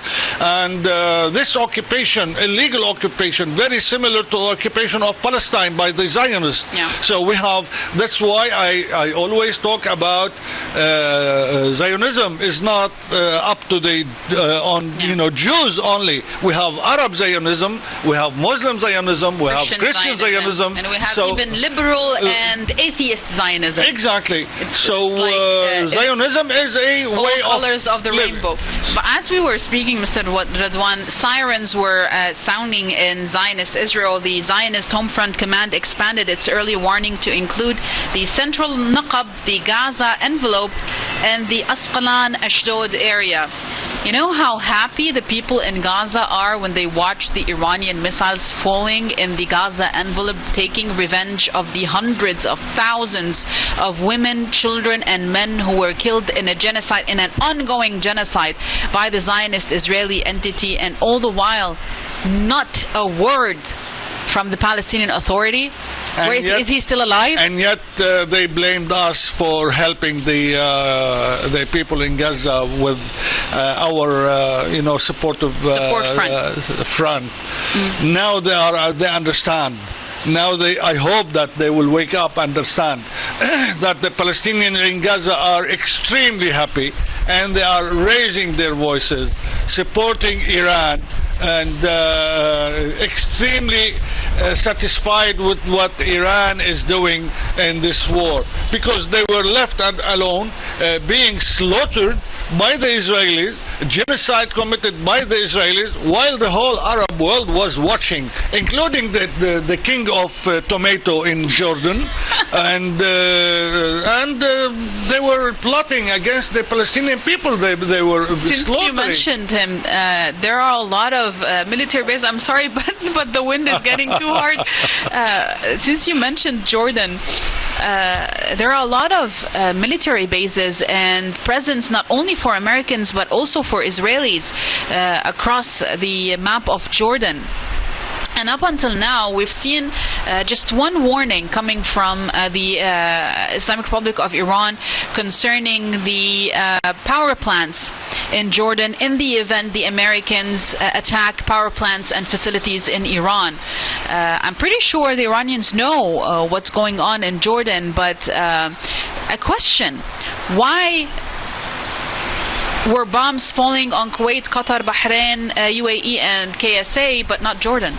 I'm just asking for a friend. Honestly, a friend in Jordan asked me to know why. They are reserving the best for Jordan. Are you serious? Yes, I am very serious. Because look at the presence of the Israelis inside Jordan. The Israelis has the right to check on the manifest of every plane lands in Amman airport. Commercial planes. Civilians. So they check the list. If they do have a name that they're wanted by the Israelis, they will arrest him at the airport. and also at the borders, the checkpoints at the borders of Jordan. So everything is controlled by the Israelis. In and out Jordan, not only at the crossing bridge at Alembi between Jordan and West Bank. At the same time, they have a presence in the defense, let's say, defense center or headquarters in Jordan, and plus that's the most sophisticated interceptors missiles is based and stationed in Jordan also, and the highest number of American planes are also were launched from Jordan bases. So that's why Jordan will have the bigger piece of the cake sooner or later. Well, there is anticipation across the region that Donald Trump, as you mentioned at the beginning of our live coverage, that Donald Trump is bluffing to make sure that the logistics are set in place for a ground invasion against the Islamic Republic of Iran. Now, the question is no longer whether or not they will do it, because it's obvious that they are up to their head in a swamp that they chose to basically just jump in. The question is as follows. In the event the Americans go ahead with a very, least to say, stupid decision as to send boots on the ground against the Islamic Republic of Iran, what will the European allies of the United States of America do? Up until now, they refuse to be dragged anywhere near the Strait of Hormuz. What if their biggest ally and the biggest NATO member, the United States of America, gets swamped even more and ask for the direct help? What will happen? I don't think they will dare, because they cannot afford to lose, troops inside Iran. And I can tell you freely that every member of those countries will be a legitimate target anywhere in Lebanon, in Iraq, and in Yemen, and also in Iran. So let them get this message that every person who carries their passport will be will consider it as a military target. Not only the hotels, but also residence places, and we are prepared to do that with no hesitation whatsoever, because this is an existential war, and they must understand that they cannot occupy us or have us under their mandate anymore. No, not now. Not in the 2026. No, we cannot accept if we were under the pressure or under occupation in 1920 and under the French and the English mandates, which is occupied us for decades, and this kind of presence for any foreign force will be faced with power. By the way, in evidence of what you said, because you're saying not only military carriers or military facilities, but also commercial or residential areas will be also under threat. I'm watching right now footage of the Thai ship, a ship from Thailand, burning in the Strait of Hormuz because it did not follow the law and intended to pass through the Strait of Hormuz arbitrarily. So from now on, the Strait of Hormuz belongs basically to Iran, and passage through it is only possible with a permit issued by the Islamic Republic of Iran. The Iranians now are putting tax to as be they paid. should. Everyone else does it. Why shouldn't they? Tax on every ship wants to use that enters the Strait of Hormuz. $2 million so on each ship. We're watching this ship completely burned from side to side. I would like to show you, literally. It's burning from side to side, Mr. Ridwan. Of course, this is something is going to happen to every ship. Will not obey the orders coming from the Iranian authorities. The Strait of Hormuz now is taking its normal position in the region, it belongs to the Iranian government, and it has the full right to put any kind of conditions that considered to be the benefit of the Republic of Iran. All right. Second, I want to mention why the ground operation was delayed. There's something was not didn't take enough space on the news, because I know that the Iranians have succeeded in sinking the logistic ship, which is full of ammunition for the American ships in the state of Hormuz or the nearby in the Red Sea, and that ship was sunk. And so the American ships were short of ammunition, of cruise missiles and other missiles. So the battle, that's why I'm saying that we're still warming up for this war. The escalation that we are going to see another phase of the war, and that will change the world order. It's not only by preventing or defending Iran or Lebanon. We are now drawing the new world order. In our way, it's not on the Trump's way or the Netanyahu way. All right, so this is something people must understand, and they must keep their mouth shut, because they don't know what's going under the table between the nations. And I can assure you that we are seeing and living the time that the falling empire is happening, which is the United States, and happily I can announce that it's taking down with it Israel. Well, I want to end up, you still have like 10 more minutes together, Mr. Ridwan, and I want to end off with what is going on the battlefield in Lebanon and the role of the Lebanese government in it, especially after their latest ridiculous let's say decision that they made by considering the Iranian ambassador as a persona non grata in Lebanon and asking him to leave. First of all, how legitimate and constitutional was that decision, if it were, to begin with? And second, with all those decisions that are being made by the current government in Lebanon, what are they basing their animosity towards their own people and their own resistance on? I mean, are they not seeing what's happening around them, how the Israeli entity is not able to infiltrate, how the Americans are losing the war against Iran? What are they basing their audacious crossing of a red line, one red line after the other in Lebanon, against their own people? Well, I can describe the Lebanese government in two words. It's like an ant playing between the feet of the elephants. This is all. They have nothing to do with that. Try to avoid yourself, because when it comes, when this war will end and the victory will be gained, you are in a very bad situation, and I don't like to see my own countrymen in this way. If you are an agent to the Americans or to the Saudis, and you follow the orders of the Saudi ambassador in Lebanon to kick out the Iranian ambassador from Lebanon, why doesn't he kick out the Iranian ambassador in Riyadh? Why do you follow his orders?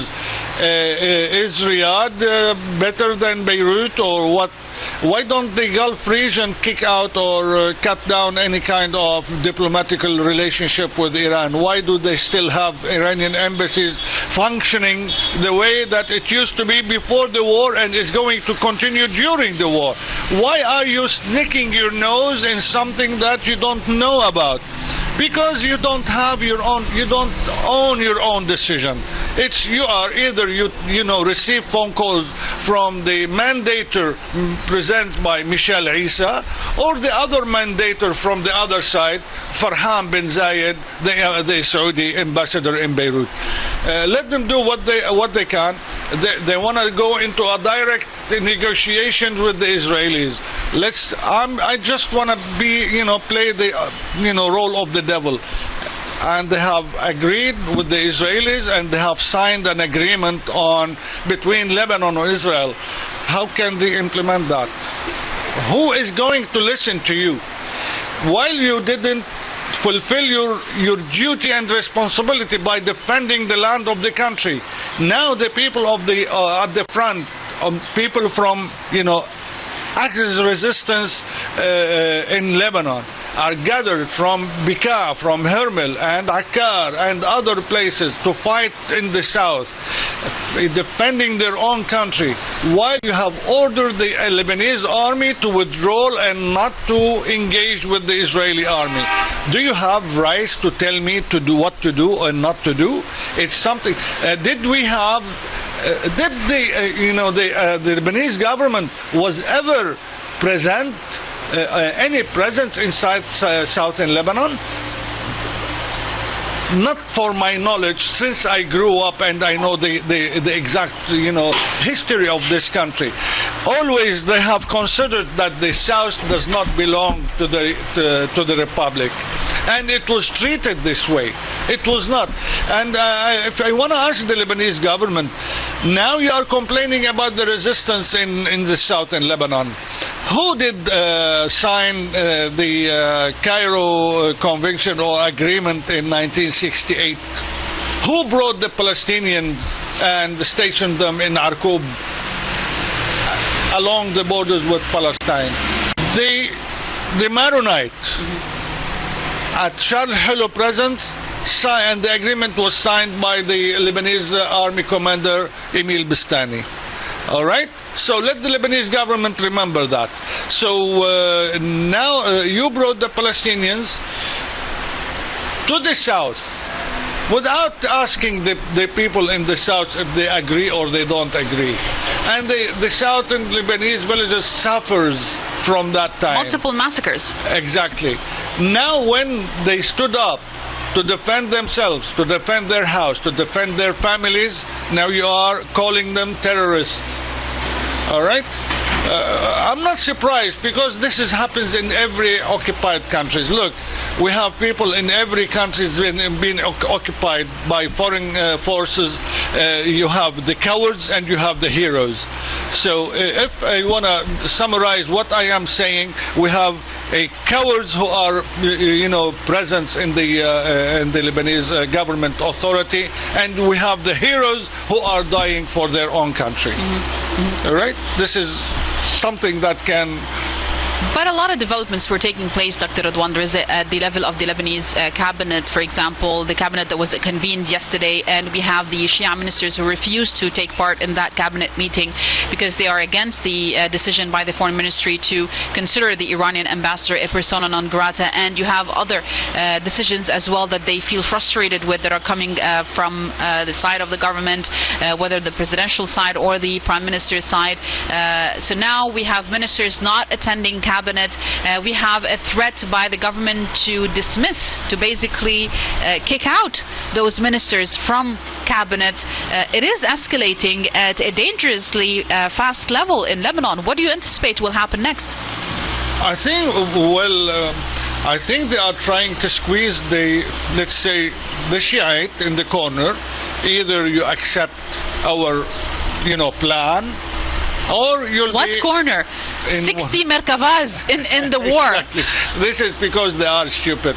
I think the next answer coming from the Shiite, I estimate resignations from the cabinet. Do you think that's wise at the moment, given that they can basically just employ other...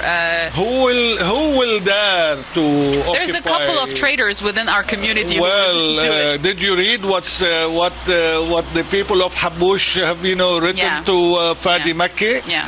And who He's will one of dare? The ministers. Just to explain, who Fadi will dare Makki to is one of the betray his Shia own ministers country? Who will dare to betray his own people? Let them dare. We'll see what happens. I want to thank you very much, Mr. Radwan Rizk, for being with us today. And ladies and gents, I want to ask you to stay with us. Sunshine or nighttime, windy or stormy, stay with us right here from our Beirut Press TV studios. My friend and colleague Mariam Saleh will be with us next. Stay tuned. We have more for you. to build bunkers underground. They hide behind concrete and steel, sending a silent message that their safety is worth more than yours. Their survival is an asset that has to be preserved at any cost. Locked away from the people they claim to lead. But there was another way. Imam Khomeini walked in a bombed and bleeding Tehran. He refused to run, staying in his own home so that people would know their leader did not seek safety they did not have. That was the covenant. Ayatollah Sayyid Ali Khamenei inherited that bond. He refused to disappear into a bunker, not out of recklessness, but from deep understanding. For a leader who sees himself above the people cannot lead them. To demand sacrifice while seeking comfort is hypocrisy. To call for resistance from a bunker is cowardice. The West saw this bond and feared it. Unable to defeat the idea, they targeted the man in a cowardly act of terrorism. A missile aimed not at a military base, but at a voice, aiming to kill the soul of a nation. But their missiles hit a principle. This was not an assassination, it was a transformation. Ayatollah Khamenei understood that a leader's ultimate power is not in surviving, but in standing. He stood in the trench because if a jurist calls on the people to sacrifice, he must be the first to offer it. His final act proved them all wrong. His blood became the steel of the revolution, washing away the lies. He's no longer just a man. He became a symbol, an architect whose foundation is sacrifice. They wanted to eliminate his voice. Instead, they have made it eternal. The leader has paid the ultimate price to show us the way.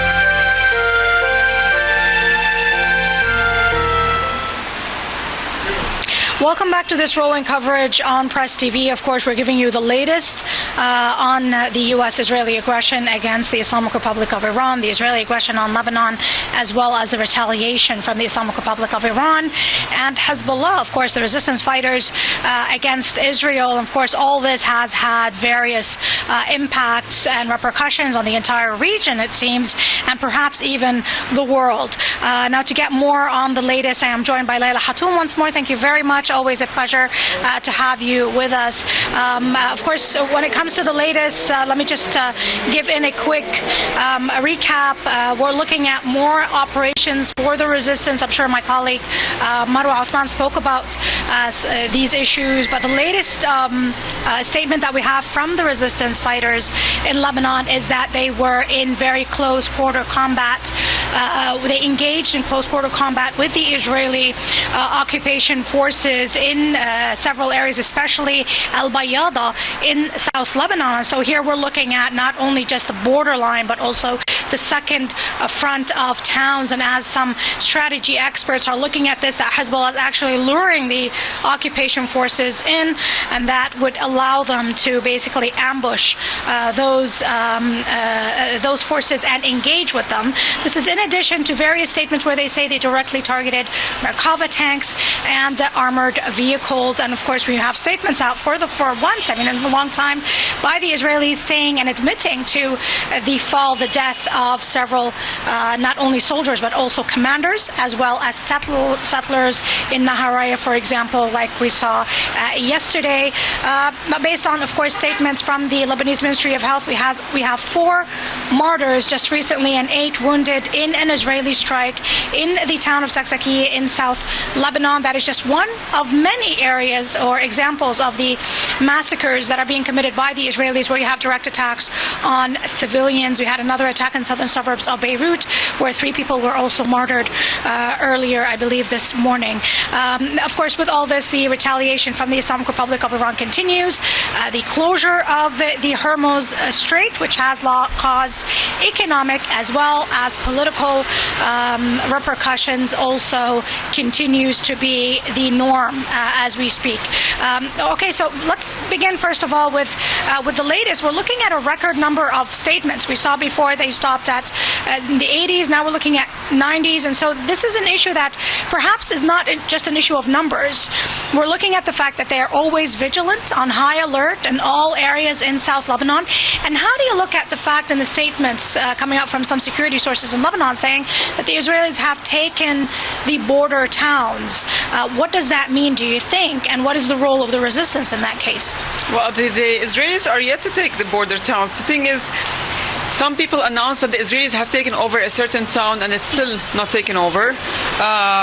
Some people claim that the Israelis have withdrawn from a certain area, but they haven't withdrawn. So everybody is basically using what you call wrong information.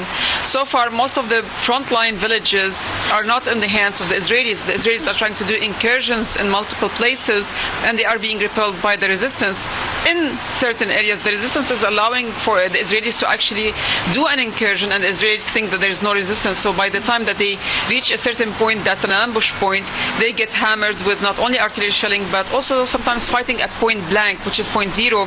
And this is causing the Israelis multiple casualties. We saw this happen 2 days ago, actually yesterday dawn, in the Mahasibat area towards Qantara, next to basically the town of Taibe in eastern sector in South Lebanon.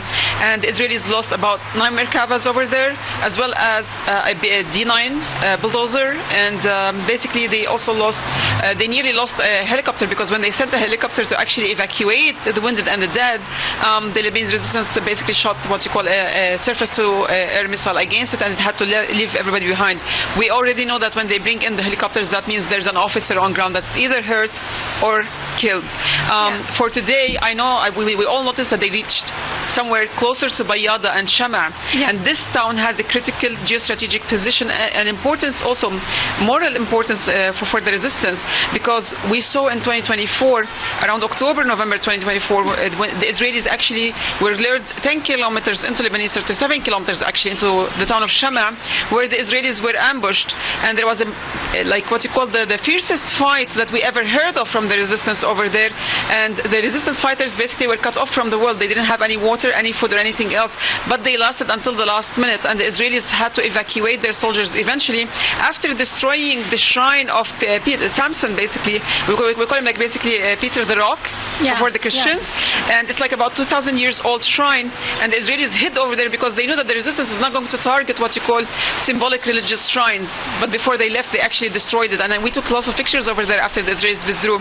So at the end of the day, I do believe that the Israelis fell into this ambush. They think that Naqoura area, which is in the westernmost part of South Lebanon, close to Shama, actually. Exactly, and it's by the sea. So the Israelis actually crossed from there because there's the UNIFIL base, and they think that the resistance is not going to target the United Nations interim forces, the peacekeepers. So they take them as human shields, and they take the route from there down to Shama.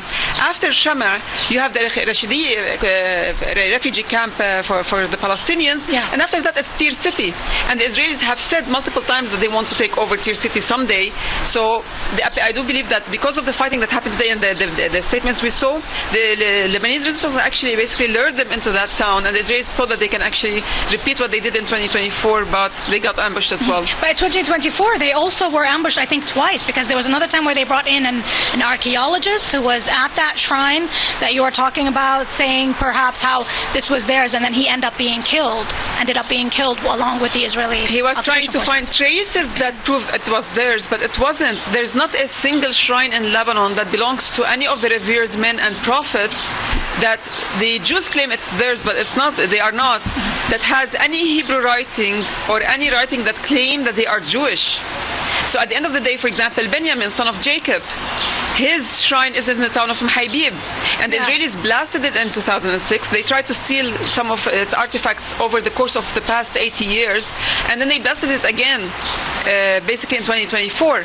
But they couldn't find anything that proves that it belongs to them, that Benjamin actually was Jewish. So they blasted it, and they blasted the whole town and the older cemetery, and they bulldozed it with their D9ers, so they wouldn't leave a trace that proves that they don't have an extension in this country. Yeah, well, of course, we're looking at very significant events there When it comes to the targeting of civilians, the Israelis were talking about also targeting an operative in the southern suburbs of Beirut, whereas what we know from sources is that this person was not a very significant operative or a commander, as the Israelis are trying to portray.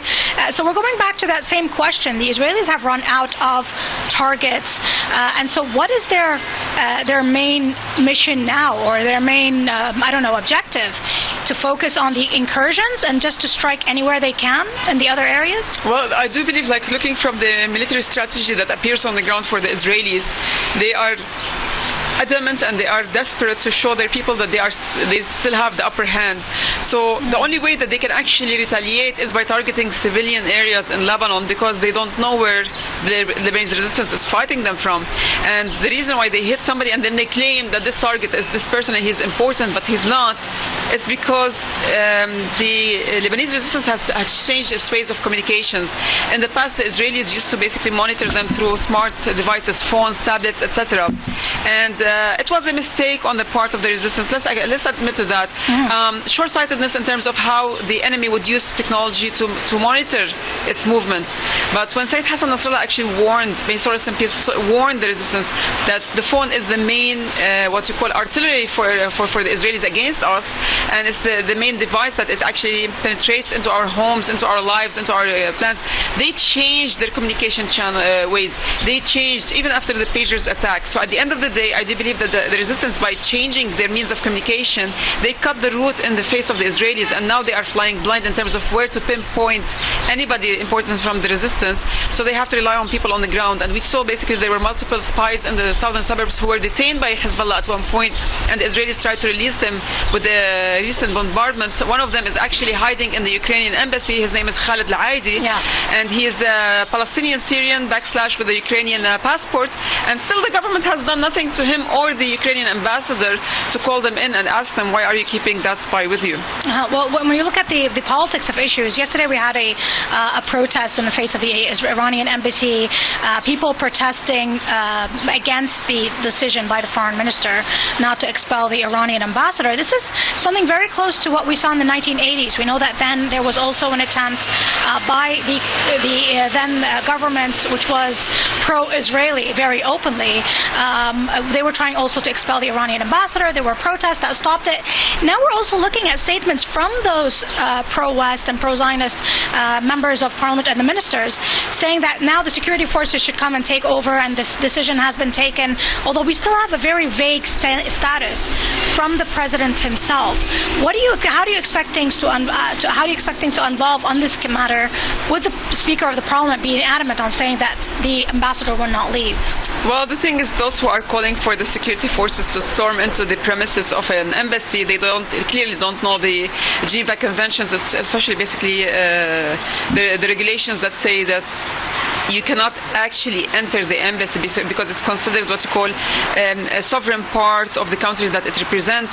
However, unless in a certain case of what you call the clear crime, like somebody had committed murder and ran to the embassy, then the government can actually ask for the embassy to hand over that person. Otherwise, through negotiations, they can enter the embassy with the approval of the embassy, not the other way around. So they cannot storm into that. This is why the Israeli spy is still at the Ukrainian embassy? But no, the thing is, because he's an Israeli spy, even if he had murdered our president and ran to the embassy, our prime minister and the government and the whole security sources will not go after him. Because we're dealing with a government that reminds me of Vichy government in France that was collaborating with the Nazi occupation of Paris, and at the same time it was calling its own resistance. Charles de Gaulle headed basically the French resistance at the time. They called him a terrorist and they demanded that he hand over his weapons as well. So that's the type of government we have today. If they want to be angry about it, let them be, but I mean, like, every single decision that they have made so far proves that they are collaborating with the Israelis against Lebanon and its interests. Yeah. Well, of course, it's interesting to see how things will unfold if this war does end, and depending on, of course, the results. We have a statement from Mr. Ghalibaf, who is the Speaker of the Parliament in Iran. He's saying, how could Washington, which can not protect its own soldiers in their bases in their, for example, bases, how can it protect its soldiers on our territory, and they are attempting to come and begin an invasion? And many are talking about this deception that Trump is using, which has become quite lame, actually. Everybody can tell. I mean, even before the war, it was quite obvious that he was ready to begin that war. Iran was also seemingly ready for another confrontation. Now, with the fact that he's saying we're going to give another 10 days, does that mean that they're still waiting for the 82nd Division to get near Hormuz Strait and the U.S.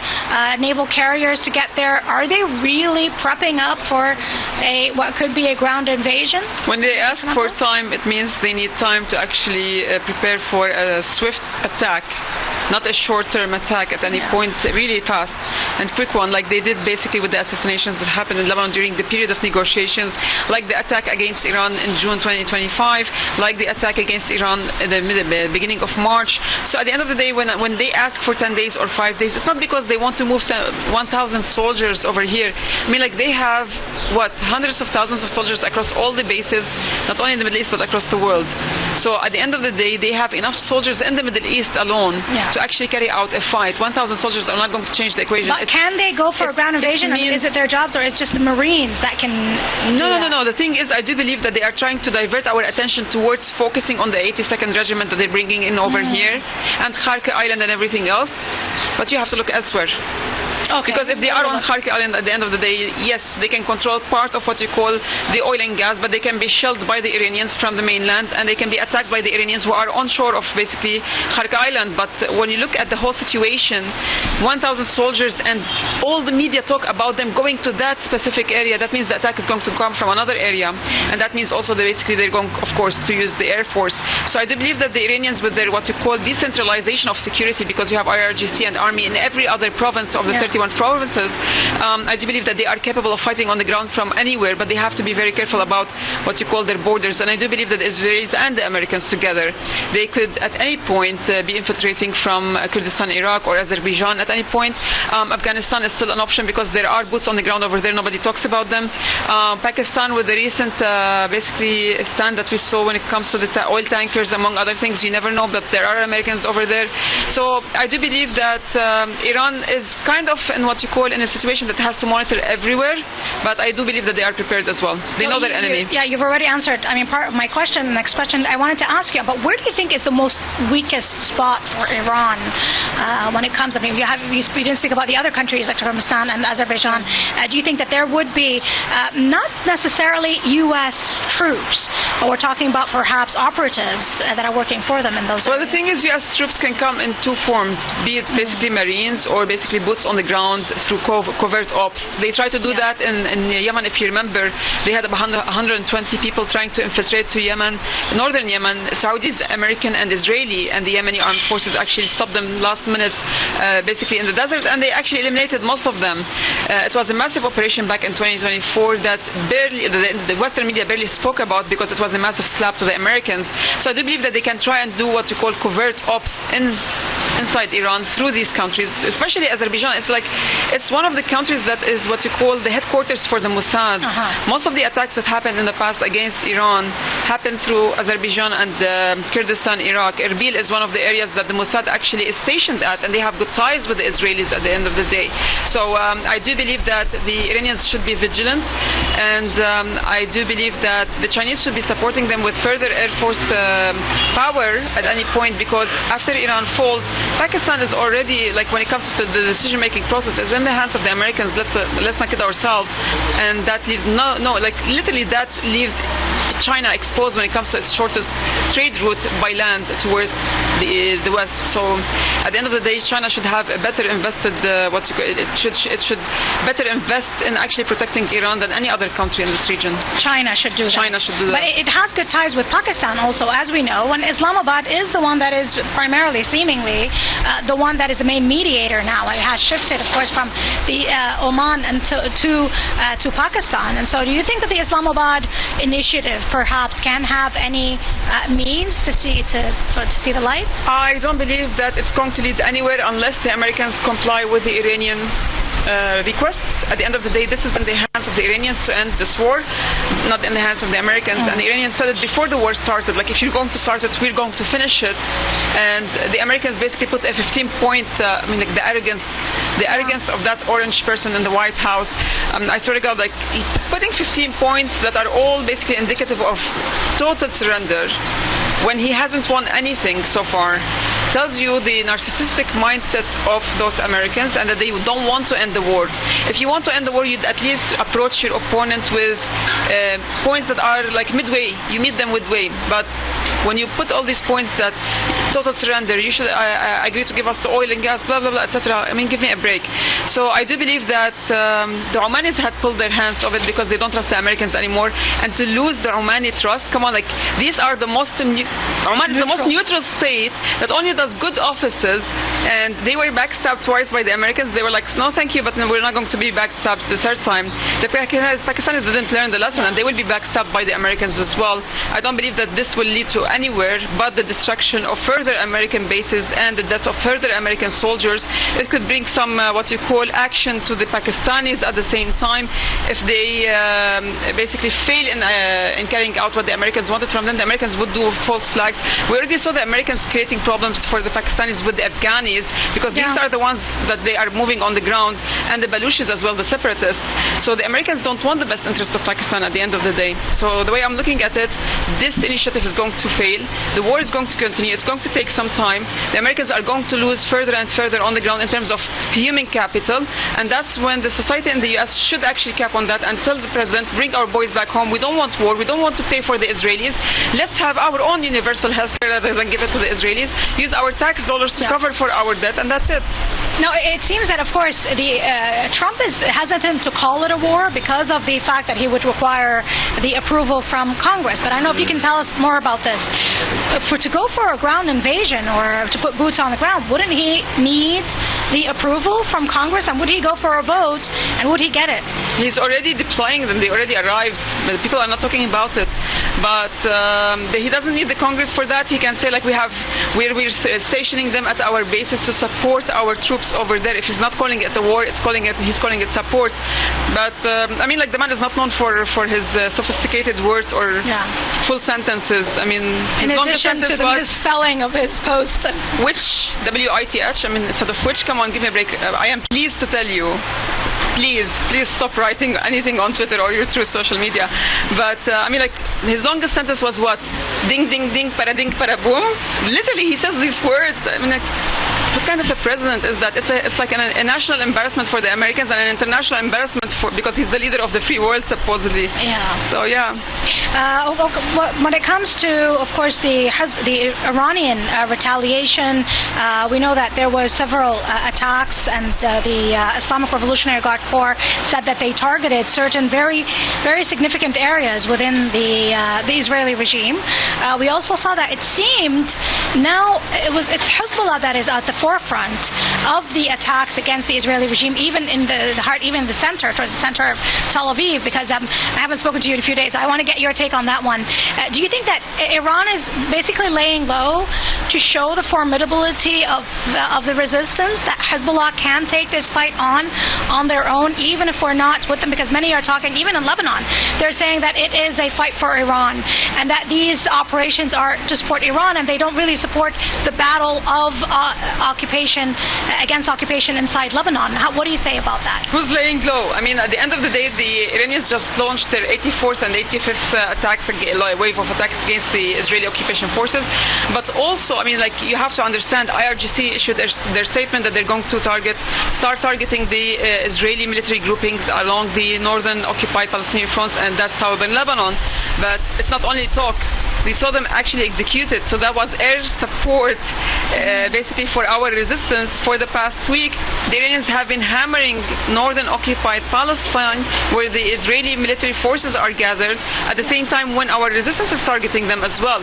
And that's why we've had what we call few days of calm situation over here in Beirut and southern suburbs, not in the Bekaa area. I mean, like, they still do mock raids and attacks over there or in the south.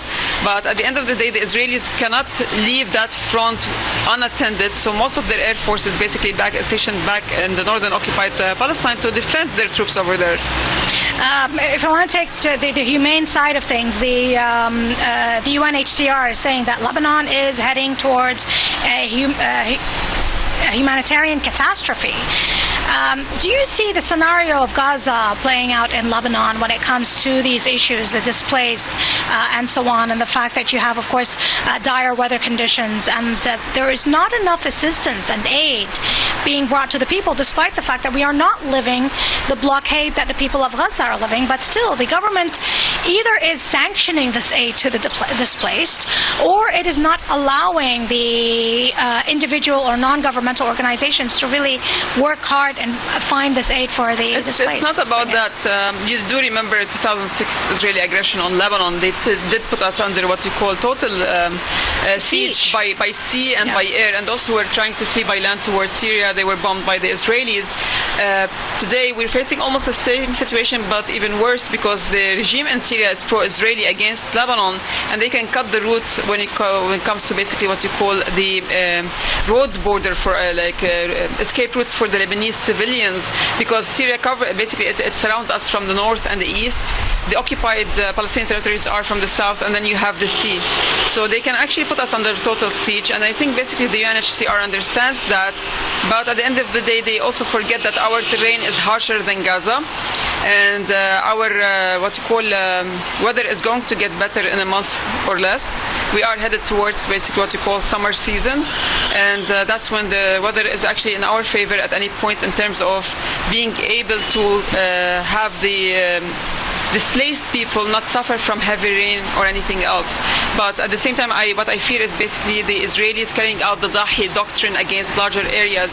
And remember, the Israelis actually created the Dahi doctrine, which means sporadic and systematic shelling of all civilian areas to create a humanitarian catastrophe, that to pressure the resistance to actually back off. And this is a crime under international law, but since the international community did not do anything back in 2006, the Israelis knew that they can go on about basically killing us and nobody cares. So all these mottos that you hear from the international community or even UNHCR itself, they are all useless and baseless. And also remember that the one that heads WFP today is Cindy McCain, the wife of the butcher of Aleppo and basically and the Syrians. John McCain, Senator, he's one who actually launched this war against Syria, and basically eventually led to the displacements of 6 million Syrians and the killing of hundreds of thousands of Syrians. It wasn't Bashar al-Assad who killed them alone. You have to understand, like, it was the multiple terrorist organizations that the Americans and their allies in this region and beyond. We're talking about Saudi Arabia and Qatar. We're talking about other regional countries that supported this war on Syria, funded it and aided it, be it Jordan or Turkey as well, who hosted the operation rooms against the Syrians. They will be doing the same thing against Lebanon. Don't even mistake it for one bit that they will stand with an Arab state like themselves against the Americans or the Israelis. At the end of the day, those regimes care for their own power, and so long that the fight is happening elsewhere, they're okay with that. Since you're speaking about Syria, we know that there were attempts by Israel to lure the Joulani regime into this. We saw that there were several airdrops from the Syrian side, which of course failed. But I'm not sure if these sources are correct, and this is something that I've read, that the Joulani did not accept to go along with the Israelis in this issue. If he did refuse such an offer, why do you think that is? Do you think does he fear, or he has experience with the fight against Hezbollah? I don't think he was asked and he refused. I do believe that he was asked and his time is yet to come. So the attack is yet to be determined, and when the Israelis are cornered well in the south, I think that's when they're going to call on their biggest ally in this Levant, and that's basically Julani, to go and attack Lebanon with his terrorists at the same time when they have ISIS moving from east towards Bukamal down south in Syria, towards Iraq, to basically also divert the attention of the resistance over there away from the American targets inside Iraq. So if you look at the whole situation and how it played, the Iraqi resistance was targeting the American interests in Iraq for the longest time during the past 3 weeks. And then suddenly there were talks about ISIS moving down towards the borders. They used them to divert attention or to divide the front lines, and basically that weakens the resistance in their mind, or like at least lifts off some of the pressure from the Americans. They're going to do the same thing to Lebanon when the Israelis are too much pressured along the southern front line. They're going to call in the favor from Julani, where he's going to threaten the Lebanese. But I don't know if Julani and ISIS see eye to eye. Of course, they're going to be definitely joining maybe forces, but the U.S. were talking about moving prisoners before the war, moving the Daesh prisoners. So is this card really in the hands of the U.S., or did it get out of hand? I mean, as we saw in Syria, really it got out of hand at some point. Got out of hand from whom? Everything is actually well calculated by the Americans. The tens of thousands or hundreds of thousands who were taken as prisoners into these camps in Syria, after basically what you call the Syrian Democratic Forces, SDF, the Turkish part of Syria, signed the agreement with Julani, he took over the areas where those people were supposed to be taken in as prisoners, and suddenly they all fled overnight without a trace. But they were still in Syria in the eastern parts, in basically Palmyra, Deir ez-Zor, and suddenly when the Iraqis started moving or mobilizing against the Americans, those ISIS members started going towards Iraq. That tells you a lot. The Turks, the Kurdish people were actually curbing them, and then when Julani took over, they fled overnight. But also people forget that Julani was at one point or another the leader of ISIS and Al-Qaeda at the same time, like he was allied with them at one point in time over the past 10 years before he became the de facto self-appointed president of Syria. Sham, and then later Hayat Tahrir al-Sham, and also Jund al-Sham is a different brigade of terrorists. He was head of Jabhat al-Nusra fi Bilad al-Sham, which is Al-Qaeda. Yeah, the Al-Nusra Front, as they call it. So you mentioned the Kurds. Now, this Kurdish card has always tried, the Israelis have always tried to play that card. And for them, a Kurdish state would be very significant. How do you see Turkey, especially Erdogan, with his latest statements, and he's talking very sentimentally towards the people of Iran, Lebanon, Gaza, and Palestine, despite the fact that this could be a political game. Maybe some of them are saying, we do not believe him, and so on. But if you look at it, this would be extremely for the interest of Turkey to put their hands in the hands of Iran in order to stop this project for Netanyahu, where he could actually play that Kurdish card very strongly in Syria, Iraq, to go against both Turkey and Iran. Well, I would tell the Iranians and the people of this region, beware of the wolf in lamb's skin. At the end of the day, remember that Turkey is also a NATO member. Turkey has the Ingerlink, basically a military base for the Americans over there. They could have easily told them to go off. Turkey is the country that sends iron ore to the Israeli occupation to use them in manufacturing weapons inside the Israeli entity. Turkey is the country that continued to send... Stop? They declared that they stopped. So that was just...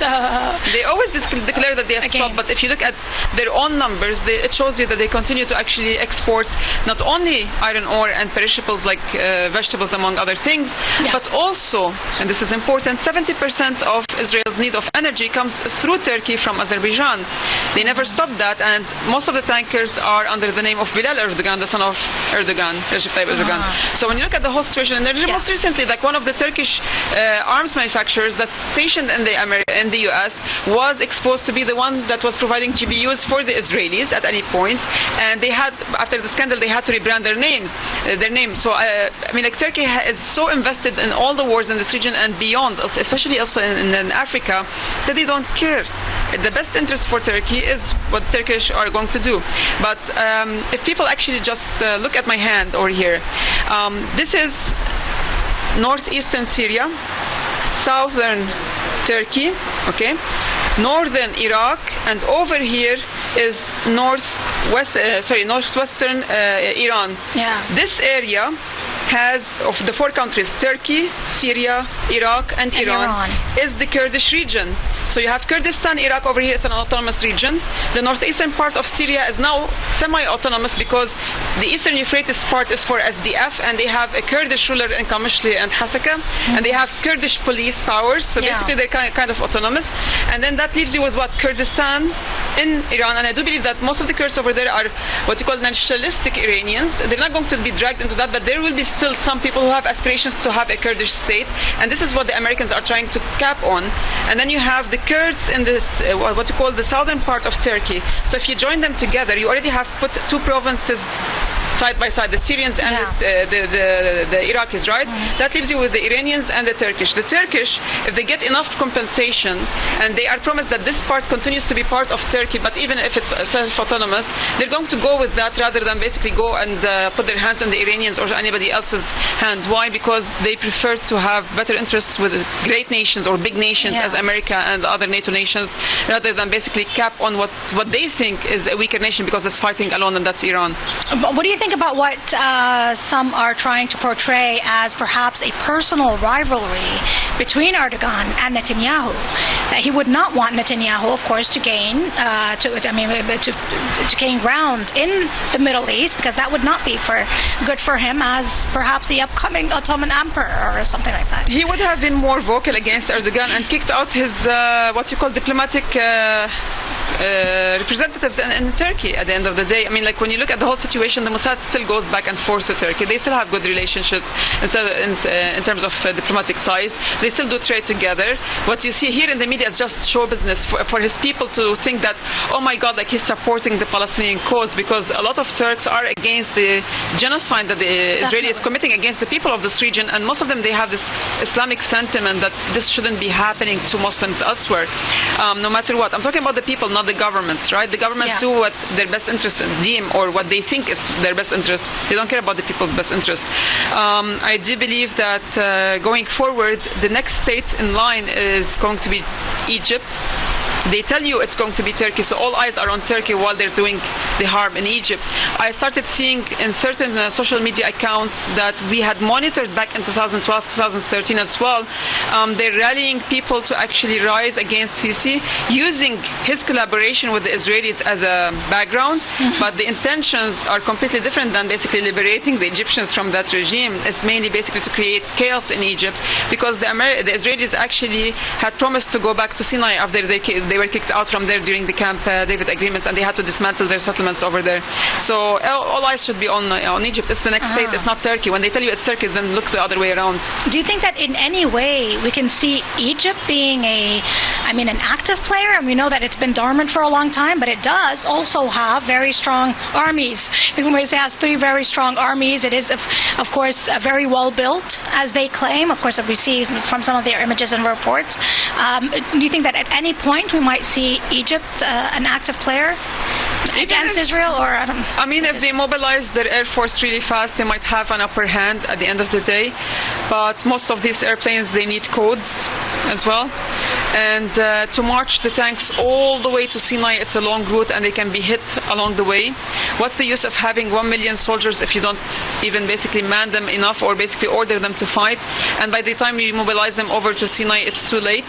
So at the end of the day, I do believe that the Egyptian army is useless.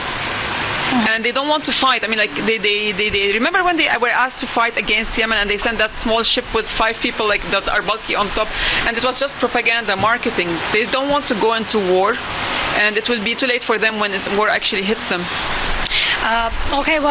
When it comes to the latest, we have Hezbollah says that they have targeted with precision rockets, artillery rockets, actually, the Israeli forces in the Bayada town. Earlier, they had already targeted them, and there was close quarter combat in that area. They said that they also targeted with kamikaze drones the base of Gadot in the northern area of Tabariya. And so this is a type Tiberias Lake, which is quite far, I mean, from Lebanon, and we're looking at Hezbollah actually reaching areas that are far away. We're looking at a higher number, an increase in the amount of operations. Does this mean that this usually happens towards the end of a war? We saw it in last war. There was the Black Sunday for the Israelis, where Hezbollah was able to strike heavily, even towards the center. Why do you think Hezbollah is taking this strategy of really intensifying the firepower against the Israeli regime?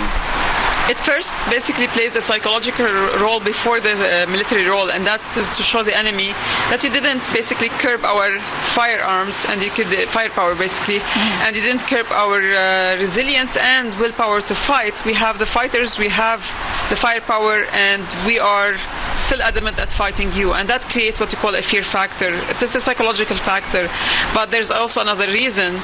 They started shelling the settlements, and that deems further operations to push the Israeli settlers out at any point, and that creates a balance because the Israelis are threatening our what you call civilians in Lebanon. In the past, they were trying to push people out of South Litani area. Now they're actually threatening south of Zahrani area, like the Zahrani River onwards. We're talking about towns that are 25 to 30 kilometers away from the borders, like Arb Salim, like Jarjour, like at any point Humin and other areas. So with the Israelis intensifying their threats, the resistance increases its attacks against the settlements, and that's when the Israelis understand that we mean business. But I still do believe that the resistance is committing one mistake, that they are still doing self-restraint in terms of their shelling. They are too humane in that fight, and you're fighting a monster. So when you're fighting a monster, you have to retaliate the same way. And I'm using the Israeli words in that, so nobody can actually criticize me, otherwise they will be anti-Semitic, right? I do believe also that we have two rivers that flow from Lebanon towards the occupied Palestinian territories. One of them is the Hasbani River that feeds Lake Tiberias. I do believe if the resistance wants to play it really smart, they should basically cut the route, the water routes, Wazani River, water routes, and then basically target the Israelis when they try to approach and open those water routes. And we know that the Israelis have been stealing the water from the source, actually, for years now. To go back to the issue of the possibility of talks or the end of the war, any negotiations, they said that the Iranians, based on some reports, that they prefer J.D. Vance to be part of the team, and they would prefer him over Witkoff and Kushner because they would think they're more pro-Israeli or more Zionist. I do prefer an eyeliner lover than basically somebody who is a totally embedded Zionist, basically kind of person, right? I mean, at least we can discuss the number of the eyeliner and the depth of it at any point. But no, in all due fairness, none of those trio that you just mentioned is fit to actually be a representative of the American people or be in the administration. Kushner, for example, is too greedy and too Zionist and too Israeli. So he doesn't look at America first. It's always Israel first for him. Witkoff is the same thing. The guy is what you call a businessman / butcher. And when it comes to J.D. Vance, he is in his own la-la land. He's like a yes man at the end of the day. And none of them is fit to actually lead a nation like the U.S. And it's really sad to see 350 million people being governed by a bunch of clowns. But that's what happens when you bring a clown to the palace, right? There's something interesting that actually I read the other day. A former Israeli official, David Levy, he was saying that when you look at what Netanyahu has in mind, and this is something, these are the Zionists, really think years ahead. Netanyahu is looking at the fact that you have a shift in tectonic plates in the region and the world, especially with Russia, emerging as a stronger power. You also have the emergence of China. This could really lower the influence of the United States, and at the end of the day, there would be a gap which needs to be filled. And so Netanyahu is using up the United States to the very last moment to be able to destroy as much as he can through the United States, of course, power, to come in and fill that gap in his greater Israel project. Well, the thing is, Netanyahu is not acting up as a nationalistic Israeli as much as he's trying to get away from being put on trial and then going to jail like Olmert happened. Corruption, among other things, usurping power, power, etc. That's part of corruption too, right? But like taking bribes and, you know. So when it comes to Netanyahu, if he goes to trial now, it's not only going to be corruption cases, but it's also going to be you dragged us into a war for nothing, where the whole world now hates us. You jeopardized the lives of Israelis abroad as much as internally. You cannot protect us, not even in Rosh Dan and basically Tel Aviv, the beating heart of the Israeli entity. The missiles are reaching the settlements, the illegal settlements in the West Bank, and you can't do nothing about it. There are settlers who are dying, there are soldiers who are dying, and there are officials who are being injured, and their children are being killed, like Smotrich's son, who went in vertically to Lebanon and came back horizontally 15 minutes afterwards. So at the end of the day, I do believe that he fears going to trial without having something substantial at hand. So he's capping on his control of the US and Donald Trump, and his control over Putin and the Russians, because people don't even look into that angle. The Ashkenazi rulers of the Israeli entity are the Russian oligarchs. And in that sense, Putin knows where his interest lies. He can always basically ask them for things, but he cannot fight them because they can actually rise against him inside, or they can pay enough money to actually have the gangs rise against him and create problems for him inside Russia. He doesn't need that at the time when he has war with Ukraine. Also, they don't look at what you call the agreements between Russia and the US under the table, where they have divided the world already. You give us Syria, we give you Libya instead, and that's where we saw the Russians moving their military base to Libya, and then basically Venezuela in exchange of Ukraine. There's a reason why it happened without the Russians lifting a finger, despite the fact that there were destroyers, Russian destroyers in the sea close by. So at the end of the day, I do believe that there's some sort of what you call settlements under the table between the big nations.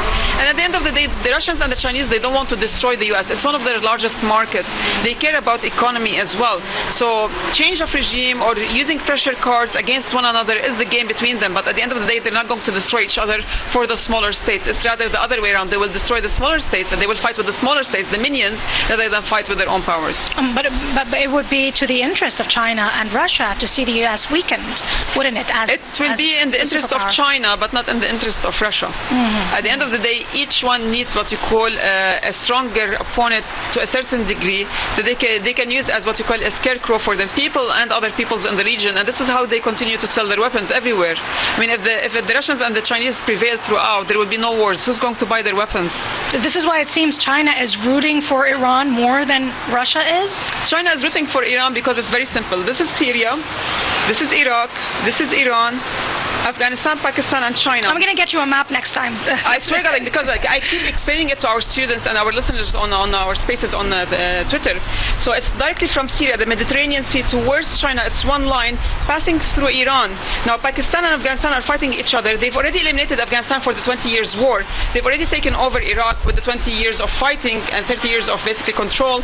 And they have control 40 years in total. Yeah. And they have already taken over Syria. That leaves Iran before the Americans can actually reach literally the borders of China, because Pakistan is in their hands, and that means the shortest routes of China's trade with Europe, as I was explaining, by land will be cut off.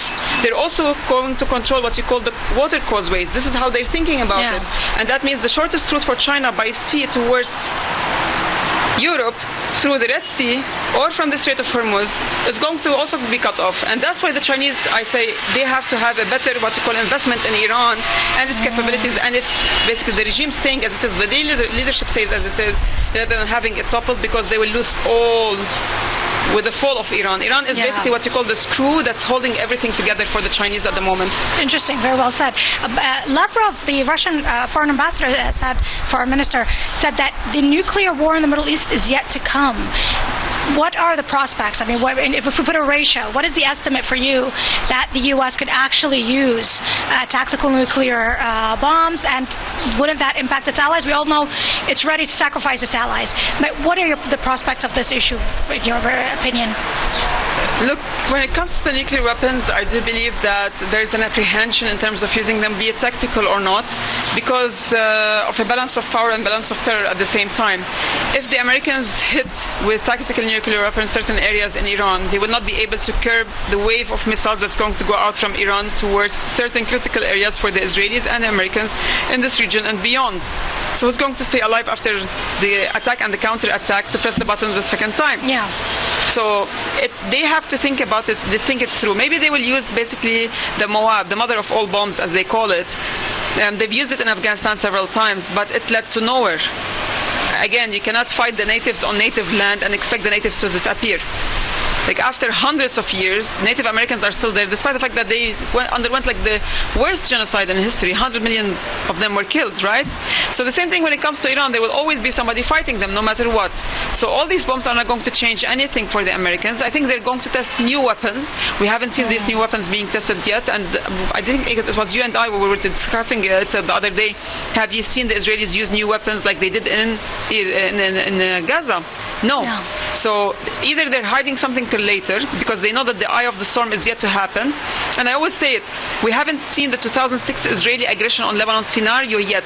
We're seeing what you call the skirmish along the borders. It's intense fighting, but it's still limited to the borders. Why? Big question mark. It's not the international community curbing the Israelis or the Americans. So they're preparing for something. Better weather, the right time, I don't know. But I do believe that the axis of resistance should be what you call well vigilant and aware of what's happening around it. And I do believe when the Yemenis and the Iraqis go in full throttle, that's going to be a change in the whole formula. Because I want to ask you about the Iraqis specifically. I mean, we haven't really spoken about this in detail. We saw the stance taken by the Iraqi armed forces, giving the popular mobilization the ability to strike wherever in order to defend, in order to stop any strikes against it. That goes against what we saw in Lebanon. That's quite different. Despite the differences and the divisions within Iraq, how do you look at the role of Iraq in this confrontation?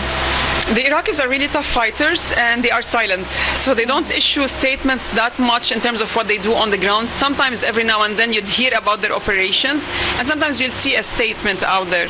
But it's not like basically our resistance in Lebanon where it issues like every half an hour a statement of what they're doing on the ground until now to tell their people that they're still there and that they are fighting and don't worry about things.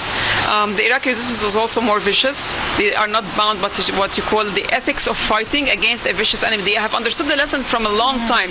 They have underwent one of the harshest inhumane treatment by the US and the rest of the international community against them for decades. Yeah. So they now fight and they already know what their enemy is and what their enemy needs to be fought with, the kind of slabs that will be dealt with.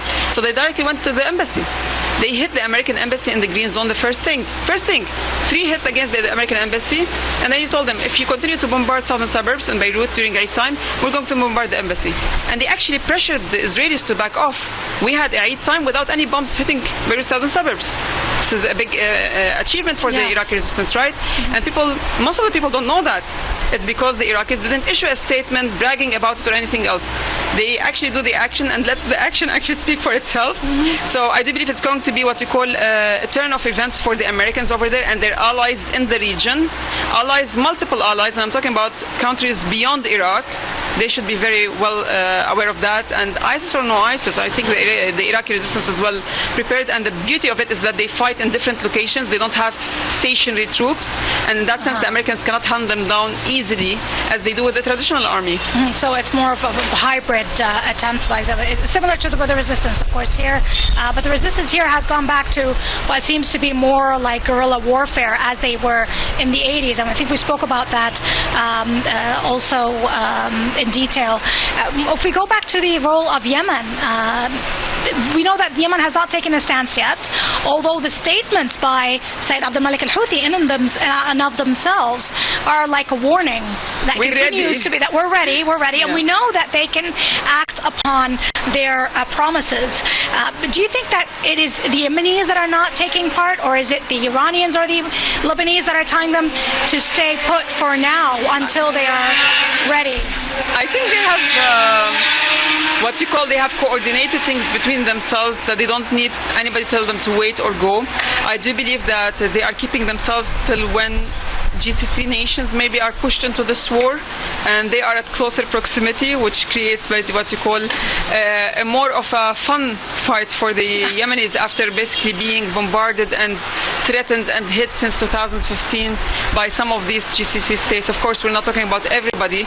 There's only 3 GCC states that continue to do this war. One of them actually pulled out in 2020 and signed a truce agreement with an arms-length agreement with the Yemeni armed forces, Ansar Allah, and that's Saudi Arabia.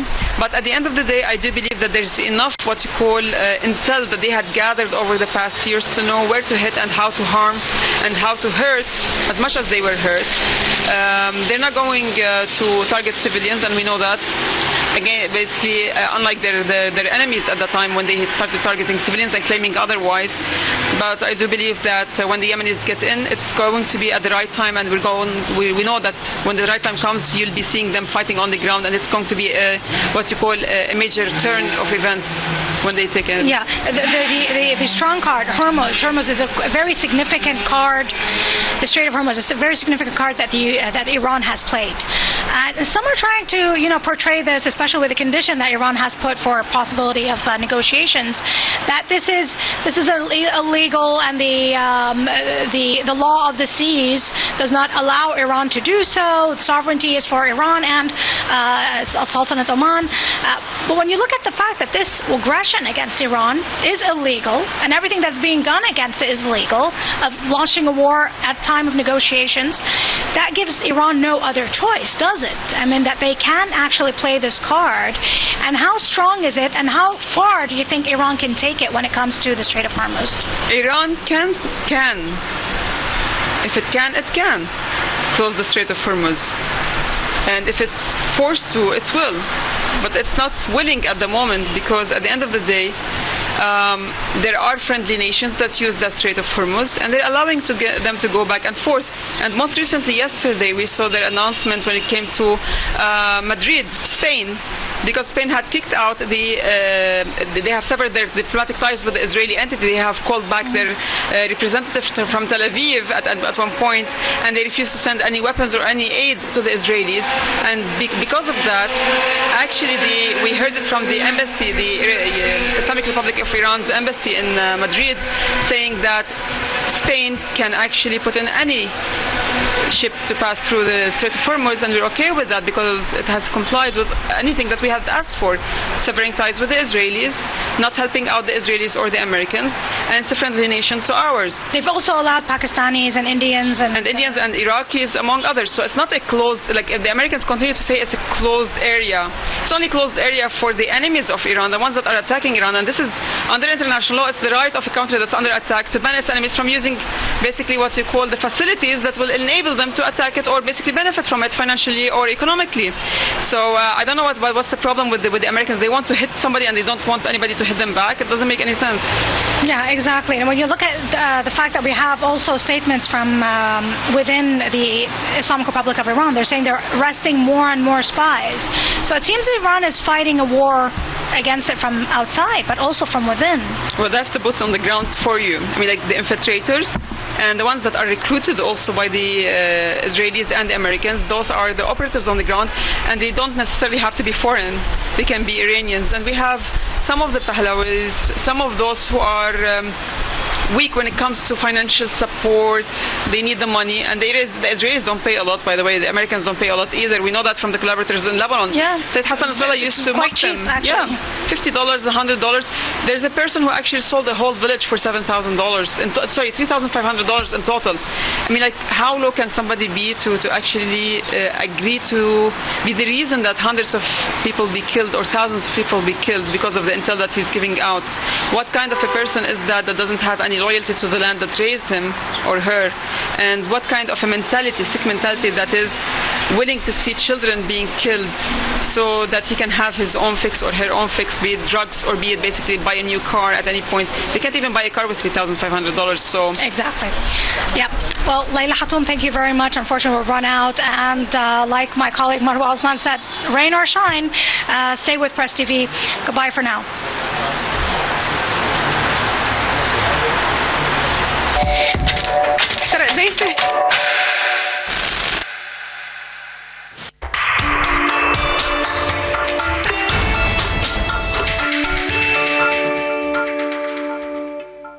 Sometimes the news feels like a contradiction. Freedom? A stadium is a place to breathe, to cheer, to forget about wars. And yes, that exists here too.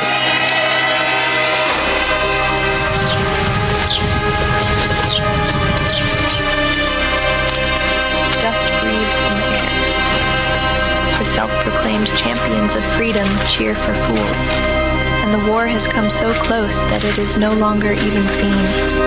This place was built to count goals scored.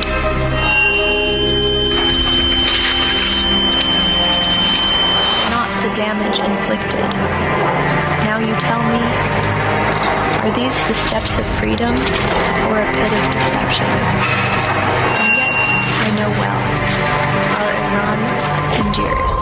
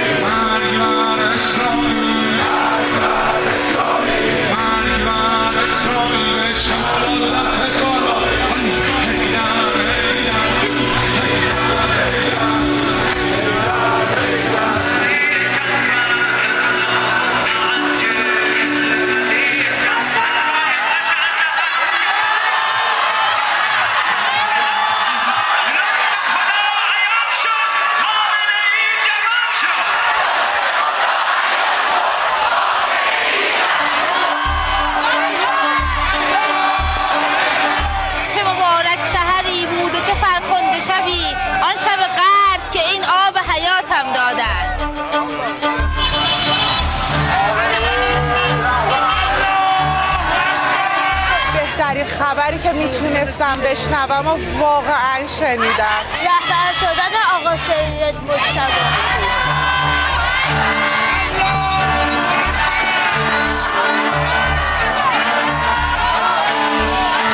خدا شاهد ما توی سحر 19 ماه رمضان یه بار دیگه با ولایت فقیه بیعت کردیم.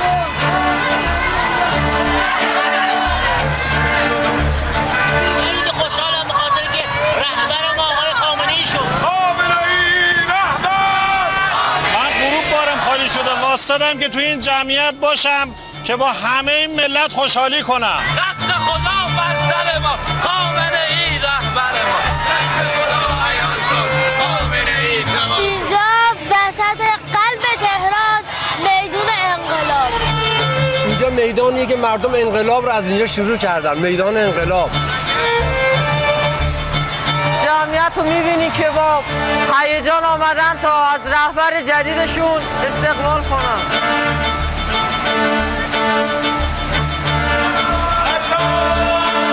عدو شود سبب خیر اگر خدا خواهد. انتقام پدرشو میگیره، خیالمون راحته.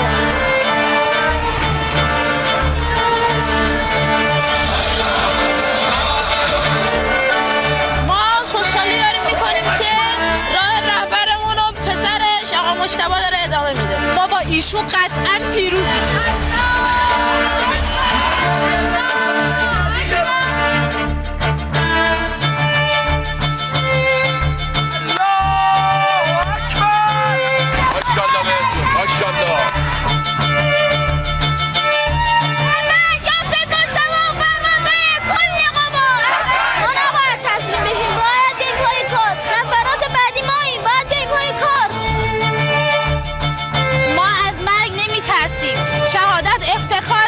قرآن به سر صدای انفجار اصلا نمی‌ترسیم. من خودمو برای کشورم، برای رهبرم فدا میکنم، از هیچی هم نمیترسم.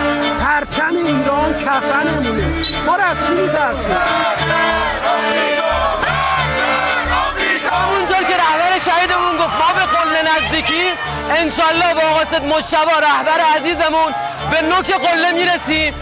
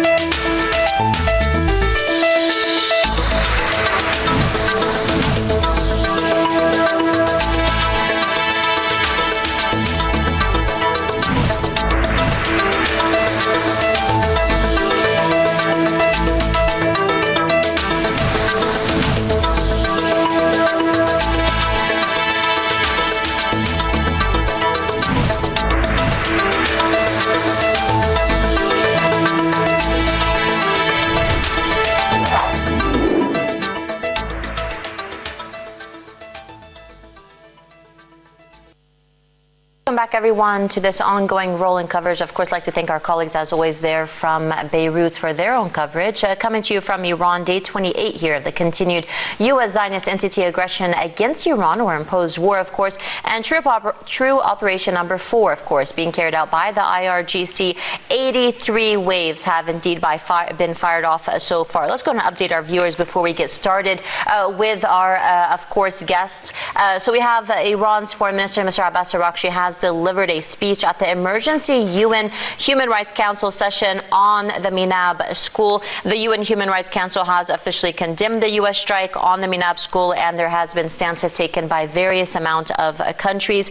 Also, we have humanitarian aid is being sent from Russia to Iran. Another truck has passed the borders there. We have at least, in some of the continued U.S. Zionist entity aggressions on Iran, we have at least 18 people, civilians, have been killed in the city of Qom. Also in Isfahan, we have at least 26 dead, 7 women and 7 children. Also there hit in Isfahan, a residential building was struck by the criminal entities there, of course. In regards to more of the situation we have not only Tel Aviv has been under large and heavy destruction, we also have the Kuwait Mubarak port has also fire still ongoing there after being hit by an Iranian strike. Also, one of the latest updates we have before bringing in, of course, my Press TV colleague, is Iran's Member of Parliament, Mr. Malik Shariati, has said that even after 3 weeks, Iran hasn't still used even 70% of its missile bases. Meanwhile, to assure even further of the matter, we have the Brigadier General, Mr. Amir Hajizadeh, has said that if we started today showing our military bases, that it's going to be taking at least 2 years if we issue one every week. Let's go ahead and get started with this hour's latest developments. Let me go ahead and welcome to the studio, as always, our Press TV colleague, Zainab Zakaria. Zainab, as always, thank you. Thank you for having me.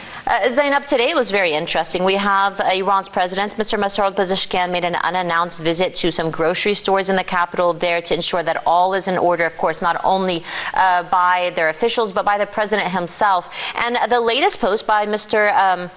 Mohammad Bagher Ghalibaf, Iran's parliament speaker, this is what I want to elaborate on. He's saying that how can the U.S., he posted this on his X social media platform, how can the U.S. protect its soldiers on Iranian soil if they can't even protect them in their own U.S. bases in our region? A very interesting statement there. Well, it's interesting for us because we understand the reality on the ground. For the United States and for many Western media and also people of the Western world who are used to being raised under Hollywood movies where Americans, are this powerful military, statements like that might sound like an exaggeration. But I'd like to remind people that that was the same way people underestimated Iran when it warned that if it was attacked again, it will respond more powerfully, more decisively, and this might turn into a regional war, and people did not take Iran seriously. Every single thing the Iranians have said they will do, they have fulfilled that. They have made sure that whenever they say that they will retaliate against something, they have done that. So I think it will be very important to take, obviously, the statements coming from Mr. Ghalibaf very seriously. Of course, we've seen the Americans started targeting senior restart or reinforce their assassination campaign across the country, and one of the highest they got yesterday was the, according to them, the director of Iran's Navy. Obviously, that has not yet been confirmed, but they are saying that they've been able to successfully carry out that assassination. What it's pointing more to is the fact that the Americans, while they are talking about negotiations or preparing for a ground invasion, which should not be surprising. Just less than a month ago when they attacked Iran again, they were negotiating. And in June as well last year, when Iran was negotiating with the United States, a sneak attack was launched upon it by Israel. So this is not new. This is just the continuation of what the Americans know how to do best,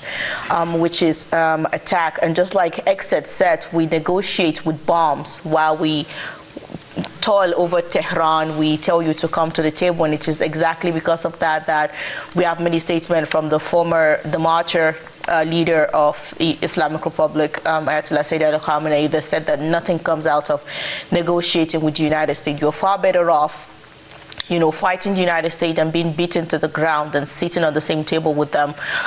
Sitting on the same table with them means that you've already accepted their concession and you have to give them something in return, and they never give you anything back. Even if they lie and say that they're going to give you something, they will not abide by any of their signature or statements. We've seen that happen repeatedly in Lebanon, in Gaza, in some ways in Yemen as well.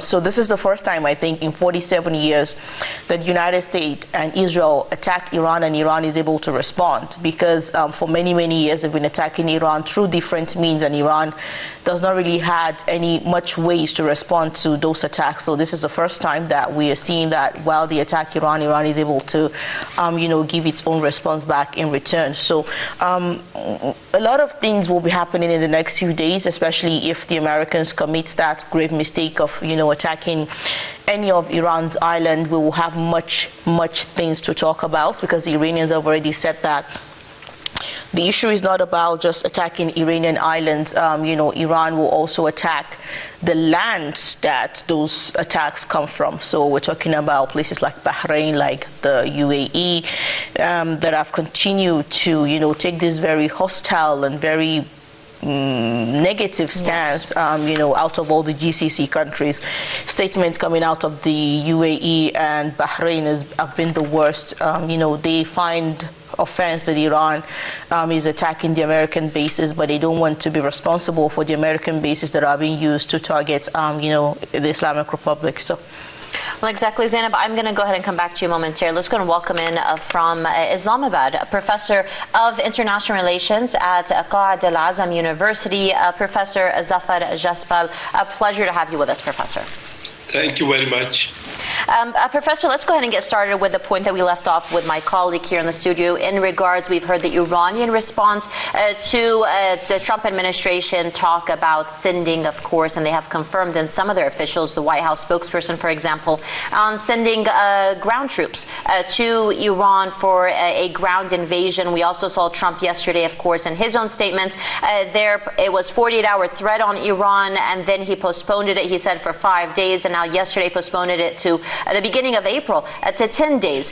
In regards, is this just another bluff from Donald Trump to go ahead and try to carry out his attempts to a ground invasion? I think that Americans have learned a lot from the ground invasions. And even when I critically examined the Afghan war, I realized that they were very reluctant to send the ground invasions. And that's why there were lesser casualties there. So in case of Iran, my understanding is that they will not send the ground troops. Because if you see in Iran, the society is mobilized, national fervor is very much high, and the ground troops means that they are going for a war theater where every inch of the land is hostile. So it will be a great mistake by the Americans to send the ground troops. Yes, maybe they can just make some kind of a paratrooping and trooping on these kind of the things. But Americans will continue increasing the firepower and wait till the time they achieve their objectives, but which they are failing to achieve. So that is the point where we can have it. So ground troops is a threat, because every war needs a ground troops, which America seems having a lesser, you can say, capacity, not a numerical capacity, but a willpower to send the ground troops. And Professor, I do want to ask you, of course, in regards to what we, of course, are hearing from now the United Nations Human Rights Council has indeed condemned the attack on Minab. And as we want to remind our viewers again, Foreign Minister Abbas Araghchi did deliver a speech on that.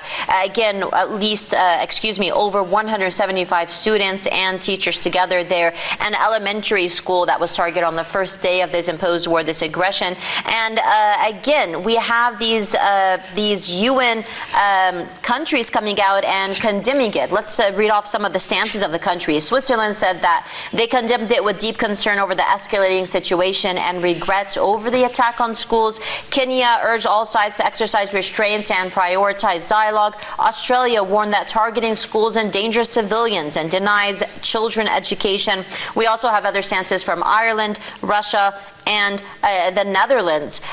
It's interesting enough that, again, condemnations are unfortunately all that we are receiving from the United Nations human rights. Again, we saw their silence in regards to the situation in Gaza and other places around the world. We don't want condemnations, we want actions. Do you believe any type of action will be received?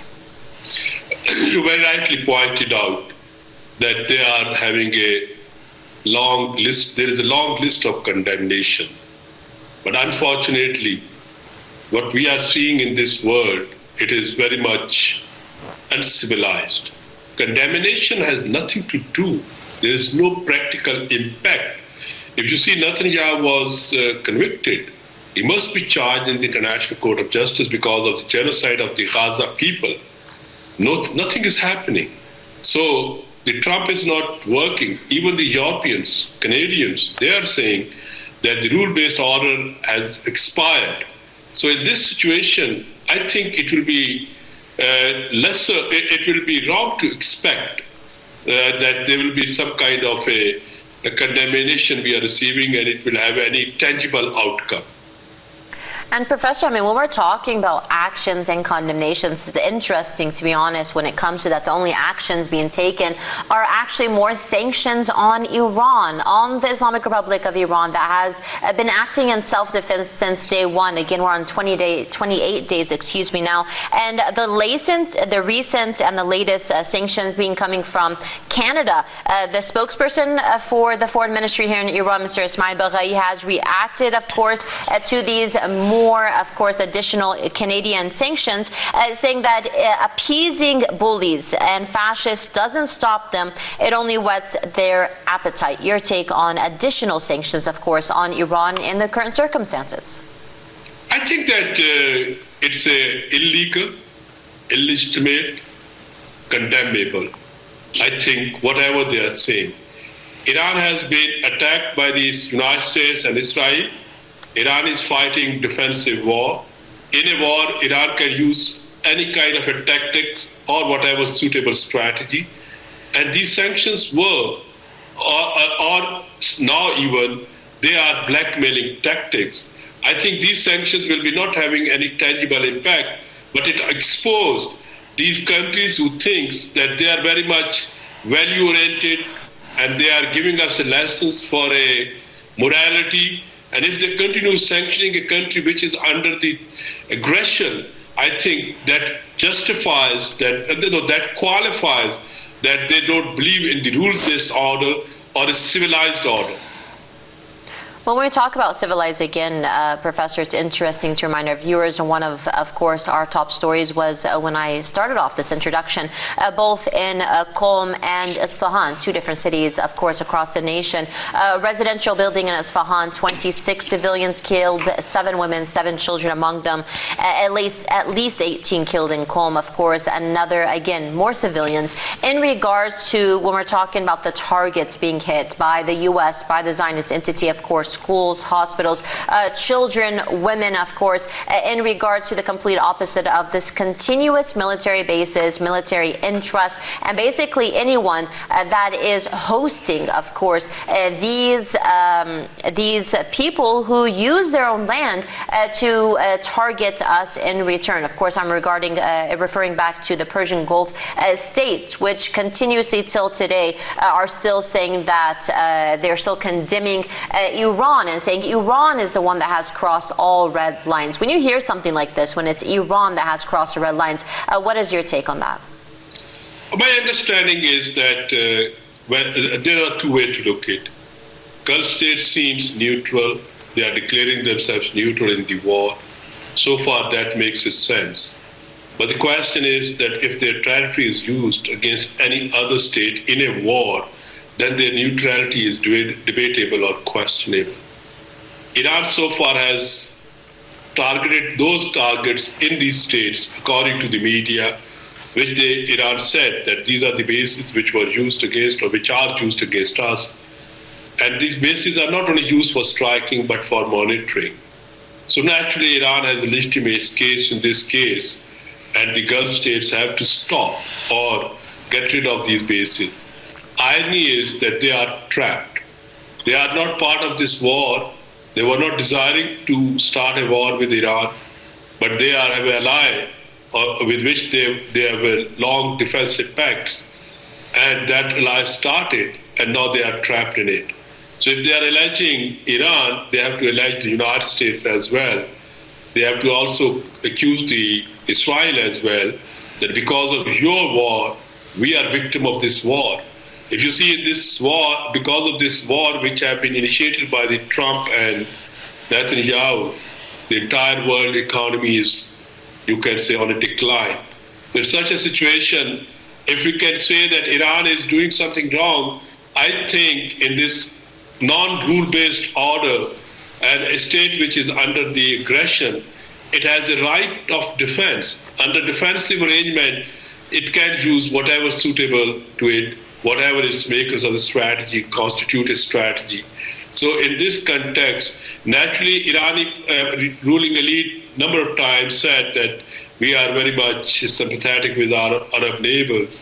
But my understanding is that this is a war, or in a fog of war, certain things, whether they are legitimate or illegitimate, they happen together. And Professor, I do want to ask you in regards, I mean, it's interesting enough that we hear this from the Persian Gulf states, of course.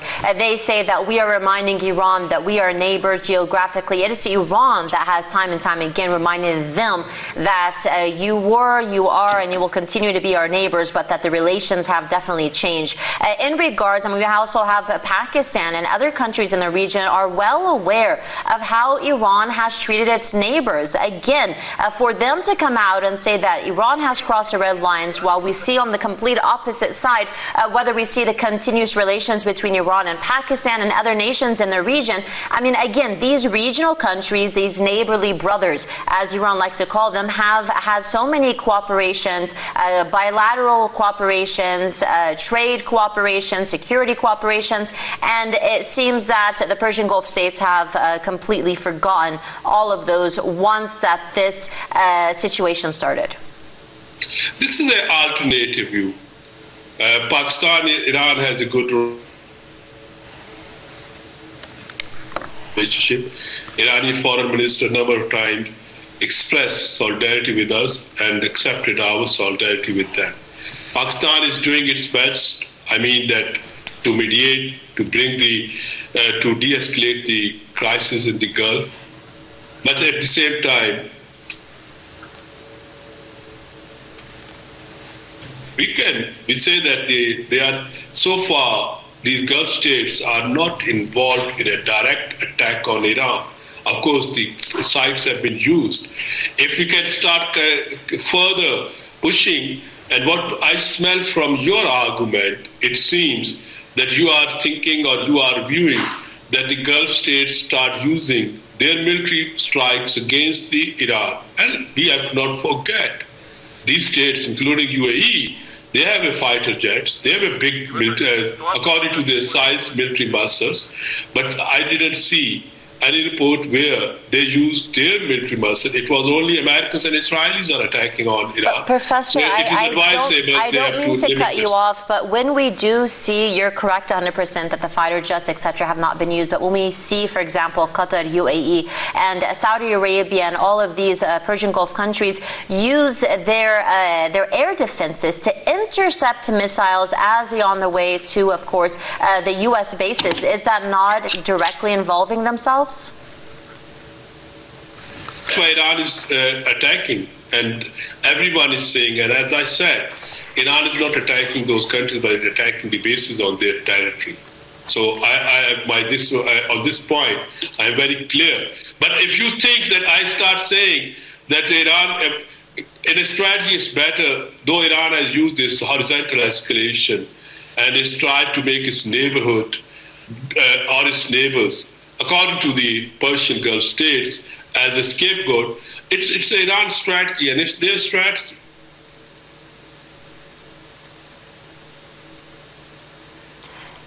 Yes, and on that point, I'm going to come back to you momentarily, Professor, if you allow me. Let me go ahead and bring it back to the studio a moment. To our Press TV colleague, Zainab. Zainab, as always, thank you very much for your patience.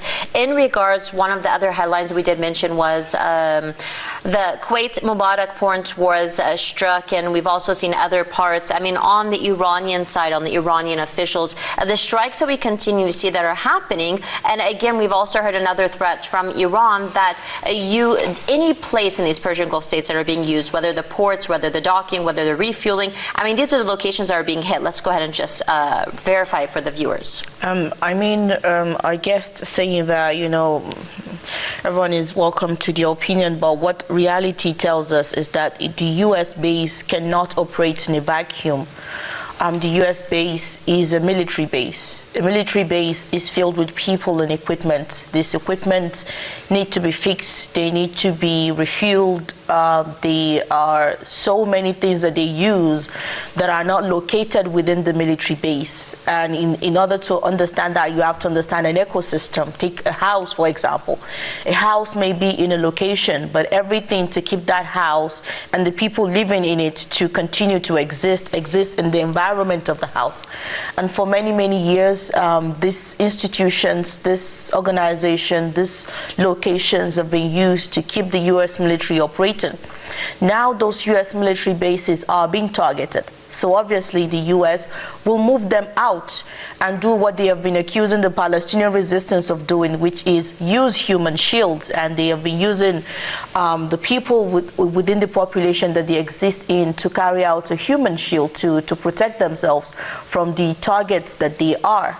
And the government of those countries understand very well that whenever you move an American soldier who is being targeted and move him to a civilian location, you are endangering the lives of your civilians. These governments are not making these decisions out of a vacuum. They know exactly what they're doing, and they chose to do it in the first place.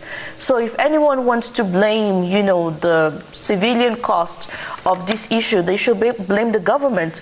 Right from the edge of the battle, the president of Iran came out and apologized to the people of the region for the prices that they are paying because of this crisis. Instead of these countries to see that as, an extension of Iran's, magnanimous heart and its fact that it doesn't want to hurt anyone, they take it as a defeat for Iran. The Iranians were not apologizing for defending themselves. They were apologizing because they were in the holy month of Ramadan, and Allah will hold us accountable for every decision we make, and anyone who, pay a price for the inconvenience of our right to defend ourselves, we still have to, apologize for that. And they apologized and said, we're sorry, the people of the UAE, the people of Bahrain, the people of Saudi, the people of Doha, who may have to wake up to the sounds of bombardment and to experience that. We're sorry. Even though the Iranian people are experiencing that, and that threat is coming from those lands, they still chose to be magnanimous and apologize. And instead of them to see that apology, as a form of building bridges and going beyond the American rhetorics and the Israeli fallacies in the region, they took that as a sign of weakness and became emboldened and continued to bring out statements against Iran. And the Iranians do not really care for those statements. Those statements do not mean much to Iran. Iran will not hold you responsible for what you have said. They will hold you responsible for what you have done, and there are no limits to the betrayals that have come really from the GCC that the Iranians have, let go of and continue to ignore, from the lies about the claiming some Iranian lands as yours to, all these double stands that has come from many of these GCC countries, the fact that they funded many international media to blacklist Iran, to lie about Iran, the fact that many of Iranian assets were seized through, some of the cooperations from these GCC countries. There are a long list of, grievances that Iran had against this country, but never acted upon until, after warning them for many, many years. After, after the 12-day war, we saw the flurry of diplomatic movement from the Iranian Foreign Ministry going from one place to the other, warning clearly warning. We have so many videos and pictures of them saying that, look, this is coming. We know it is coming. right now we're telling you to make sure that the Americans don't use your places to attack us, and many of them came out and said we will not allow our airspaces to be used. You just need to go on Direct Radar. It's a free application, it's a free website, and see how many American military refueling tanks are flying over many of these GCC countries. Just look at how many missiles are being launched from Bahrain, are being launched from the Emiratis to Iran to kill little kids and little children all over the country. So nobody should look at Iran. If you want to look at Iran, fine, but look at the other side as well. Well, on that point, Zainab, let me go ahead and Professor, as per, of course, your expertise, I'd like to get your opinion. We've heard from the Polish Prime Minister, he's saying that he's anticipating, of course, he has reasons to believe, also based on information that he's receiving from allies, that there will be escalation in the coming days. Do you agree with him, or do you believe that we're going to be seeing a de-escalation, perhaps, of course, the next few days, weeks, or even months? I think that when we look about the American strategy, I'm very much upset because what the President Trump says, it changes in the next sentence. So there is a lot of diplomacy. So one cannot assess. Now on the other side, Netanyahu, he's very much exposed. If he loses the war, he will be losing his government and lose behind the bars because whatever the cases are there. So his survival is with the war. Now on the Iran side, Iranians, they are fighting a defensive war, but of course now they have already made it clear that till the time their 5 points are not accepted, they are not going to stop it. I understand that before the mediation parties take the maximalist approach, but later on in negotiation they come on the compromise. But trend indicates that what the President Trump is saying is not working on it. And they recently, yesterday, IGC guards martyr that has also added, you can say, more anger in Iran. So Iranians are not going to limit. So I'm expecting, even if there's no escalation, there's a continuity of the conflict. Now here it depends, because after Ramadan, Iran definitely going to intensify strategy, because Iranians cannot wait and see that their equipments, their peoples, they are destroyed, their industrial complex thus destroyed, their innocent children are killed, and they are just using a limited strikes. They have already strategically made a good strategy, and they expose the defense systems of Israel and other places where the American assets are. So it's the time for them to use their ballistic missiles or hypersonic ballistic missiles and other sophisticated drones to expose the adversary. So I'm looking escalation. Well, exactly. Professor, as you are mentioning there, of course, these are, again, of course, according to your expertise, and as many analysts and experts are saying that, yeah, escalation is in the next, whether coming days, next few weeks. I do want to take your reaction, of course, or assessment better, in regards to what we are seeing there in the Strait of Hormuz. Again, from Iran, it's not closed in regards, of course, they are saying it is a selective blockade. Basically, all those that are passing that support the enemies are not allowed through. Also, there's been a lot of tankers that have been allowed through after getting permission from Tehran, and again, they've been letting through. So despite what Trump is claiming that the Strait of Hormuz is now open again, we even had an official sent out images proving that how it is